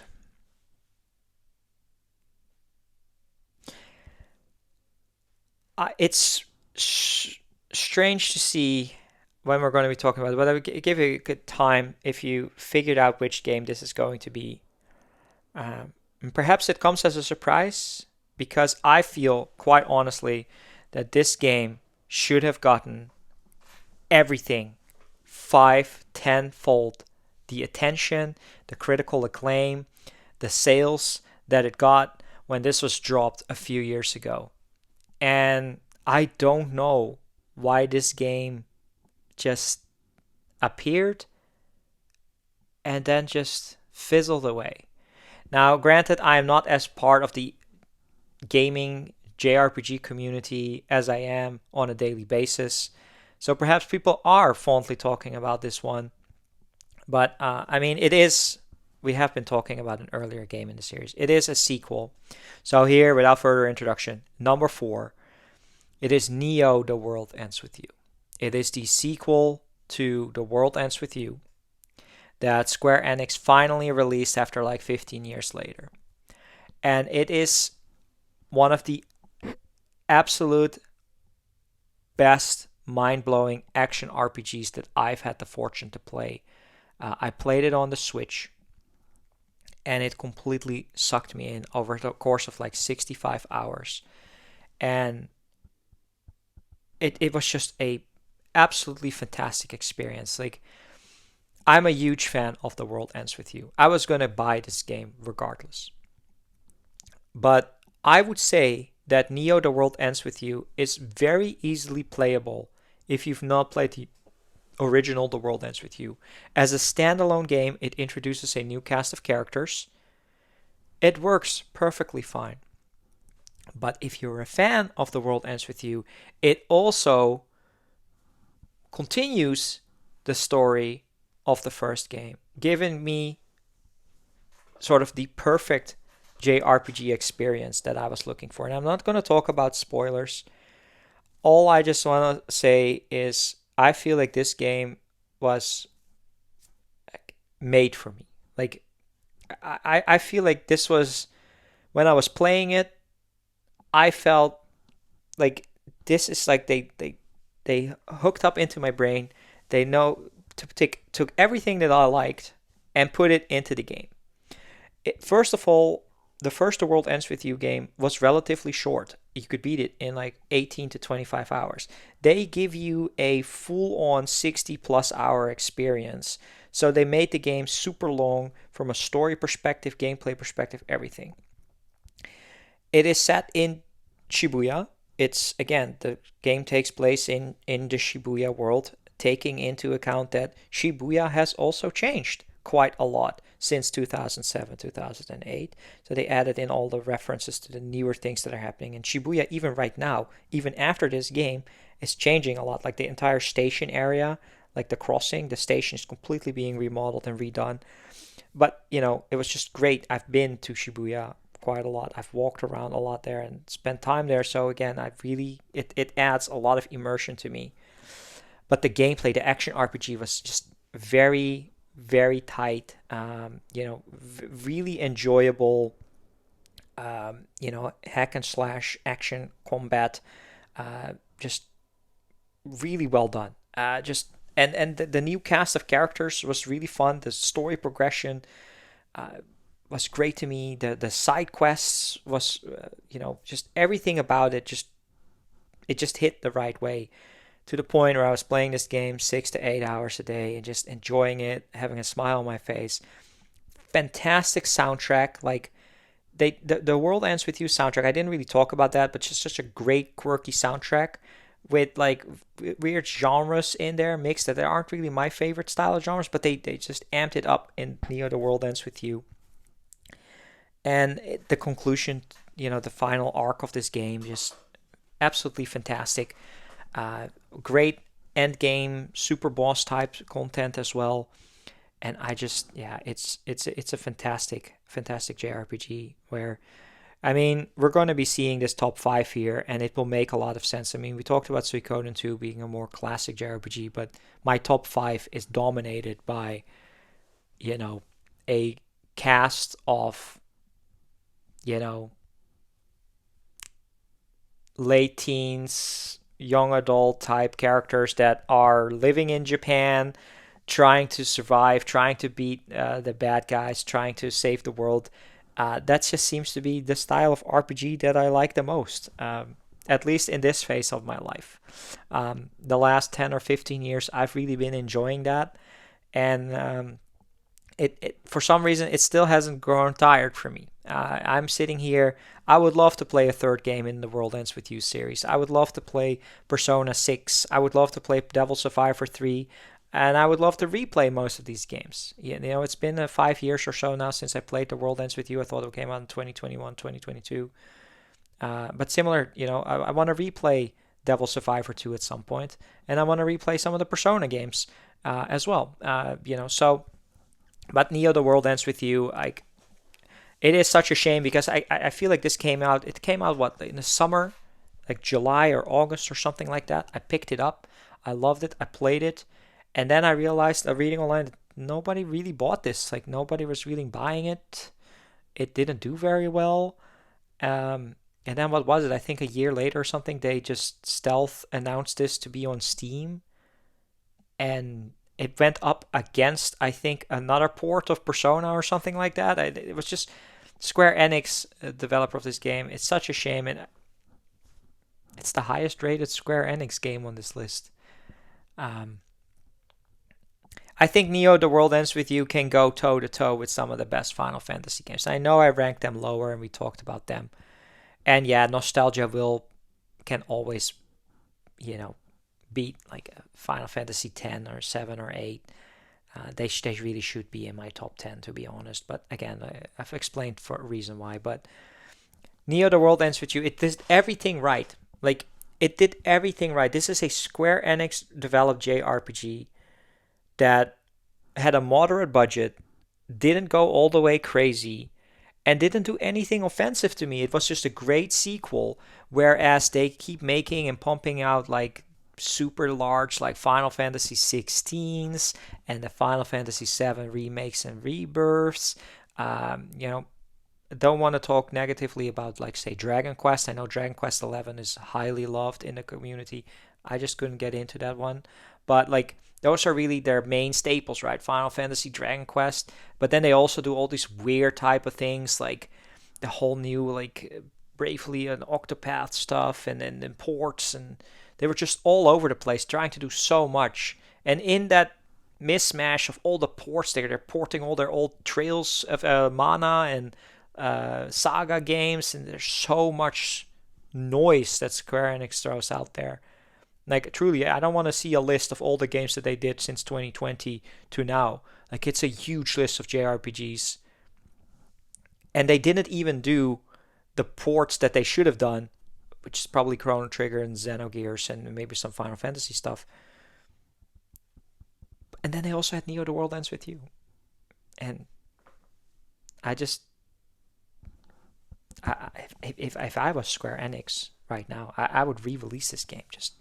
Just try it again until it sticks. Just re-release it again, enhanced remake, throw in some DLC, put it on the Switch too, and put it on the PS5. And who knows, right time, right place, it could finally blow up. I don't know. It's a fantastic JRPG. It's one of my all-time favorites. It's Neo: The World Ends With You. This the sequel to The World Ends With You, which is already a top 10 JRPG to me, top 15. So yeah, fantastic. All right, we're coming up to the 2 hour mark, and I've been rambling about 24 or many JRPGs.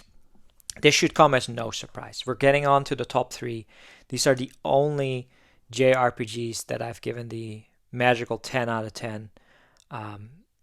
The other games, if you're interested, by the way, are the original Metal Gear Solid, Steins Gate, the visual novel, uh, Snatcher from Hideo Kojima, also a graphic adventure slash visual novel, and then 999, 9 hours, 9 persons, 9 doors, the first part in the Zero Escape series, also a visual novel, graphic adventure style game. Those are my 10 out of 10 games. Some of my favorite games of all time. And these 3 Persona games. Yes, it's the 3 Persona games. It's Persona 3 on number 3. It's Persona 4 on number 2. And it's Persona 5 on number 1. And, it's kind of anticlimactic to get to the top 50 and then reaching this after close to 4 hours of me talking about JRPGs. And quite honestly, not having that much to say about these games other than that, in my honest opinion, they are perfect. Like, they are my favorite JRPGs. But I'll just talk briefly through my history with them. It's 2000, early 2009, and I buy Shin Megami Tensei Persona 4 on the PlayStation 2. Persona 3 had already launched several years ago. It did come out in Europe. It did have, from what I gather, somewhat of a following, mostly in the US, where people found Persona 3, maybe through Nocturne, because Atlus was very prolific in those years. They did Nocturne, they did the Digital Devil Saga games, they had one Raida Kuzunoa game out, and then Devil Summoner game, and then they had Shin Megami Tensei 3, Persona 3, and then they ported with the FES version, the festival version. But I skipped all of that. Persona 3 wasn't really a game that registered for me. None of these games, as I remember it, were really on store shelves here in the Netherlands. I had never really seen them per se. But it is April 2009. I remember this very fondly. I am online. There was this gaming community forum / thread group that I was part of, and Persona 4 was coming out. And some people in this group were saying, hey, I played Persona 3 and it was a good game. One thing interested me a lot about Persona 4, and that was the cover of the game. So the game was coming out very late in the PlayStation 2 life cycle, right? This is PlayStation, Xbox 360 has been out for a year and a half, 2 years. PlayStation 3 is out. So here in the Netherlands, this game launched for a relatively cheap price, like 30 euros, I remember, which was not like 50 to 60 euros was the main game releases. The game comes out, and I noticed that on the cover it said Square Enix. It says Square Enix on my PlayStation 2 copy of Persona. And I believe it also says Atlus, but it says Square Enix. So I'm like, hey, this is a new Square game. I didn't know Atlus at the time. It turns out Square Enix Europe just helped publish the game here in Europe. Whereas they didn't do that for Persona 3. I forgot who did that. Maybe it was Koei? No, not that important. But in any case, that triggers, as a huge Final Fantasy fan, and starting really 2006 to 2010 was when I was really into collecting Final Fantasy. I figured, hey, this is interesting. So I buy the game and I start playing it, and it's unlike anything I had ever played before. Contemporary setting, like modern day setting, modern day Japan, young cast of characters. I mean, more realistic. They go to high school. Like, what is this? Then it's a murder mystery, because very early on in Persona 4, and again, I'm not going to hand out any spoilers for anybody who hasn't played this. For instance, my wife, she has played Persona 3 and 5, but she hasn't played 4 yet. So that's always interesting, because she doesn't want to get spoiled. In any case, Persona 4, it's a murder mystery, and then I start playing the game, and I get sucked in this world. It's like, what are these skills? What is Zio? What is Dia? What are all the Bufu? What is all this? It's new to me. It's the first time I play an Atlus game. I'm in these dungeons. There's these persona that you summon. Okay, interesting. And then it probably hits me. I can't really remember all that well, but those first two dungeons. I especially remember it's the August dungeon, 8-bit, for those who've played it, like that boss, like that's really where like things start clicking to me. It's like, what is this? Why are these boss fights so ridiculously difficult? Why are these dungeons so difficult to get into?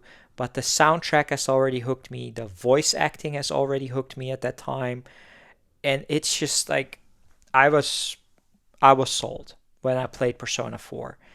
And because it's such a challenging game to play, Persona 4 on the PS2 does not have an easy mode. This is not an easy game to finish.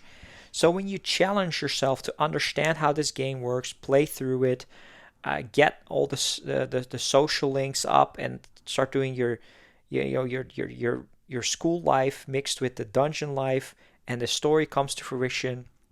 You get to the third arc and everything, and you finally beat the game. Um, it was it was a life changing experience because I hadn't played a JRPG such like this before. Um, I'm not a person who cries a lot. I don't. I can't cry easily at all. But when I finished the game, there were tears down my face because it's just the happiness and just the amazing experience that I had. And I have not looked back ever since. Since Persona 4 came out, I have then gone into Persona 3 Portable. We talked about it, Devil Survivor. We talked about, uh, you know, uh, Strange Journey. And from there on, I never looked back. I played all the games in the Atlus series. I've pretty much played all of the post Nocturne games, and I've played them multiple times, like all the enhanced remakes, except for where we are now, where I haven't really caught up in the last few years. I may have missed the occasional game, like I've not played the Demi Kids on the GBA, but I've played so much Atlus games. I've probably played over, out of the 8,000 hours that I played JRPGs, I've probably played 1,500 hours of just pure Atlus. And I tracked that somewhere in a sheet. But yeah, that's where it all started, Persona 4. I have, of course, played Persona 4 Golden on the Vita again. That's just like 5 or 6 years later. I platinumed Persona 4 Golden. It is this game I bought a PlayStation Vita for.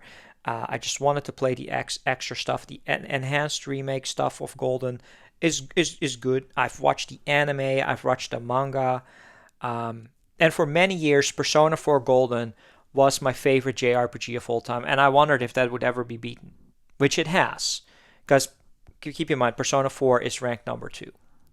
So let's actually take a step back and talk about Persona 3 then. So Persona 3 came out on the PS2 and I missed it. So I, of course, bought it. I bought the FES version, a European version, almost after I was 10 hours into Persona 4. I chased everything down that had SMT on it. I bought the Digital Devil Saga games. I bought Nocturne. I bought imported the Raido Kuzunoha games, which I couldn't play at the time because they're PS2. And I started buying the DS versions and everything. Yeah, Strange Journey. I went nuts that 2008 after such a great experience. So after I beat Persona 4 Golden, and I think I started playing it in April 2009, and I didn't beat it until October or November 2009. I'm actually trying to hook up my PS2 and look at my memory save data if that's still available. Maybe it has some dates on there. I will be very interested to find that out. But I went into Persona 3 FES. I started playing it, and I absolutely didn't like it at all. I hated it. For one very simple reason.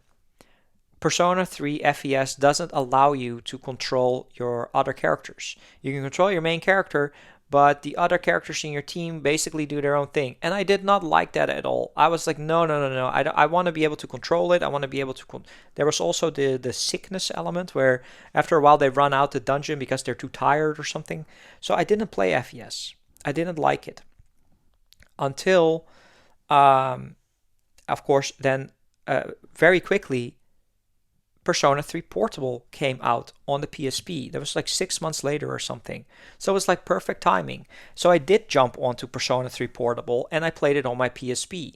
That is the version that I played Persona 3 as, which I didn't realize until much later. It's very toned down for the PSP. It's almost more of a visual novel style, more of a menu exploration. Whereas the Tartarus and the gameplay and dungeons are third person. You don't really run around the map in third person. But they did some changes to some of the social links. They added some songs and stuff like that. And of course, they added in the fact that there's a female main character, which is its own gameplay experience, different social links. But Persona 3 Portable, that's what I played all the way through as the male character. And then a year or so later, I played through Persona 3 Portable, the female route.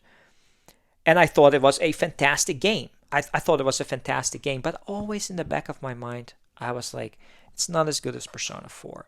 And I always gave it like a 9 out of 10, like best of the rest type thing. Of course, Persona 3, it goes on. We have the Persona 4 Arena games, which has the Persona 3 cast, Persona Q. The animated movies come out, which are highly recommended. There's 4 Persona 3 animated movies. As opposed to Persona 4 and Persona 4 Golden got an anime series. But the movies are always much better quality, right, in terms of animation style. Tells the story really great. There's the manga I've went through. Of course, now we have Reload. But half a year before Reload gets announced, I buy a Steam Deck in order to emulate games. And I finally pick up and play Persona 3 FES. Undub. I believe this is like a fan thing where it's undubbed, the Japanese dub, and they removed the sickness element off of it. So I play Persona 3 FES again, and all of a sudden I realize, hey, there's animated cutscenes. I didn't realize those were taken out. And then, of course, the exploration, and I get sucked into Persona 3 all over again, and I play through it in like 60 hours. I finally play through the FES, the answer part, for the first time, which is decent, not the best add-on type of dungeon. And that's just, I don't know why my Apple Watch starts playing. In any case, I really enjoy playing through Persona 3, and when I finish FES, I say to myself, yes, this is also a 10 out of 10 RPG. It's just a fantastic experience, so I added it in there. Now, of course, this comes after I've also played Persona 5. We know it's the favorite one. It's a 10 out of 10 experience. So Persona 3 was always like, it's not 4 or 5, but now, for the last few years, I've decided it is just as good as those. And it's part of the top 3 favorite RPGs of all time. So now I've finished Persona 3 also 3 times. I've played through the portable male character, portable female character, and FES. And then Reload comes out. Different music singer, different voice cast. I bought it on launch. I was in Japan. I bought it on day 1 at launch in Osaka, Denden Town, the Yoshin there, the store. The limited edition is there. I buy it. Can't play it until a couple of weeks later. I've played so far 6 hours of it, but it was just too early. It was less than a year or so since I played, because the announcement of Reload came pretty fast. So it was a little bit too fresh. I'm looking forward to going back to Reload more so now than when it came out, like in 2024 or 2023, or the early 2024, I believe. So it's still on my backlog, but I've already listened to the soundtrack so many times of Reload, and I'm sure I'm going to enjoy it, and it's probably a 10 out of 10 experience, because they didn't make major changes to it, any changes at all to the story. It's just newer graphics. So, and similarly, Persona 4 has Revival announced. We haven't heard anything since the teaser announcement. They say it's coming out before the end of March 2027, so fiscal year 2026. So I look forward to playing that as well, and by that time I'll probably make sure to have beaten Reload. And I really look forward to playing Revival or Persona 4, because it's now been a good 10 years since I played Persona 4 in Golden when I platinumed that. So yeah, 2016 is when I platinumed that. So it's been 10 years. Whereas I did read the Persona 4 manga a few years ago, but that story is now the furthest away from me. So, I really, really enjoy these games. And then, of course, let's talk about Persona 5. Given that I was so into Atlus, and when they announced Persona 5, I was so into the following everything. I was watching the live streams, the announcement live streams, and they finally announced Persona 5. I was so excited for this game. I think at some point I even talked. I used to run a RPG podcast with a fellow JRPG fan in Australia. Um, we talked about Persona 5 and it's what it could be for like 5.5 hours straight or something like that. It was like 5 hours, 55 minutes, and 56 minutes. And I was so excited for it. So to the point where I was even importing like Famitsus that had articles on Persona 5, uh, all that type of stuff. I was so excited for this game. I bought it day one, the European limited edition, and I played the first 10 hours and I took a huge break from it. I think this is like 2017. It's like one of the busiest lives that I had. My wife was moving in from the US. She was moving here to the Netherlands. I changed jobs, very busy with my career, and I just didn't have the time to play it until like a year or so later. I think late 2018. Again, I started playing more Persona 5, and I finally got through it. I was able to stay away from all the spoilers, and I just played through everything, and it did it. It it was better than Persona 4. I love the cast of characters. I love the fact that it's set in Tokyo. The soundtrack, the dungeons, the palaces, that whole story. That playing that for the first time, it's weird looking back on it now because I finally beat the original Persona 5, and I think it's literally 2 or 3 months later where they're like, but wait, we're doing Persona 5 Royal, and I'm sitting there thinking to myself, great, I can play this game all the way through because I also wanted to platinum Persona 5, so I had to play at least all the way through or at least to the end part on a New Game Plus to platinum Persona 5, and then comes Persona 5 Royal, so I had to play that again. Again, didn't start playing it on day one. There's a trend with me. When Atlus games come out on day one, I am not storming through them from the get-go. It takes me a 3, 6, 9 months, sometimes even a year and a half, like say Metaphor right now. That, by the way, I am playing Metaphor Refantasio some more now. Probably thanks to getting on here and talking about JRPGs, it's really made me want to go back to playing JRPGs, and Metaphor is at the top of the list. So I just beat the first palace.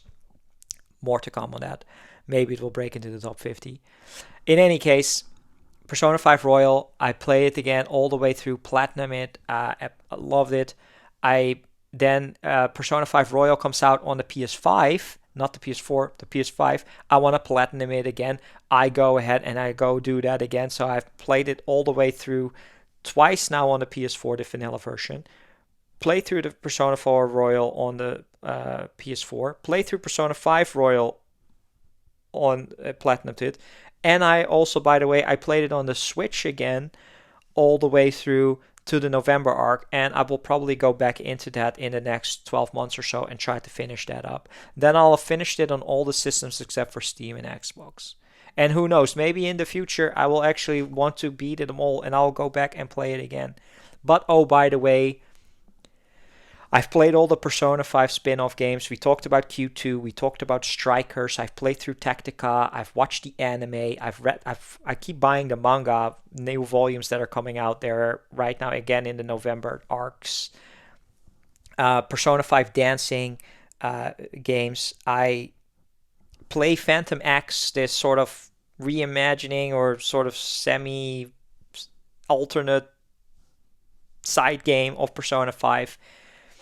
And I have probably consumed close to 6, 7, 800 hours of just Persona 5 related content. And honestly, no matter what happens in the future, if I never play another JRPG again, it will always be my favorite JRPG. If I live a very long life and I continue to play a lot of JRPGs and say Persona 6 comes out, Persona 7 comes out, other games come out, tastes change. I don't know if there's ever going to be a game that has been as important and has hit as hard as Persona 5 or Persona 5 Royal, which is just the better version has ever been. And I'm so happy to see, of course, that Persona 5 was a huge critically acclaimed, successful game. So the highest rated, video games on the PS4. It's gotten top-notch reviews. It has introduced a lot of people to the series. It's right around the time when Sega actually bought Atlus as well, and Persona series is huge now. It's huge. So many people are part of it now, and even though I only joined it through Persona 4, I mean, Persona means so much to a lot of people. That's going to also be extremely difficult to see Persona 6 announced. Like, I'm not that into the community anymore, but I know that people are critical and people are wanting to see 6. And every single time they don't announce 6, people are pissed off and people are frustrated and they just want to see a sequel. And I don't know if Studio Zero or the original team of Katsura Hashino, now having done Metaphor, are still willing or able. Like, I think already they passed along. I think Wada has now taken over being the main Persona's director. It's been very quiet. They were doing Reload again. They're doing Revival for 4, which is also good. Who knows? Maybe they have plans to actually retell Persona 1 or Persona 2's arcs as well. Maybe they are out of ideas, sort of, because let's be realistic. Persona 3, 4, and 5, and many of the side games, they do the same thing almost to perfection, but with enough variety between them, right? It's one story is set in Tokyo, one story is set in sort of Kobe style, and one is sort of set in, outskirts. It's supposedly Inaba is supposed to take place, or at least in real life, the station takes somewhere rural Japan, right? It doesn't really matter where it takes place. They've done that story already.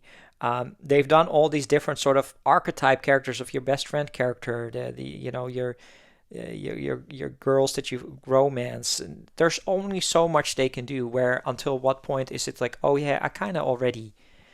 Oh, it's another social link of so. It's another social link or confidant that feels kind of similar. I feel like I've already seen that. Somebody who gets bullied, somebody who has a disability, somebody who struggles with death, somebody who struggles with their career, So I don't really know where the Persona series can go. And it's interesting to hypothesize, of course, about what Persona 6 could be, what it could be. I have an idea in my head that I would like, but probably not something that Atlus would do. And we're just going to have to see and wait what would happen with the Persona series. But regardless, I'm a fan. And I will continue replaying these games every 3 to 5, 7 years, or even 10 in the case of Persona 4. It's a little bit too long. I kind of wanted to replay 4 Golden when it was ported to the Switch. And just when I was kind of ready to go do that, they announced Revival to the point where I was like, yeah, now I'm just going to wait for Revival. But, I if there's one game that, like the classical question, which game do you take with you to a tropical island? It would be Persona 5 Royal. Like, I can play that game all the time. Like, that game has a perfect story. It is such an expansive 100-hour plus game for full enjoyment. I can go crazy and start doing all sorts of challenges or weird stuff, like low-level challenges, for instance, speed running the game. Like, I feel like I would never get bored of playing Persona 5 Royal. Whereas perhaps if I pick another game, that's not the same. So it's my favorite Japanese RPG of all time, and it's my favorite video game of all time. And that's really something that I did not expect. But it's very interesting to see sort of the eras of gaming. I will say that Final Fantasy VIII, since I played it, would have been my favorite video game of all time, together with Metal Gear Solid. Of course, when I grew up with a Sega, it would have probably been Sonic 2. So if I were to guess like my favorite games of all time, it would probably been Sonic 2, until I got into the PS1 era, and between Crash Bandicoot 3, Metal Gear Solid, and Final Fantasy 8, that held very early PS1 until I started playing more and we get into the Final Fantasy realm. But Final Fantasy 8 was always my favorite game with Metal Gear Solid. That kind of went away. Then Persona 4 came out. That became my favorite game of all time, and then Persona 5. So, it's a very select few games that have been my favorite of all time, let alone what I call this 10 out of 10 experience, right? Where it's really, it's really the games that just stuck very close to me in the last 15 years, like Snatcher, Steins Gate, Persona 3, 4, 5, and 999. That are truly, and there should probably be place for a Final Fantasy game in there, and I hope that to be 10 at some point. But I really have to replay that. And then everything since then are it's derivatives. The Neo, The World Ends with the Devil Survivor stuff, Core Mega 10. It's all great, but not as good as. And that's what I like most about JRPGs. And yeah, I understand that. Yeah, if you look at it from a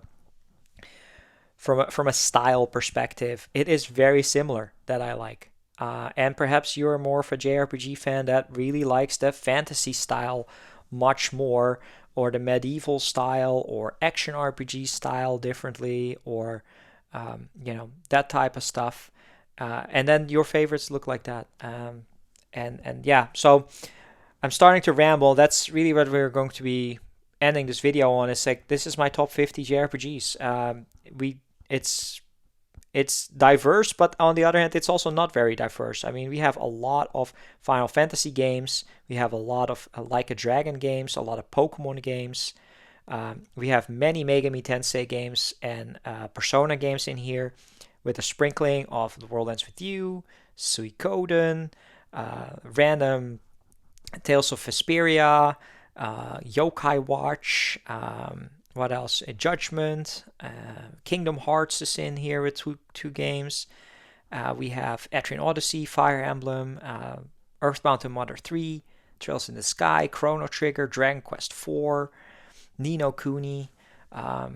Really making up my top 50 JRPGs. I will continue to play JRPGs. It's honestly, it's challenging. These are lengthy games. Time is difficult, and even though I am in my late 30s and I do not have children, and probably will never make that step, it's getting harder for me to play JRPGs, and it's a challenge. It's a challenge to play some of these games when there's so much choice in gaming out there. There's series that I like, remakes that I want to play. There's all sorts of new series that I would love to play more of. I would love to get into Xenoblade, but it's holding me back. I would love to play more of the Trails games again and get into that series, but yeah, it's difficult. And then I still have to catch up on Like a Dragon, and I'm not even able to do that after 5 or 6 years, and they keep making more of those. There's always going to be more Atlus games right now, so that's also a challenge, So it's difficult, and there are I don't know what the number is of JRPGs. There's probably thousands of them, and I will never play all of them. I don't even have the interest of playing all of them. I just like playing JRPGs. It's great escapism. It's great to challenge myself to try to play one, beat one of them, and that's what I enjoy it. While being escaped to a great world, living the lives of different characters, something that I will never be able to do in real life, and that's in the end why I love playing video games, and especially JRPGs, because it gives you the right balance between story and gameplay.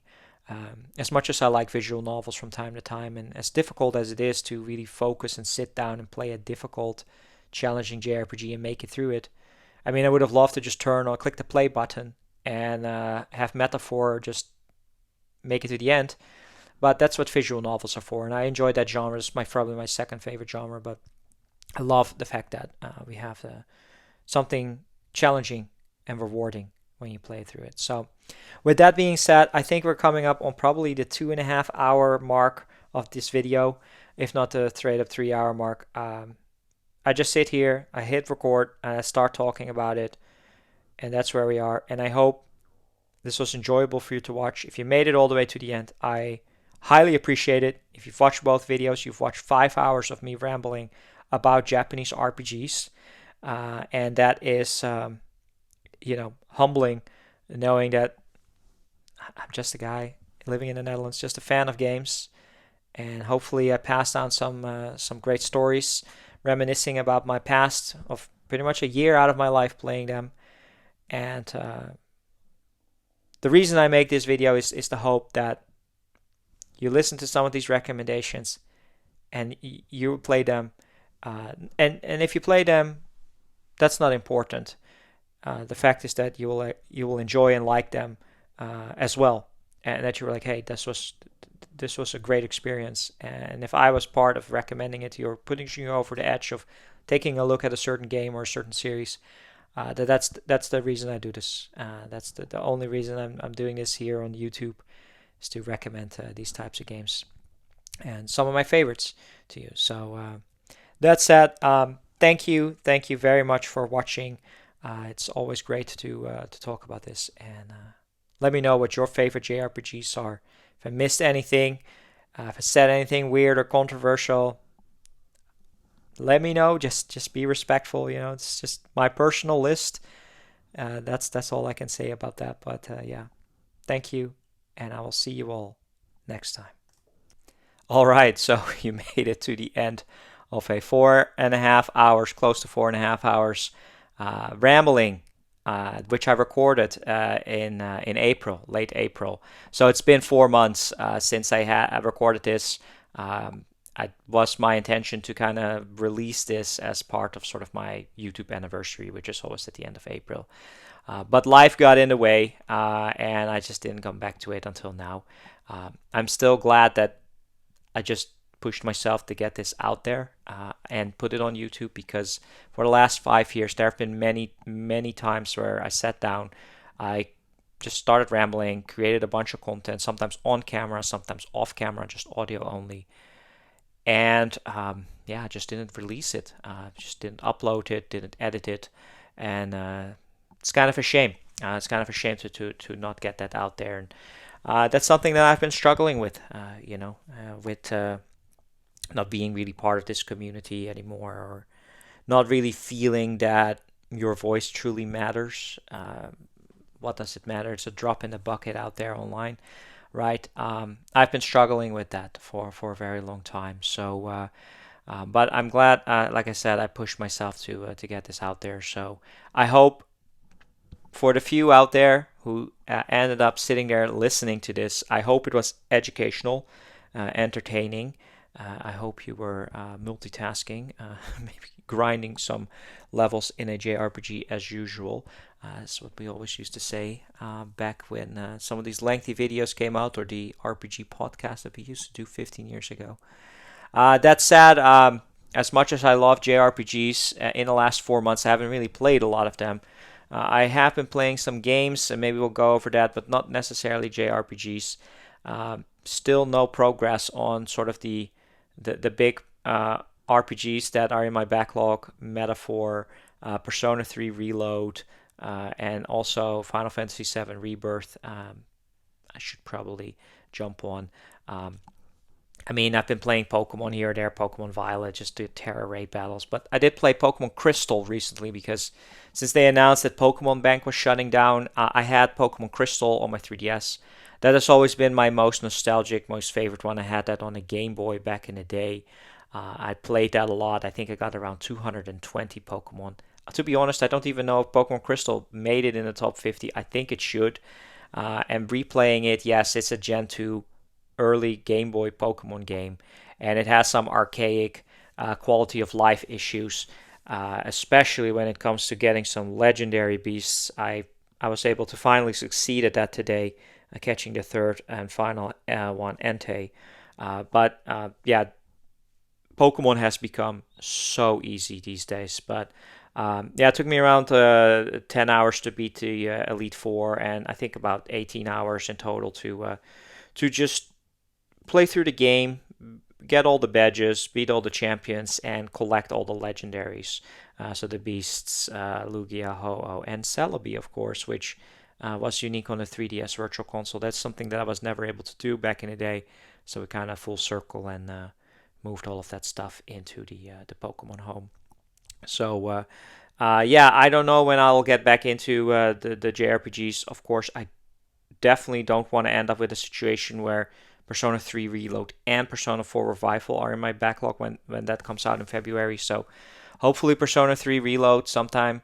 And Metaphor, yeah, it's coming up to the, I think, almost now 2 year mark that that game has been out, and it's not a bad game. I just haven't really gotten that flow state where it happens when I start getting into especially a JRPG and it sucks me in. Then I can really go into like 4, 6, sometimes 8 hour sessions and just keep playing it. But there's some other games to play right now, including a new remake of one of my all-time favorite games that is not a JRPG, Steins Gate Reboot. But I'll save that for some other time. Perhaps I'll jump in another video right now and talk about some of the games I've been playing recently and just get that content out there. And even if you, just one person, is listening to this, it's very humbling. And like I said, it's something I've been struggling um, with these days, with so much content out there, so many people and fans of things and hobbyists and influencers and content creators out there. It's been overwhelming, and seeing people that have the drive and energy to truly do something unique or impressive with it, as opposed to just me sitting here talking to a microphone. Where you're looking, if you're looking at the screen, at an empty chair. Uh, it's the picture I decided to choose. But again, I'm rambling. Thank you so much. I hope this was entertaining for you, and I'll see you all next time.